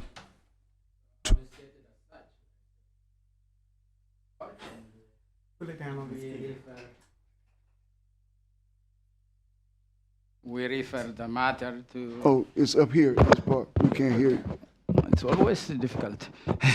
Okay. We refer the matter to the appropriate official. I think if we identify fraud, it is our responsibility to state it as such.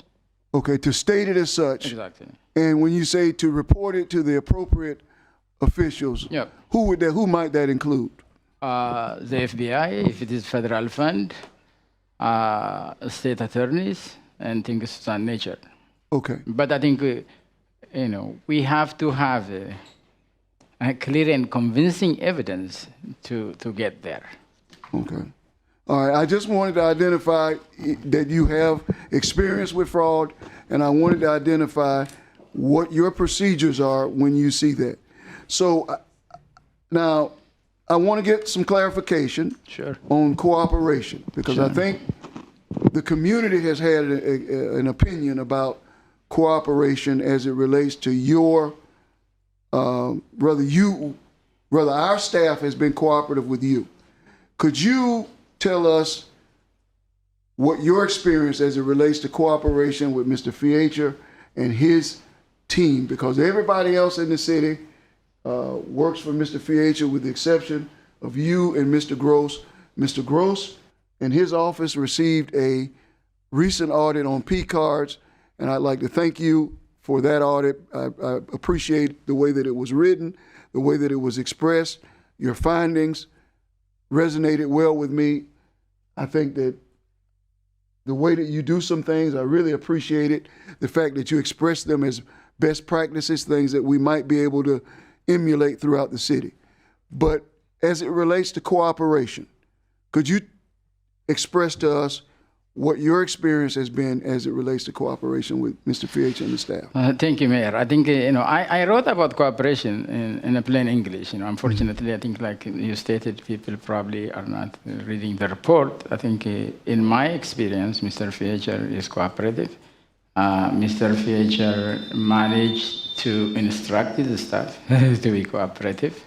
If you remember, on my first audit report, I reported difficulty. I think he took a proper and timely action, and I think staff is very cooperative. I wrote about it in multiple audit reports. I don't want to be out of topic, but while I'm here, I have to say for Mr. Gross, it is refreshing, and it is very, I think, the right way of doing audit. I think since I arrived, I think we asked multiple questions directly to him. We requested multiple documents. In all cases, he was transparent, honest, and when it is needed, he explained things he needed to explain. And I think I reported as such. My job required to be truthful. And there is no any single incident I know of. I called Mr. Fletcher and he ignored my phone call. No. I asked him to meet and he refused. I think I don't want to go to the detail. In some department, I thought I have difficulty and I communicated to him. He told for the staff, for those particular leadership people, if I want to count their pen and pencil, they should be allowed for me to do so. So the simple answer is he's extremely cooperative. Okay, so extremely cooperative because, and I'm asking these questions because I'm trying to clarify, one, I've stated it, you are part of the city government. It is. You're not from you're here to help make us better. And the reason that we hired you is because we want to be better. That's the reason that we hired. We want to be better. We do not profess to be perfect. So, you've been here 10 months. If you allow me, can I say something about absolutely. that? I was struggling actually to understand this for long, and I shared this with Mr. Cruz, with Mr. Fletcher. I think in some cases, you guys, I'm not try and blame, unable to take credit for the action you did. I think it is 100% fact. I think the city of Daytona, which did something many cities, not just in this county, but in many places I know, to create an independent office unit and to have full independence. I think no single person have authority to terminate my contract. Mm-hmm. I think in auditing, the most important thing is the audit independence. I think if you read the yellow book, it is stated as such. Without an independence, the auditor will not be functioning properly. So I think you collectively creating those things, in some cases, unable to see, my accomplishment is your accomplishment by definition. In my view, the system is working the way it is intended. Why it is intended? You hire an auditor to identify gap. And that is the role of the auditor. And the role of management is to take into consideration and implement recommendation. There is many things I think we managed to do, in my view, in this 10 months.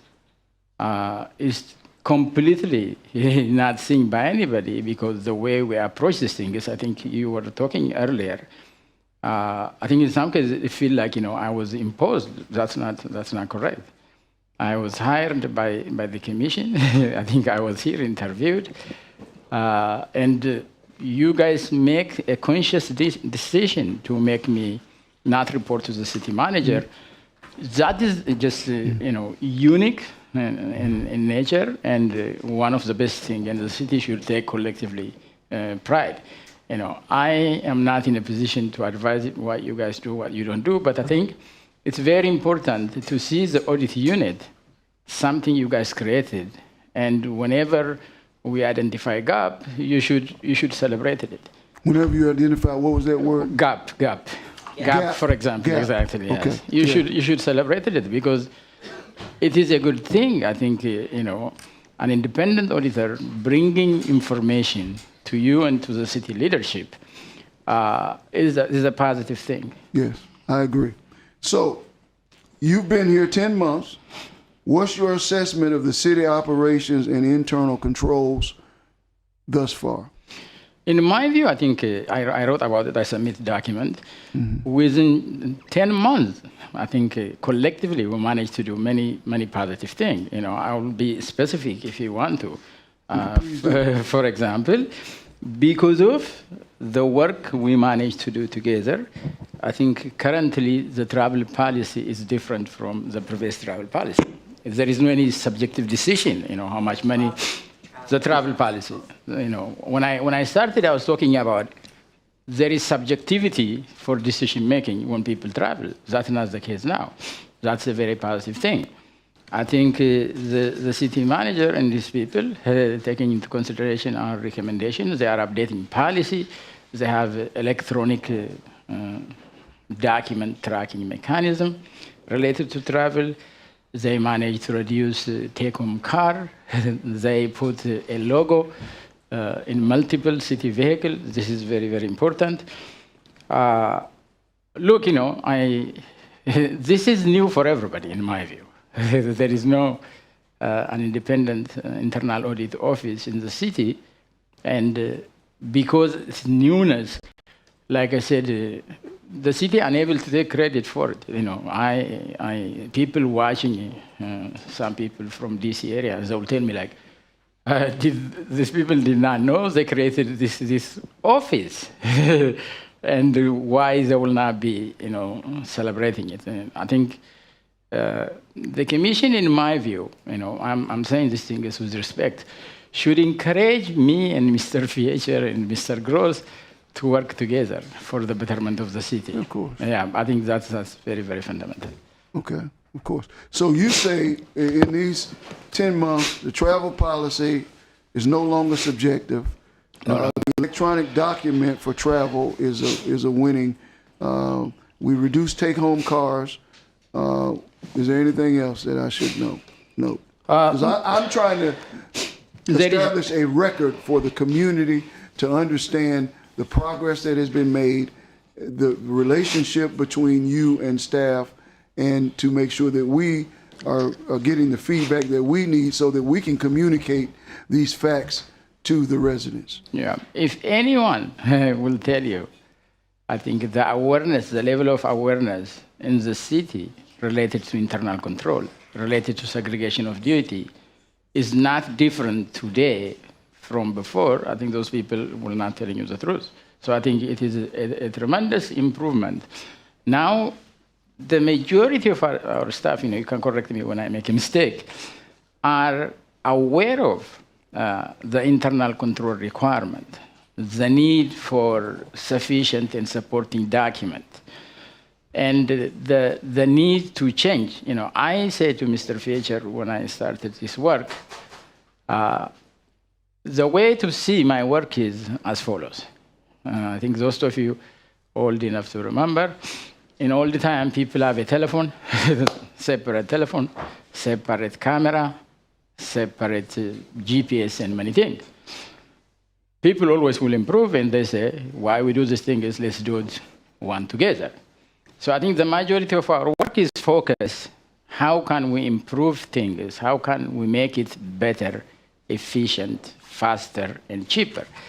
Like I said, I think, if you read the audit report we wrote, and some of our discussion is completely not the same. I think me and him have multiple conversations outside this chamber. And, you correct me when I say something wrong, do not recall or remember a majority of disagreement when we discuss in private setting. Even, for example, I missed that point. You don't remember what? Disagreement, oh, exactly. Okay. Exactly. Even, for example, the fire department, I think in public, they say many things, but I think in private, in my view, they are improving policy, they are updating, I think, the way they request and approve over time, and many other things. So I think my general assessment of this thing is the system is working the way it intended.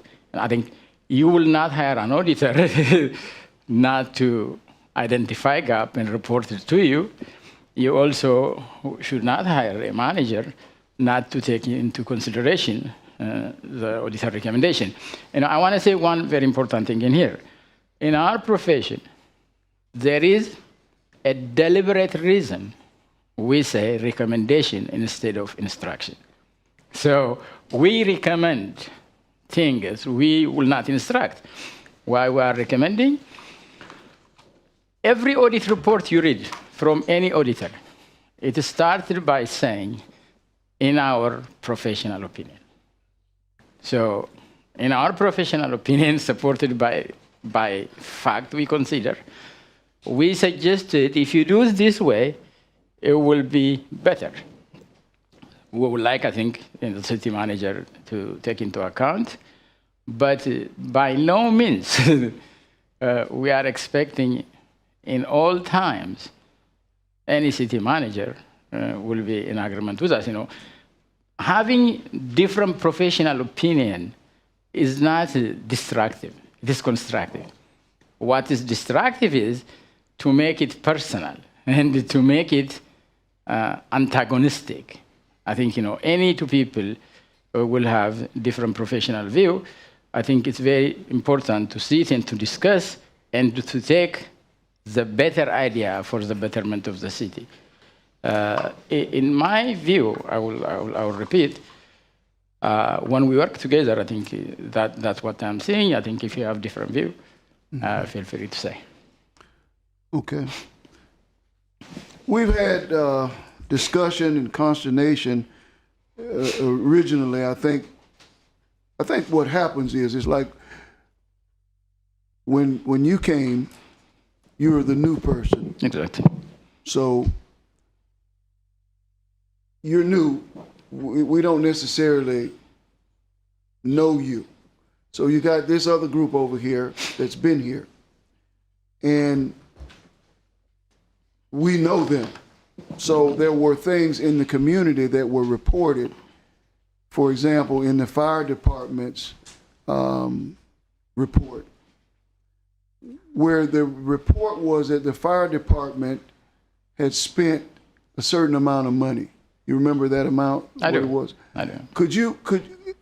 Well, I want to get my whole question out, and I'm trying to say this because what happened in the community was that this number was thrown out there, and it came across as though this was an exorbitant number, and that it was so bad. And then, see, for me, I think what happened was there was a report of this big number. Then I went back and I talked to the staff, and I got my understanding of the number. But from your perspective, it wasn't just how big the number was. It was a protocol, policy, procedure that wasn't in place so that the number, no matter what the number was. You know what I'm saying? Can you articulate your perspective on that and how that number may have been misconstrued? Another good point, Mayor. Mm-hmm. None of the number is about the number. Yeah. Say, for instance, we reported about $50,000 related to food purchase. In no places in the audit report, if you read it, we said, this is a big amount. That's not the intention. The intention was, look, if you are buying food, you need to update your policy and you need to define under what circumstance food is allowable. And I have to report to you, currently, I think they ban food purchase unless it does otherwise. There is a justified business reason. That's constructive. There was a report we issued with $500,000 about vehicle maintenance. We never said this is a big amount. What we said was, these receipts, some of them, we said intentionally, we input the word some, it's not all, did not contain the vehicle identification number. Think, for example, $500,000. Mm-hmm. I am an accountant by training. Mm-hmm. I know number very well. So you divided $500,000 for 5 years, it's $100,000. You divided that for 20 vehicles, it's about 5,000. Mm-hmm. So we know, the amount is not a whole lot. I think what, I'm telling you, what contribute to all of these things is, for whatever reason, probably people are not familiar with audit procedure. Correct. They were making things exaggerated and bigger. I think, I have to say, instead of having mutual conversation like I did with Mr. Gross, people just jump into conclusion by themselves. This is not even citizen. I think sometimes some stuff. I think I know for a fact Mr. Fiecher did not want any communication in this setting outside him. But I think that did not happen. So I think we need to understand what audit is, what it is not. Yeah. When we say something, each word in the audit report is intentional. If you go back and read the audit report, we said some of the receipts did not contain a vehicle identification number so that it will be difficult for us or for anybody to identify which vehicle is maintained. We talk about uniform, for example. We never say do not buy uniform or anything. We said, in our professional opinion, if you buy uniform in bulk, it will benefit the city. I think we never get a chance, I think, to discuss things and to come up which way is better for our city. And more importantly, we are unable to say, I think this is a good thing, because we created a system, not me, you guys, and the system is working the way it is intended. Because of that, we have robust discussion and implementation of those things. And instead of, like I said, encouraging him and myself, look, you guys need to work together, make sure things are tight. Yes. I think it created contradiction. I think that's just unfortunate. Well, the purpose of tonight's discussion is to help us to go way beyond that, and I think you two have already done that. Yep. But now it's time for the community to do that, because a part of that is that when something is reported and the news says, and they said it 50 times about these, how much was spent on the food and how much was spent on the vehicle maintenance, it was restated over and over and over. So the community is inundated with that. And then we as elected folks have to hear that. And our first response is this, it's to be defensive, that we couldn't be that bad. It couldn't, and then we hear what the report is from their side, and so we get a little defensive. Now we, like you say, I think it's important that we understand what an audit is, what an audit is not, and it's also important that we, we see the facts in context, but also understand that ultimately the facts are to help us to improve. Exactly. I said, the end of the day, that's what we're here for. That's why we hired you. Okay, my last question. Before you go on to off the fire department, I do have a question, because it was reported in the news, and I even seen the employee in the news. He said that the city attorney made you give the whistleblower's name. Is that correct? Or not? No. Because I did see it in the news, and I would like to know if you had to turn over the whistleblowers' names. I did turn over everything, because I was asked I should provide documentation. Did you turn them over to? I send it to the city clerk, and I copy, clearly Mr. Gross. I attached all of the things I have under my custody. This is what Commissioner Cantu we are talking about. Because of lack of. I'm just asking. All I want to know is, did you turn? You said, well, it was in the news, reported that the city asked you to turn over the whistleblowers' names. I would rather you to come back to that, because you're breaking my flow. Okay, that's fine. I would like to know. Yeah, and you can. I have on my last thing. If someone was fired. Okay, I got you. I have on my last thing for all of you to ask questions of him, because I want you to ask questions of him, and that's a fair thing. But I don't want to break my momentum. Thank you. Okay.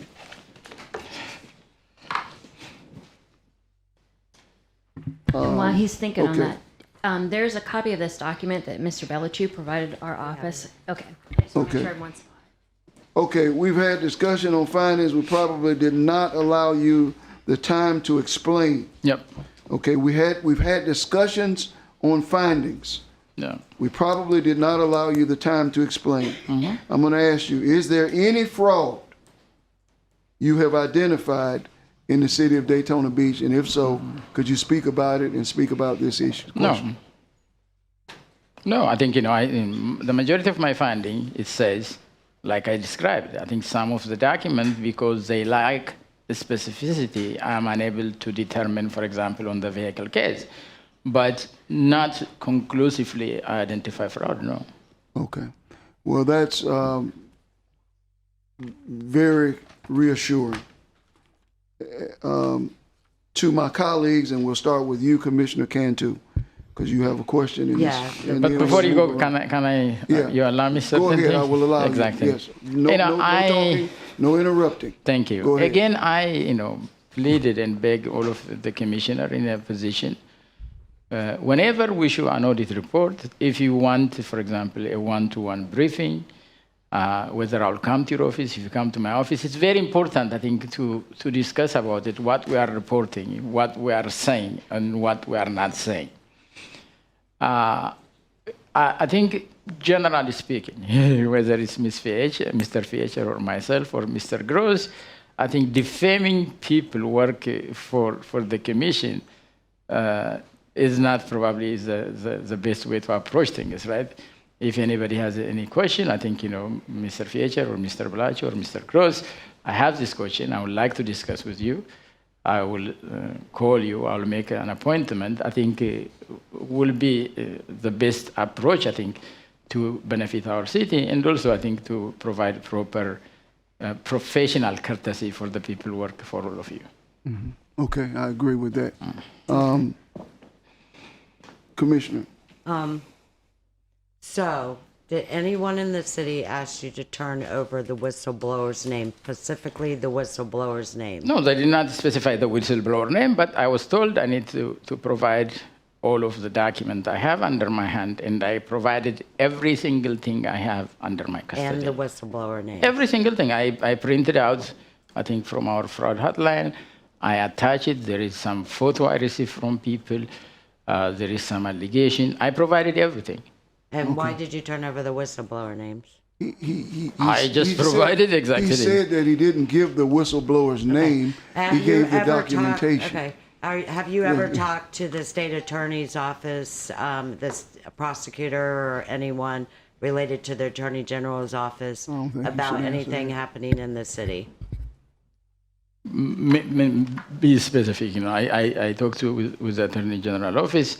If I am. Well, you said you have not found anything fraud. So I'm asking you, have you ever actually talked to the Attorney General's office, any state prosecutors, any investigators, or anyone regarding anything fraud in the city? No, not necessarily fraud. I think as an auditor. Have you reported anything?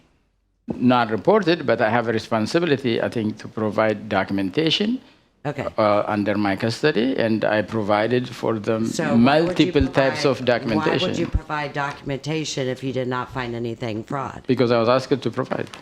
Okay, so you haven't actually went to them and gave them information whatsoever unless they asked you for the information. I don't even know who these people are. I think, how I will be contacting people, I don't know. I think the contact is, the first contact is from them, not from me. You sure about that? 200%. Because there is no way I will know. I'm new for Florida. This thing is for fact. I do not know nobody's telephone number or name. You don't know anybody, the state prosecutors? Now I know multiple of them. Right. Okay. Exactly. But I did not initiate it. I think I was contacted and I discussed multiple things with them in multiple occasions. Okay, but you never actually called them to give them information that they didn't ask for? Not at all. Not at all? Yeah. Okay. Okay. Thank you. Commissioner Henry? Mr. Bellichu, I'm going to make an appointment to come and spend some time with you. Okay. I just want to thank Mr. Bellichu for his work. I do spend a lot of time asking questions. As everybody knows, I ask questions. So thank you very much for that. Thank you. I have no questions or comment until all of this is over with, and then I'll read about it and comment at that time. At this time, I'm not commenting and speculating on anything. I appreciate your hard work. Sure. I think this evening we discussed working with the city manager, something along those lines, to look at some of our spending on our CARES funds. So just to keep you in the loop with that one. He got the email. Okay. Very well. Okay, super. All right. Thank you so much. Okay. Just so the public knows, there is a state auditor in here auditing our books right now, and there is an investigation with the state attorney's office with FDLEs, just so that's on file. Yeah, we know that. I think I said all of that with the exception of FDLE. I did. So here's what I would like to encourage, is that I would like to encourage our city manager and you to continue to work together and continue to collaborate to make our city better. We have confidence in the work that you're doing. I do. I have confidence in the work that you're doing. I appreciate the work that you're doing. I certainly appreciate the work that both of you are doing. And I am looking forward to our city progressing forward. Thank you. Thank you. We'll now hear from the good night. residents of the city of Daytona Beach. Oh, Oh, gotta steal that.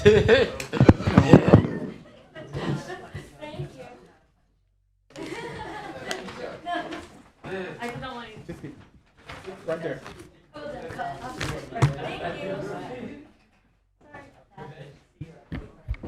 Okay, our first speaker, oh puppy, is John Navarre, and on deck is Trayvon Telfair. Oh, he did? Okay. Okay, John Navarre, 168 Springwood Drive, Daytona Beach. I have a couple of questions for Mayor Henry and City Manager Fieger. From what I've researched, unless my research is incorrect, in 2006, we had a purchasing agent that worked for the city of Daytona Beach, possibly a purchasing department in Daytona Beach. My father was employed before 2006. He had to buy pens as a risk manager. He had to get a purchasing order. He had to go through the protocol. There was a process. And then in 2006, for a reason that I haven't been able to figure out, unless my fact is wrong, which is only possible, Mr. Gross might have been there, I think this time, in 2006, we ended having a purchasing agent. And that might be something that we can do now, where a purchasing agent, some sort of purchasing department, could have the protocol and a paper trail of the purchases for the city.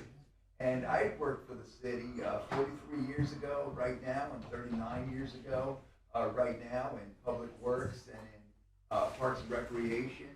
And the money seemed, and I was just a temporary summer worker, but the money seemed to be very well taken care of. There were not, that I knew of, any, well, they didn't use the cards back then of any sort. And if anyone needed anything, it was provided by the city. And we did our work. The only thing really given, which we needed, was Gatorade for the heat and stuff like that. We're well taken care of. We had everything we needed to do our jobs. The jobs were really tough. Climbing into drainage ditches and cleaning out the drainage ditches, that was tough. And taking care of the ballpark during the summer.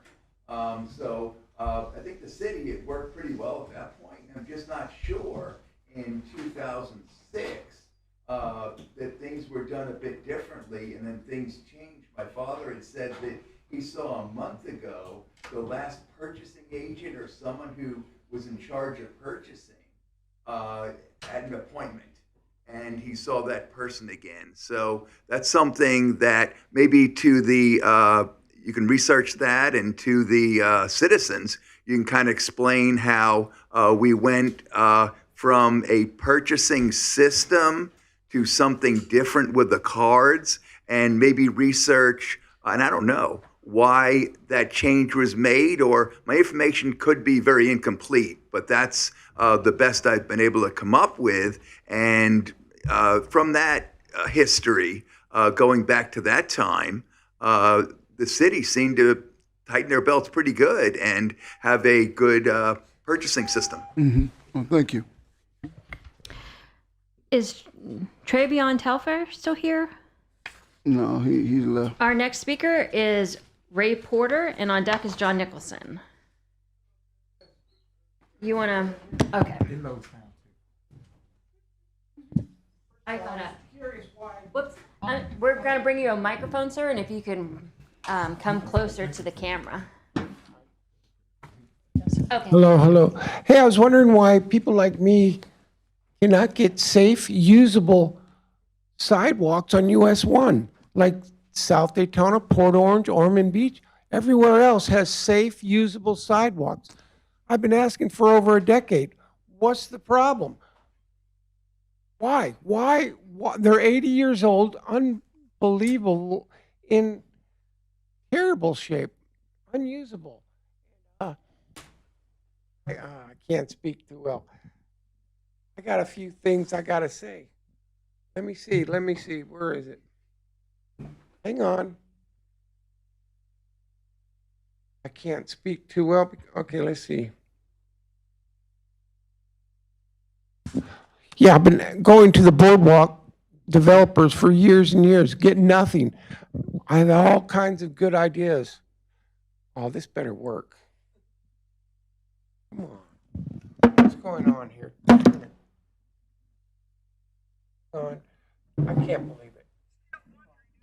Okay. Hang on, I'll get this. Hang on. Sorry. Hey, it's Rolling Ray Porter.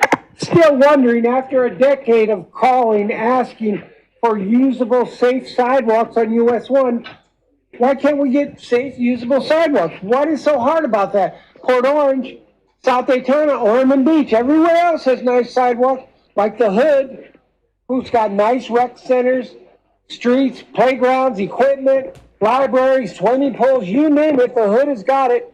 Bethune cooked the books. Leering Center, grant after grant after grant, yet you still cry bankruptcy. Where's all the money been going? Into your BLM hidden family bank accounts, getting stacked $100 million for the ballpark? I'm from Field of Dreams. That was my girlfriend's family farm. But $100 million? Give me a break. Imagine those kickbacks. Yet our boardwalk, tourism, beach jobs, businesses and entertainment gets what? 40 yards of pavers and closing down the only water fountain. I worked there. Every day I would get, where can we park? Why can't we park on the beach? What's there to do here? That's if they're lucky enough to find an overpriced, off-beach city monopoly parking that fills up by 10 a.m. Pathetic. Months ago, I brought a bunch of good ideas for the boardwalk developers. Oh, they couldn't get me out quick enough. I say we build the greatest BMX skateboard park on the planet. Rock wall climbing, wave machine, Muscle Beach. And then the grand jewel would be the new modern marvel surfing and fishing pier. Make it the largest shark in the world with artificial reefs in front for perfect point break for surfers to have contest lessons. Inside the largest jaws is a marine science center to educate the kids. The next generation, how we must protect the oceans, God's creatures out there begging us for help. Think about it, we're an hour from Orlando. Build it, they will come. I brought these proposals to the boardwalk developer. No, get out of here. Pathetic. Where has all the money been going? I say we need new, honest leadership with new ideas, common sense, to open our beach parking. Okay. Thank you, sir.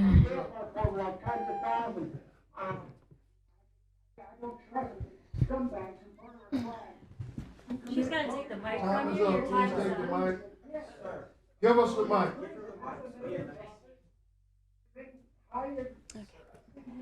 Turn your thing off.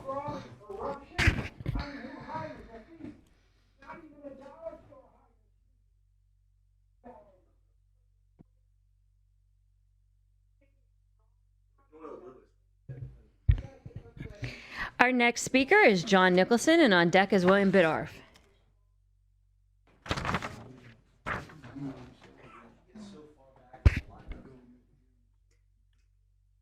And you think I'm bad, Mayor. John Nicholson, 413 North Grandview Avenue. Ken, I believe you mentioned putting the Sunsplash fountain playground to the Hilton playground, not the open space that they use, but where the old playground used to be. All right. That's what I thought you said. He's planning on just replacing it with another playground where it used to be. Nothing to do with that big open field that they use. The Hilton's property or the city's property? City's property. We own everything from the sidewalk to the ocean. Secondly, when we were talking about the report that we got about a month ago on we can't do anything with the flooding, I gave you I don't know if you all got it, but I had copies made with a water tower and about 12 suggestions on what we could do with Midtown. I went to the Navy Canal, walked the Navy Canal, and then saw where Navy Canal hits Nova. Talked to Reckenwall about that. There is a space of about 40 feet wide that connects that location, Nova Canal, all the way down to the Butts Pond, all right? Part of the problem is the water comes down the Navy Canal, hits at a 90 degrees angle, and floods all what used to be called Soul City. We can prevent that by continuing Navy Canal down to the Butts Pond and using that as an excess. I think we should look at that. With regard to the fire station and the money spent, that actually is 3 buildings altogether. It's a replacement of the fire station. It is the command center when we have problems, and it's a training center. So we got 3 buildings in one location, and if this goes on and we use that extra funding, we will have gotten 4 buildings for that $50 million, which is we need that we need a fire station out there anyway. So we would have gotten 4 different locations on one dime. A1A, I know they're saying it's safety reason to raise those walkways. The problem is motorcycles, really bad. I mean, it's bad for me when I'm driving my car, especially the new ones, as you go north. The problem with the ones that are going north is that wheelchairs can't use them. So they can leave the sidewalk, but they can't get back up. Don't ask me why, but there's a lip that prevents the use of wheelchairs. So I ask that you look into that for 2 reasons. We do have a big bike week. Thank you. Is Mr. Biddorf here? Okay. Our next speaker is Ms. William Biddorf, and on deck is Tom Caffrey.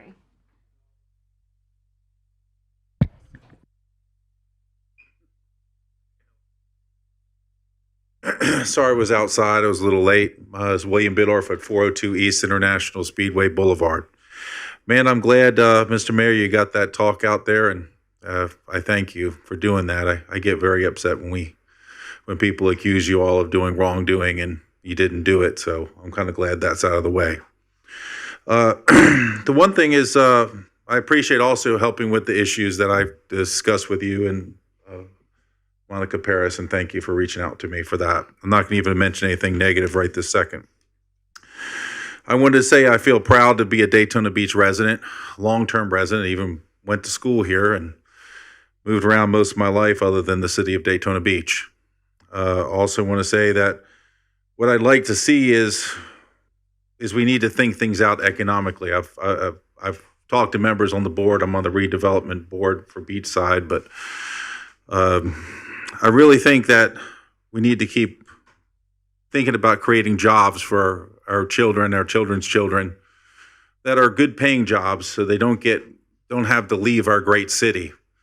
I think we need to be proactive if we have older buildings, and if we can make things, if we're going to bring in people from other cities or other states, we probably should put newer buildings up to keep them interested.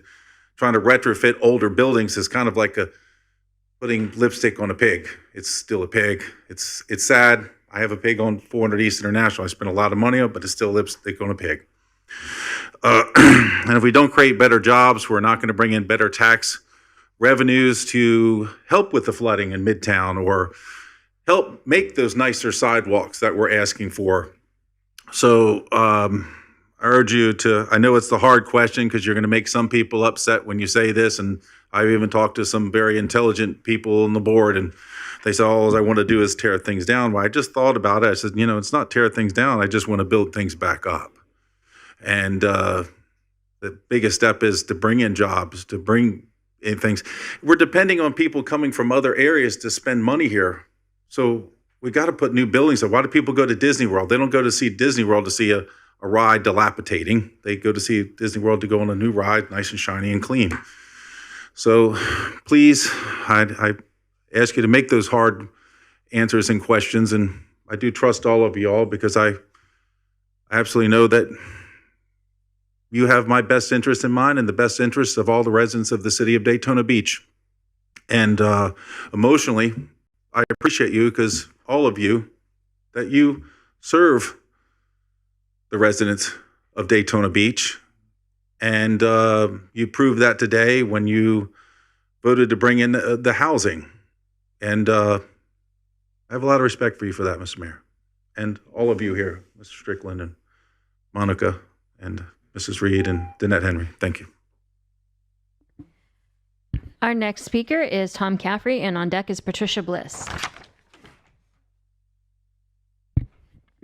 Hi, everybody. Good evening, good morning, and good night.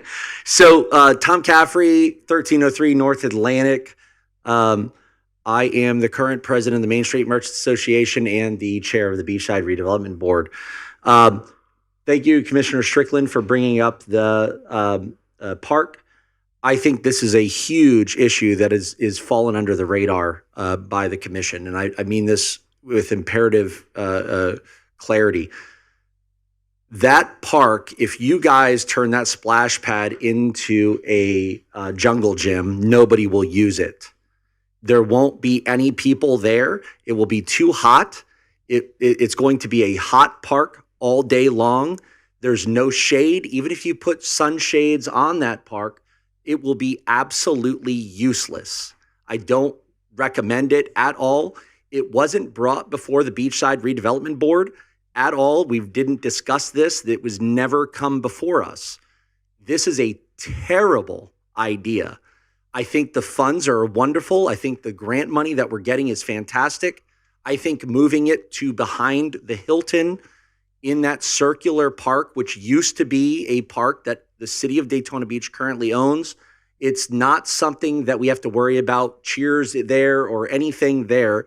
It's city land that we can do as we choose and how we would like to use it.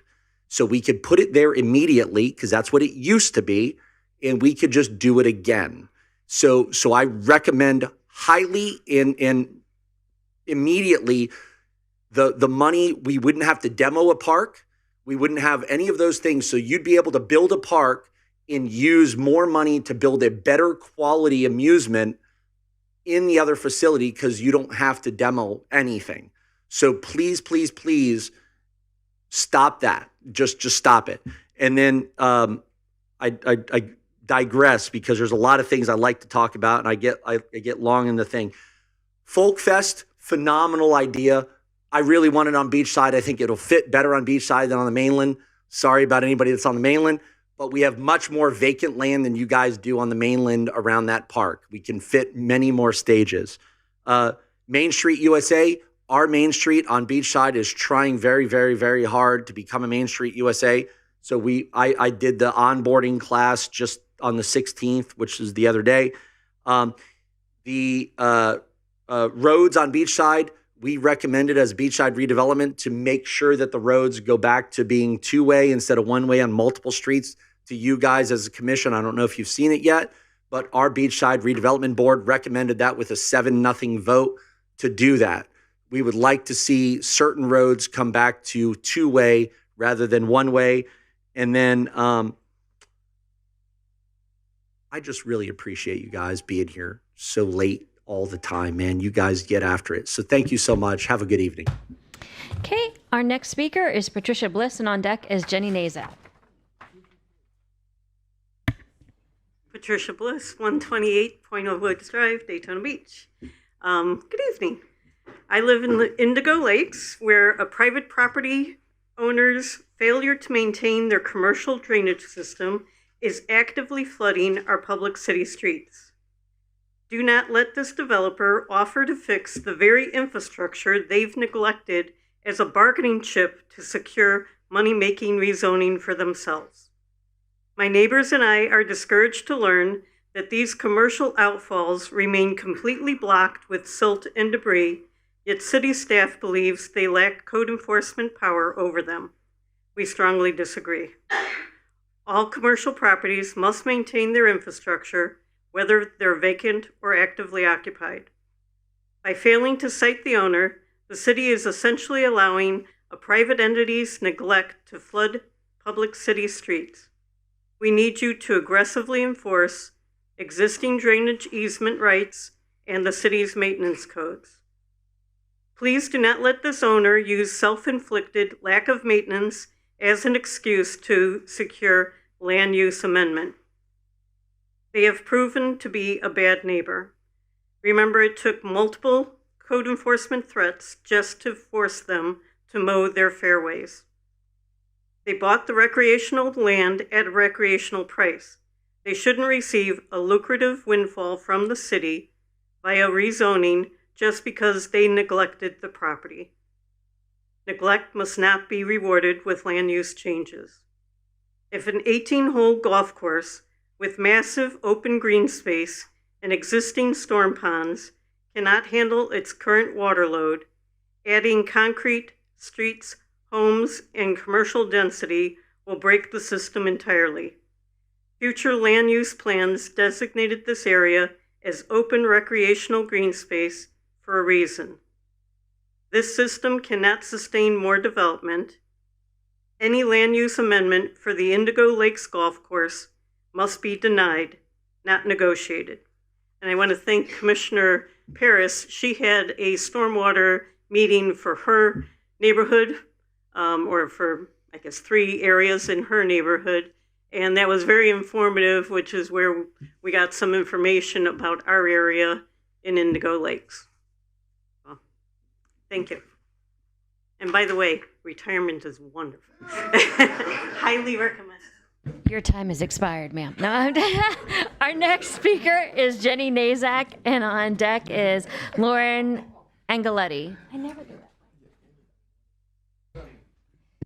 Jenny Nazak, 501 Harvey. I have come back from a kind of a long field trip to Texas. I was hanging out with friends and family, but also I was observing hydrology and ground zero of the flood that happened last year in Kerrville, where the water rose 30 feet in 45 minutes, and 130 people or more were killed, many of them children, at the camp.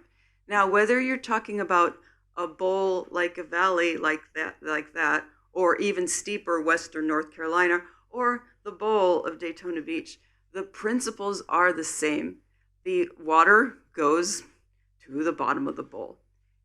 The places to stop the flooding are every single point along the slope.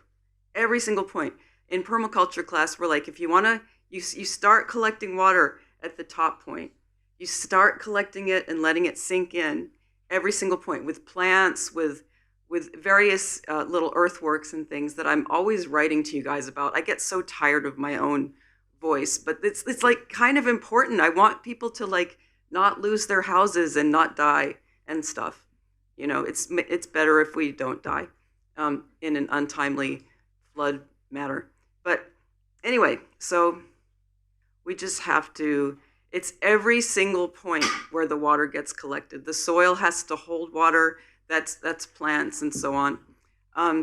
The splash pad thing, I'm dreading losing the splash pad from Breakers Park. It's already so blistering hot. I can't even imagine. I just can't. It makes me sad. One thing I saw that was neat on my field trip is in City of Round Rock, the city hall of the City of Round Rock has a splash pad in front of City Hall. And citizens are like using it as a beach. The kids are running around, the adults are sitting in their chairs, and it's like a mini beach in front of City Hall where people hang out. And maybe they even go to City Hall and do, hang out with their city officials. So I'm one of the few people I know who ever hang out under those trees outside. They're so beautiful. Of course, now the benches are gone. Person can't really sit there anymore. But what if there was a splash pad out there? That would be cool. Now, sorry I keep jumping around, but there's lots of important stuff. Benches, okay. I am going to be 64 years old. I am fairly in decent shape for a 64-year-old, but it's still wicked hard to like sit down and then like get up. Like there's just like about 40 pounds more than there used to be to lift up, and it's wicked hard, okay? So benches make life ever so much easier. Love you all. Peace. Okay, our final speaker tonight is Lauren, and pronounce your last name. I know it's hard. No, I'm sorry. And I don't have your handwriting. So I'm back today again about 501. I heard Ken brought it up in his speech. And I'm frustrated with it. So this time I put the dates and the times that I had to address it. So somebody went through and called code compliance and made a complaint. After this building was sitting as it was for 2 months, right next to the Daytona ground, which shocks me that nobody noticed it. So I come on Friday, I'm on my way to work. I just thought I'd drive by, see the beach a little bit, the south side of the building, every window, and I didn't have time to blow it up. This is my forte. To let you see that the south side of the building now has all window holes in it. And on my way to work, I called John Stemson. Here's my time that I called him. Got a hold of me, answered. I said, hello. Can you please check on this code and see how the case is? And he said, oh, Lauren, it just got done yesterday. I said, no, John, it got done. I went to the city meeting and somebody told me they called on it probably 2 days or a week before it. Within the time that I made this phone call at 12:42, he went out to the building and stopped work order on it. Okay, it took me my time, not what I do for a living, not something I want to do, but this building, I've driven by it and these windows are open. The man's very nice. He's from China, I think. And he informed me everything he's anticipating to do to the building. Okay, everything. And he also told me that if I wanted to rent from him, he had another building on 1033 Ridgewood and I could rent there. So I drove over to look at it. Come to find out, it didn't have any permits or coding or anything to do what he did there either. So when I told Mr. Stenson that's when he said, oh my goodness, let me look into it. And we've seen moving trucks moving in here. These windows are not closed. And this is a picture of the fire hydrant for it. It's not up to code. It's not even ready to be used, okay? And I'm sorry, Commissioner Strickland, I know you mean well, but I watch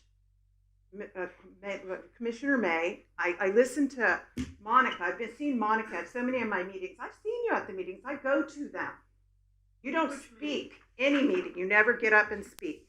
And the part I have trouble with, and I enjoy all of you, but I like the beach. I live here for the beach. I ride my bike on the beach. I bring my grandchildren to the beach. And I feel like Daytona Beach, we're spoiled. We have the best weather. That beach is gorgeous. Our sunrises are beautiful. Why do we ignore it? I mean, I was shocked when the woman talked in here last time about the pier. So I rode my bike down and I couldn't believe what she said was true. So all I'm saying to you, I get 3 minutes. I wait all night to do this. And I just want these things changed. They need to be changed. And I don't need to wait here till 11 o'clock at night to do this after I worked an 8-hour day. Because if I send this to an email to City Manager Fietcher, I don't get answer. If I send it to Commissioner Strickland, I don't get answer. So personally, that's where I'm at with it. And I've sent you a lot, City. I've sent you a lot. You could also send it to any of the other commissioners, and we're happy to follow it through. I just was trying my best. All I'm saying, trying my best. That was my final speaker, Mr. Mayor. Today. You were there? I was there. So you know.